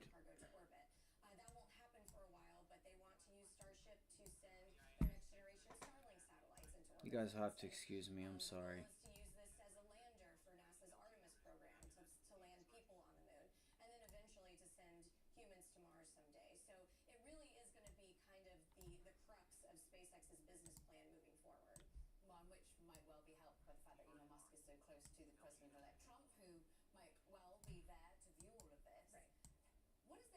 I can't believe this.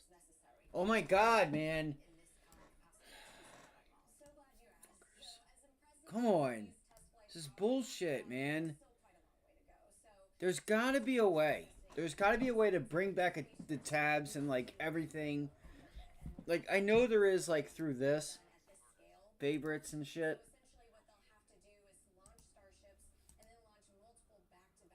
Now, why would any of that be my favorites? I don't ever go there.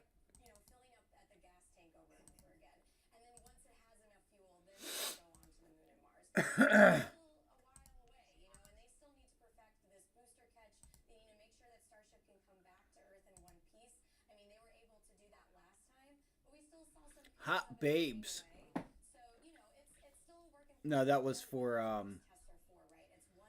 wait, did I never send that off? I never sent that off? Yeah, I thought so. Popping here to the highs, 2468 on IMAX, up Got to get those picks somehow. 5% now. All right, what do we have here? YouTube. I cannot believe I did that. I seriously cannot believe I did that. Thank you, that guy. Greatly appreciate you. As long as I do my job to show up. Polaris Therapeutics, more highs now, up about 6%. Oh my gosh. Alpha Charlie Romeo Sandy. Oh my god. Oh my gosh. Oh my gosh. Oh my gosh.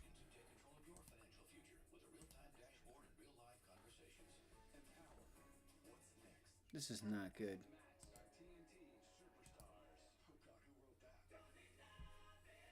But a good time.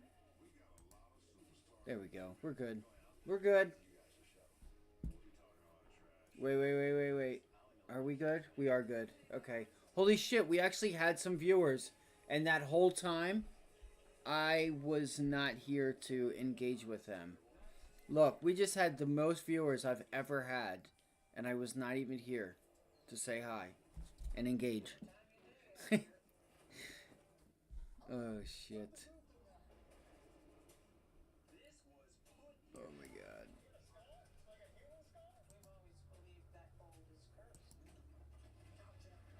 This is insane. This is seriously insane. There's gotta be a way to pull this.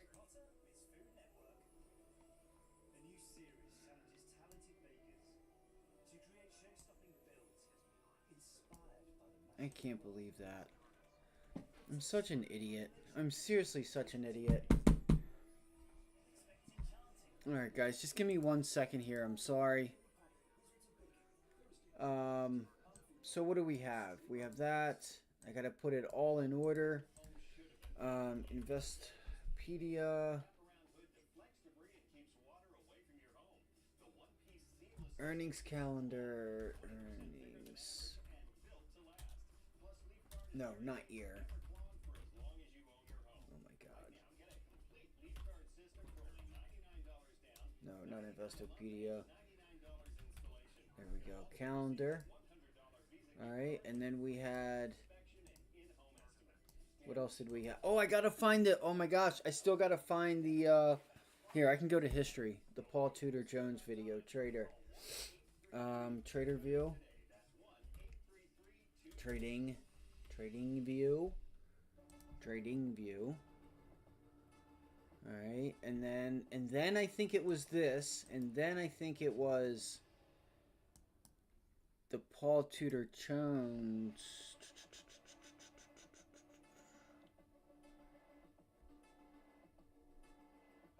I just hope that it's still there. Here it is. Thank goodness. Or the New York. Remember, crypto was successful when it came to backing pro-crypto political candidates, and now reportedly, Coinbase CEO Brian Armstrong meets with President-elect Donald Trump. Trump Media and Technology Company also in talks to buy crypto trading firm Bakkt. The shares soaring on the news. And more in exchange news, NASDAQ tells Bloomberg that it's planning to soon list options on BlackRock's Bitcoin ETF, allowing investors to use derivatives. Alright, what else do we have here? So we have this. Yahoo. Bloomberg Crypto. First, though, here's a snapshot of the market. Checking out Bitcoin over the past week. You can see the steady drumbeat higher after reading. Here, guys. Volume now, Papa Romeo Foxtrot X-Ray. Past $93,500 per Bitcoin. A host of headlines just continuing the optimism in the crypto sector. The big picture, though. JP Morgan back up into that zone. It has yet to pull back. We have the economic calendar. Speaking of something moving higher, I do want to mention MicroStrategy and its latest buy of Bitcoin. MicroStrategy For the has been lowered, and we saw future sell-off this morning, Jason, but then things kind of shook off, wondering and what maybe happened we to got our her. footing again. What do you make of all of that? How do we digest this big news, Yep. but the market sort of moving on? Yeah, I think generally speaking, you know, it's a very unfortunate event, obviously, you know, the geopolitical issues and what's going on in Ukraine and Russia and the ongoing issues. Now it's been years since this war has started, but they're generally pass-through events. So I think, you know, it's very encouraging to see the price action that we saw thus far, right? Early on, futures were selling off, and now you see the markets opened up and we're starting to see some positive returns. I think the other story for me as we look ahead, clearly, there was a Trump trade that really did well. We saw a lot of growth in the market. It's waned some over the last week or so, but I think the fundamentals are still strong. PPI, CPI is very much in line. You know, companies. Earnings was solid this quarter. You know, we expected earnings growth from 4%. We saw a little over 5.5%. Thus far, 95% of it is done. The real story is going to be NVIDIA this week. I think that's the next catalyst going forward. But I think the fundamentals have been solid. Sentiment has been strong, and I think that's why the markets is still, you know, on a steady ground here. Jim, what do you make of the move in the markets? I mean, when the Trump election news was solidified, the markets really rallied. Of course, as Jason's saying, we've sold off. That was a geopolitical larger event that really moved things. But then overnight, the headlines, again, settled out, didn't really move things, at least for carrying very long. 150 metric tons of cargo or up to 100 passengers in a single launch, Starship is designed for reusability, efficiency, and versatility. Its advanced heat shield and stainless steel design allow it to endure the most extreme conditions, making it the perfect vessel for missions to orbit, the Moon, Mars, and beyond. At the base of the Uncomfortable as it is to say so. We see you, airport dad, protector of passports, reserver of Uber rides, months in advance. Last time you missed a flight? a power unlike anything seen before. As the engines ignite in perfect unison, the vehicle rises with unmatched precision, defying gravity and carrying humanity's hopes and ambitions toward the stars. This is not just a launch. It is a symphony of power and engineering excellence. Above the clouds, Starship separates from its booster, seamlessly transitioning into the vastness of space. Its aerodynamic design and Raptor vacuum engines ensure maximum efficiency as it navigates the silence of the cosmos. Every detail of its design is optimized for precision, ensuring that each journey is a step closer to making the impossible possible. Back on Earth, the Super Heavy booster begins its carefully choreographed return. Using advanced navigation systems, it descends gracefully, aiming for the chopstick arms of the launch tower. With precision and reliability, the booster is caught, ready to be refueled and launched again. A revolutionary approach to reusability that redefines the cost and efficiency of spaceflight. Far from Earth, Starship becomes more than a spacecraft. It is a home. Its spacious interior is designed to support long-duration missions, providing crew and passengers with advanced life support systems. To reach the farthest corners of the solar system, Starship uses on-orbit refueling. In a delicate maneuver, two Starships dock in low Earth orbit, transferring cryogenic propellants to extend their range. This groundbreaking process enables full payload capacity while conserving fuel for the longest journeys, making interplanetary travel not just a possibility, but an achievable reality. Once refueled, Starship is ready to reach its ultimate destination. Gleaming in the sunlight of space, it is a testament to human ingenuity, built to endure and thrive in the harshest environments. It is more than a spacecraft. It is a symbol of what humanity can achieve when we dream big. And then, on the horizon, appears Mars, a world of endless possibilities. Starship accelerates, covering millions of kilometers as it brings humanity closer to the dream of living beyond Earth. Each second of its journey is a step toward building a sustainable multi-planetary future. Starship is not alone. A fleet of these spacecraft descends onto Mars, carrying cargo, equipment, and the first pioneers of a new civilization. Together, they represent the culmination of years of innovation, determination, and collaboration, a moment that changes the course of human history. With precision and care, Starship touches down on the red soil of Mars. Its journey, once a distant dream, has become a reality. The first human footsteps on Mars mark the start of a new chapter for humanity. A chapter where living and thriving on another planet is no longer science fiction. As the doors open, pioneers step into a world transformed. Before them is a thriving colony, a city of greenhouses, habitats, and bustling activity. Today's flight test isn't just about rockets and technology. It's a celebration of humanity's boundless potential. Starship's mission is to expand the frontiers of exploration and create a future where we can thrive beyond Earth. Every test, every launch, and every breakthrough takes us closer to this vision.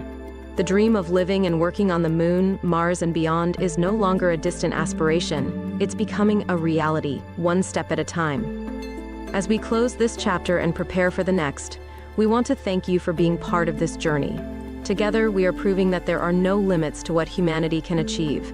Stay with us until timer hits 0 and join as we reach for the stars once again.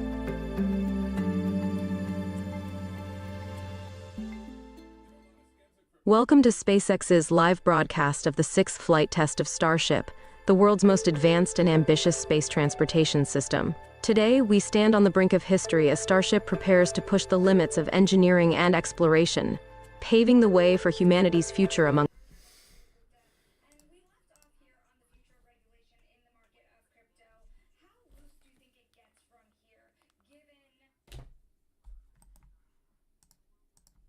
have doubled.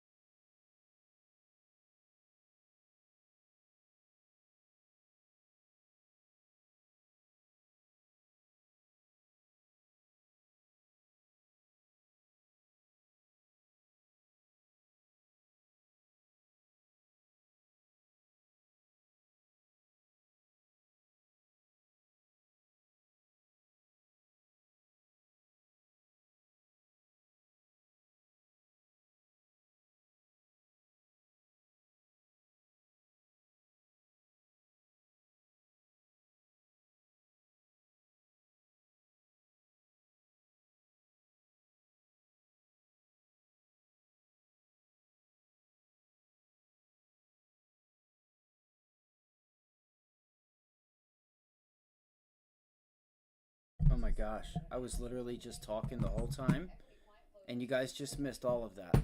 Fuck. Well, I was just ending it off with the inflection point of JP Morgan after Google.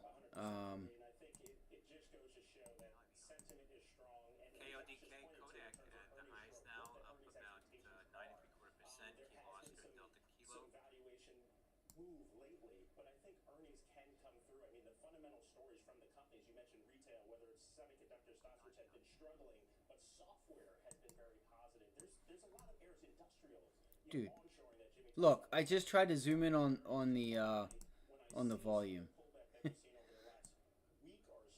Like, how are you supposed to use this to know the volume of the prior day and stuff like that? That I don't understand.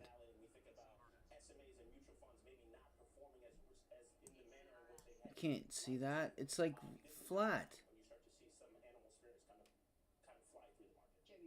That's ridiculous. That's ridiculous. Well, that's ridiculous. All right, time to short Google. Time to short Google. I think you might need to wait for VWAP.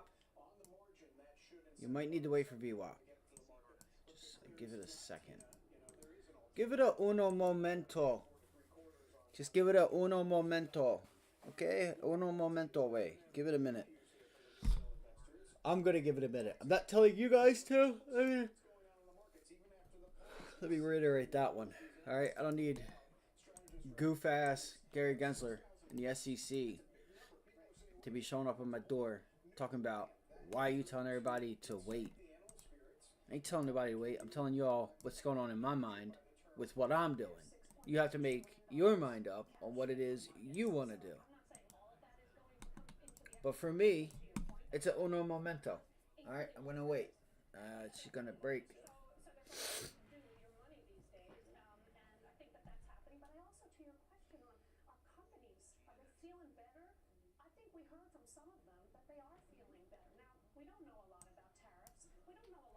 We don't know a lot about tariffs.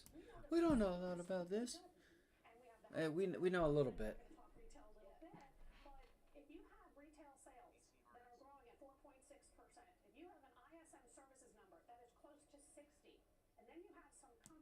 Stephanie's right. You can't argue with Stephanie Link, you guys.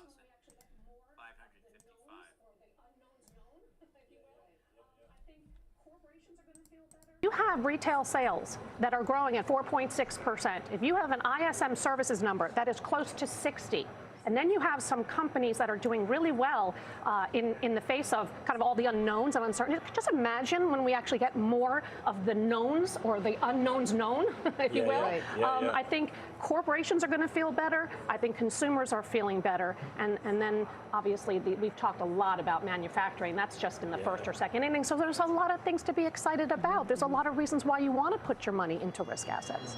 Josh, as we're looking for some opportunities in these broader discussion points, financials are up more than 6.5% just since the election, discretionary up 6%. Do you think there's any room to run still for some individual names in those sectors, or should you look at some of the underperformers going to the end of the year? So my style is not really to look for underperformers and try to call bottoms in stocks. I'm really bad at it. As evidence, I tried to do that in Pfizer a year ago. We're still waiting for the bottom. So that is not what. If you want regionals or not. I want to just point out, I do agree with Stephanie. Companies do feel good. They may not feel as good when the tariffs become real. But I just listened to Howard Lutnick on the network say the same thing that we learned 8 years ago. Take Trump seriously, not literally. He's not going to put tariffs on things that we don't make here. What's the point of doing that? So if it's more of a realpolitik thing and it's less strident than it sounds, I think we can get accustomed to it in the markets. There will be some headline shocks, but I really don't think it has to derail the bull market. I don't think it has to be the end of this. And just when you look at individual setups, on my list of the best stocks in the market, Starbucks just popped on this week. Pull up a 5 or a 10-year chart of that stock. Look how much room there is as it clears resistance dating back from 2021. You have arguably the best CEO in the sector now running Starbucks. CEOs don't make margins. There's no margins on coffee, bro. Real estate. This is an incredible chart right now. You've got setups all over the place. Air Products, APD. This is an industrial. We never talk about it. Maybe Stephanie and Jim do. I never talk about it. This chart looks unbelievable. So focus on the companies, focus on the stocks that are in motion, doing well, breaking out to new highs. Don't bottom fish. Don't worry about Trump trades. Forget about all that. I think what's worked all year will continue to work. Look for great setups in great fundamental companies, and I think you'll be fine. Speaking of great fundamental companies, Jim, what about tech? I mean, those are the names that got us to these all-time highs. Are they going to continue to take us there? Wait. He just said this is a really good-looking chart. I don't want to fight with him. Like, I'm not trying to pick a fight here with Josh. But look at this breakout. And then the volume stops, and it pulls back in, and is trying to hold and attempting to try and go again. As far as the short-term price action, I would say really don't pay attention to it. A lot of this has to do with short-dated options that are people putting on to play the pop, presumably after earnings happen, and then they sell the calls, and that makes the stock go down. So don't be worried about the short-term action. Regarding tech in general, I think for the same reasons that we've all been talking about earlier in the show, people are going to be loath to sell. People trade the chart. They don't just... I've always never understood that when they say that. Don't worry about the options and the moves that it makes with the options and blah, blah, blah. No. Read the chart. It doesn't change the chart. I've never once said to myself, oh, I gotta watch for all the call and put buyers. Whether it's true or not, I wouldn't know. Because I still see the charts trade no differently than they do every other single day. You know? I mean, I don't know if I'm the only one who can say that, but it's not like, oh wow, that was weird. Why did the stock do that? There was no news. Normally, when it does something weird and out of touch, like does something that it shouldn't do, it's usually because there's news. So I don't know why people continue to say that. I continue to like this story. We hear from the hyperscalers and all the CapEx spend that's going in this space that obviously NVIDIA continues to capture. There's not a lot of competition for them currently. So I continue to like the stock, and I think that, you know, maybe you're not buying it right here, but there will be opportunities that will present themselves. We've seen how this stock has traded over the last few quarters. Josh, what are you waiting for ahead of NVIDIA as an owner of this name as well? There's a report out there that the implied swing for NVIDIA, up or down, is expected to be about 8.5%. That's in line with the average swing that we've seen over the last 12 quarters. Here's the problem. The company is much bigger than it's ever been. It's $3.5 trillion. So I would like this a lot more if NVIDIA did not report earnings tonight. That's my worry, is that NVIDIA reports earnings, and this thing could open up right back in the 180s and 185s.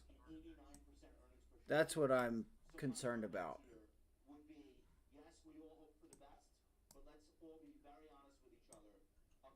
FUTU, he means downgraded to a neutral at Citi.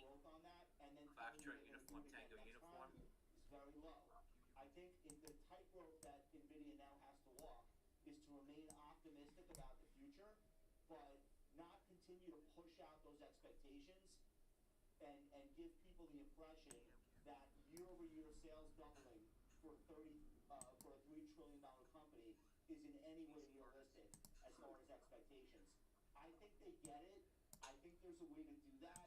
I think there's a way. So look at this 4-hour trade line. It's way down here at 174. VWAP is way down here at 177.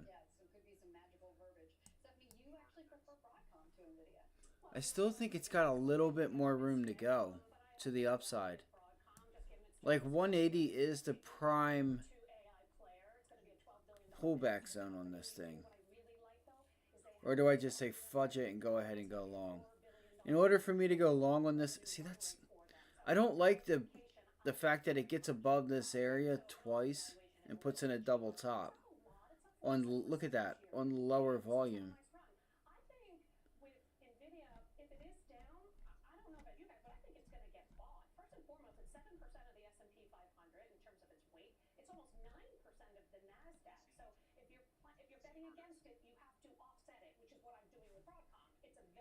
Lot. It's up 47% this year to date, and so it's had a nice run.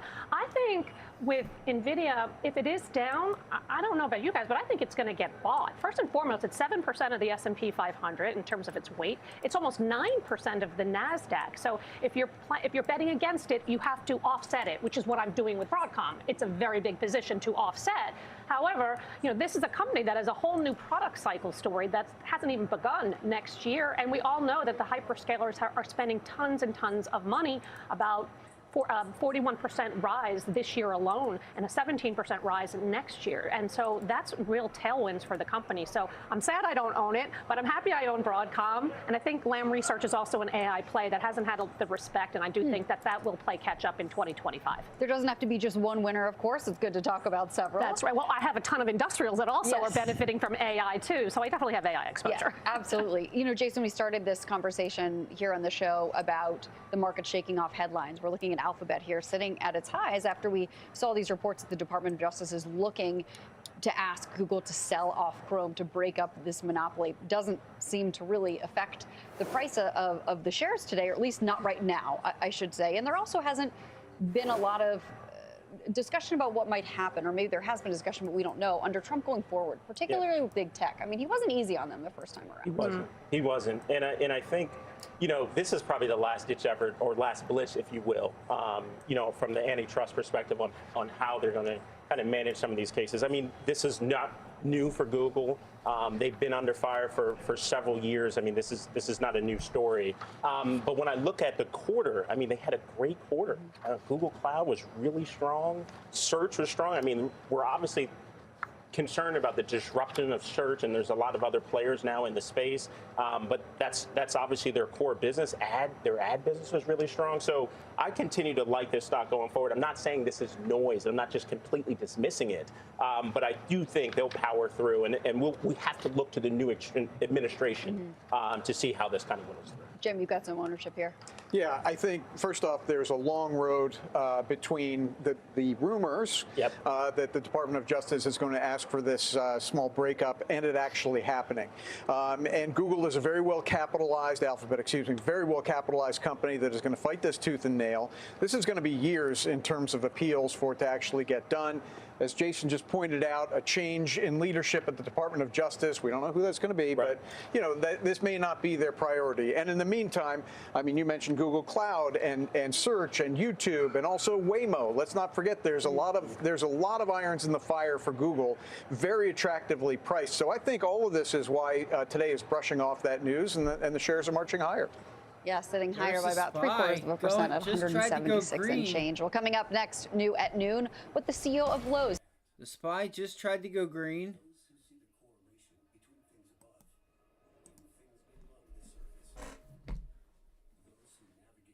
I don't know what to do.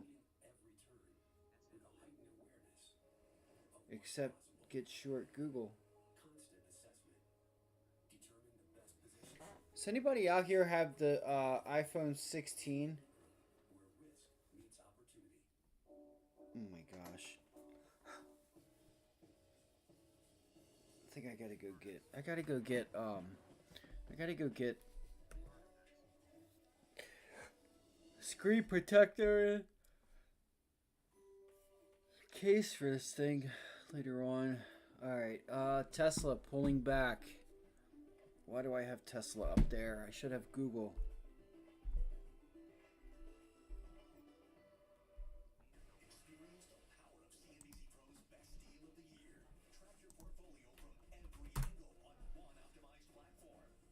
Alright, I figured it was going to hold.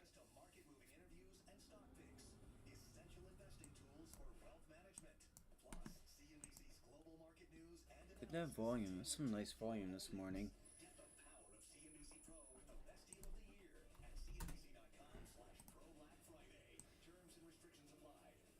I think now more than ever is a time that you need to be watching yields, guys.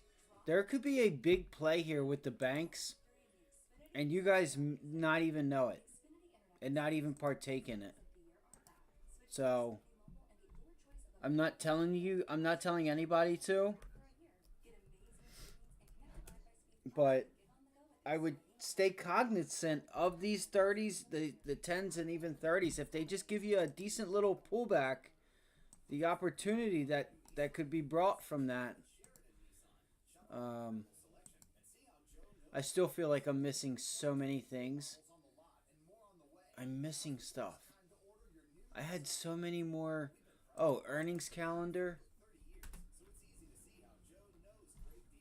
What was Monday?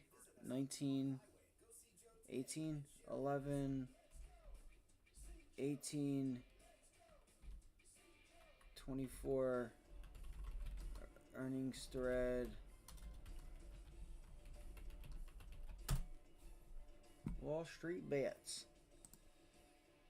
Images. Let me see that image. Bada bing, bada boom. Bada bing, bada boom, bada bing, bada boom. Alright. Trending. I got that. I got this. I got that.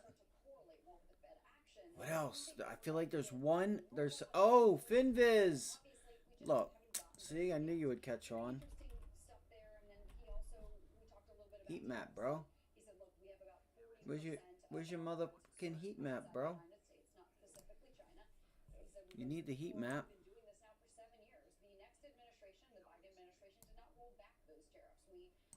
Nope. This was like this. There we go. It's all starting to come back to me now. Alright. So the 2-year has pulled back, as you guys can see, right into this box. It's our pullback zone. Pulls back into it to the top end of that. It's going to try and hold. I still think it's got a little room. I think you could see this thing back down to 4.08 to 4, I still think it pulls back. 4.2. We're at 4.37, so we got a little more room to go.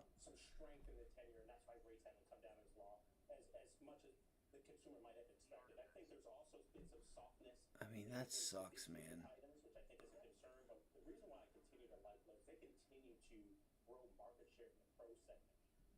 They gotta puke this up for everybody's. They don't have to do anything, but I would be worried if you only get like the 10 years, even the 30s. If you only get your pullback to like this area at 4.2, and then it's just like it holds, and then you start seeing it go higher, I would be worried. I'd be worried.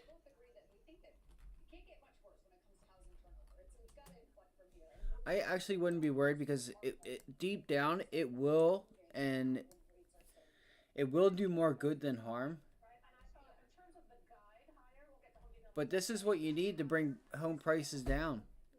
You know, you need these 30-year mortgages to go up. You need rates to go up.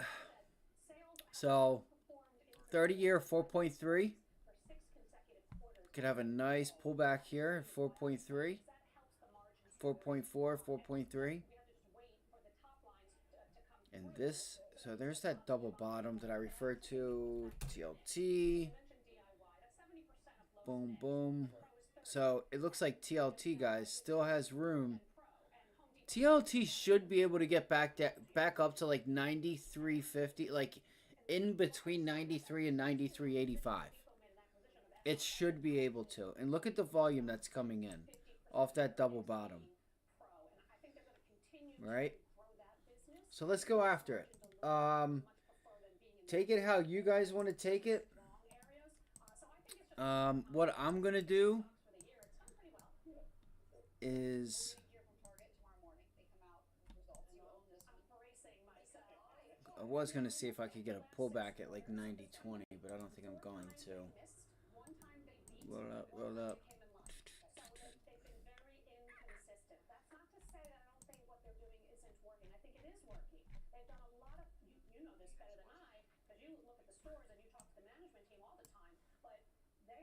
You guys remember trading the longs on TLT a while ago?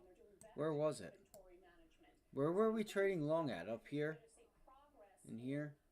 Oh yeah, it was this pullback, and we said long, bang, we hit the long again, and then the SPY was consolidating, and TLT was just selling off while yields were rising.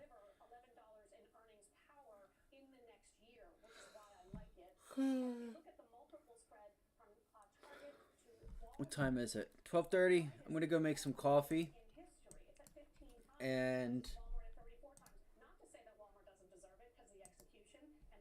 4 hours. Let's take this off. Let me plug in my AirPods. I was just going to ask quickly before we move on about if there's anything from Walmart that you can correlate to Target, even though they have kind of been diverging. So yeah, JP Morgan or like, you know, you could use like Bank of America or, you know, something else. You guys need to really know what you're doing here, though. You guys need to really know how this stuff works before you try and just randomly trade it, because you may end up, you know, doing it wrong.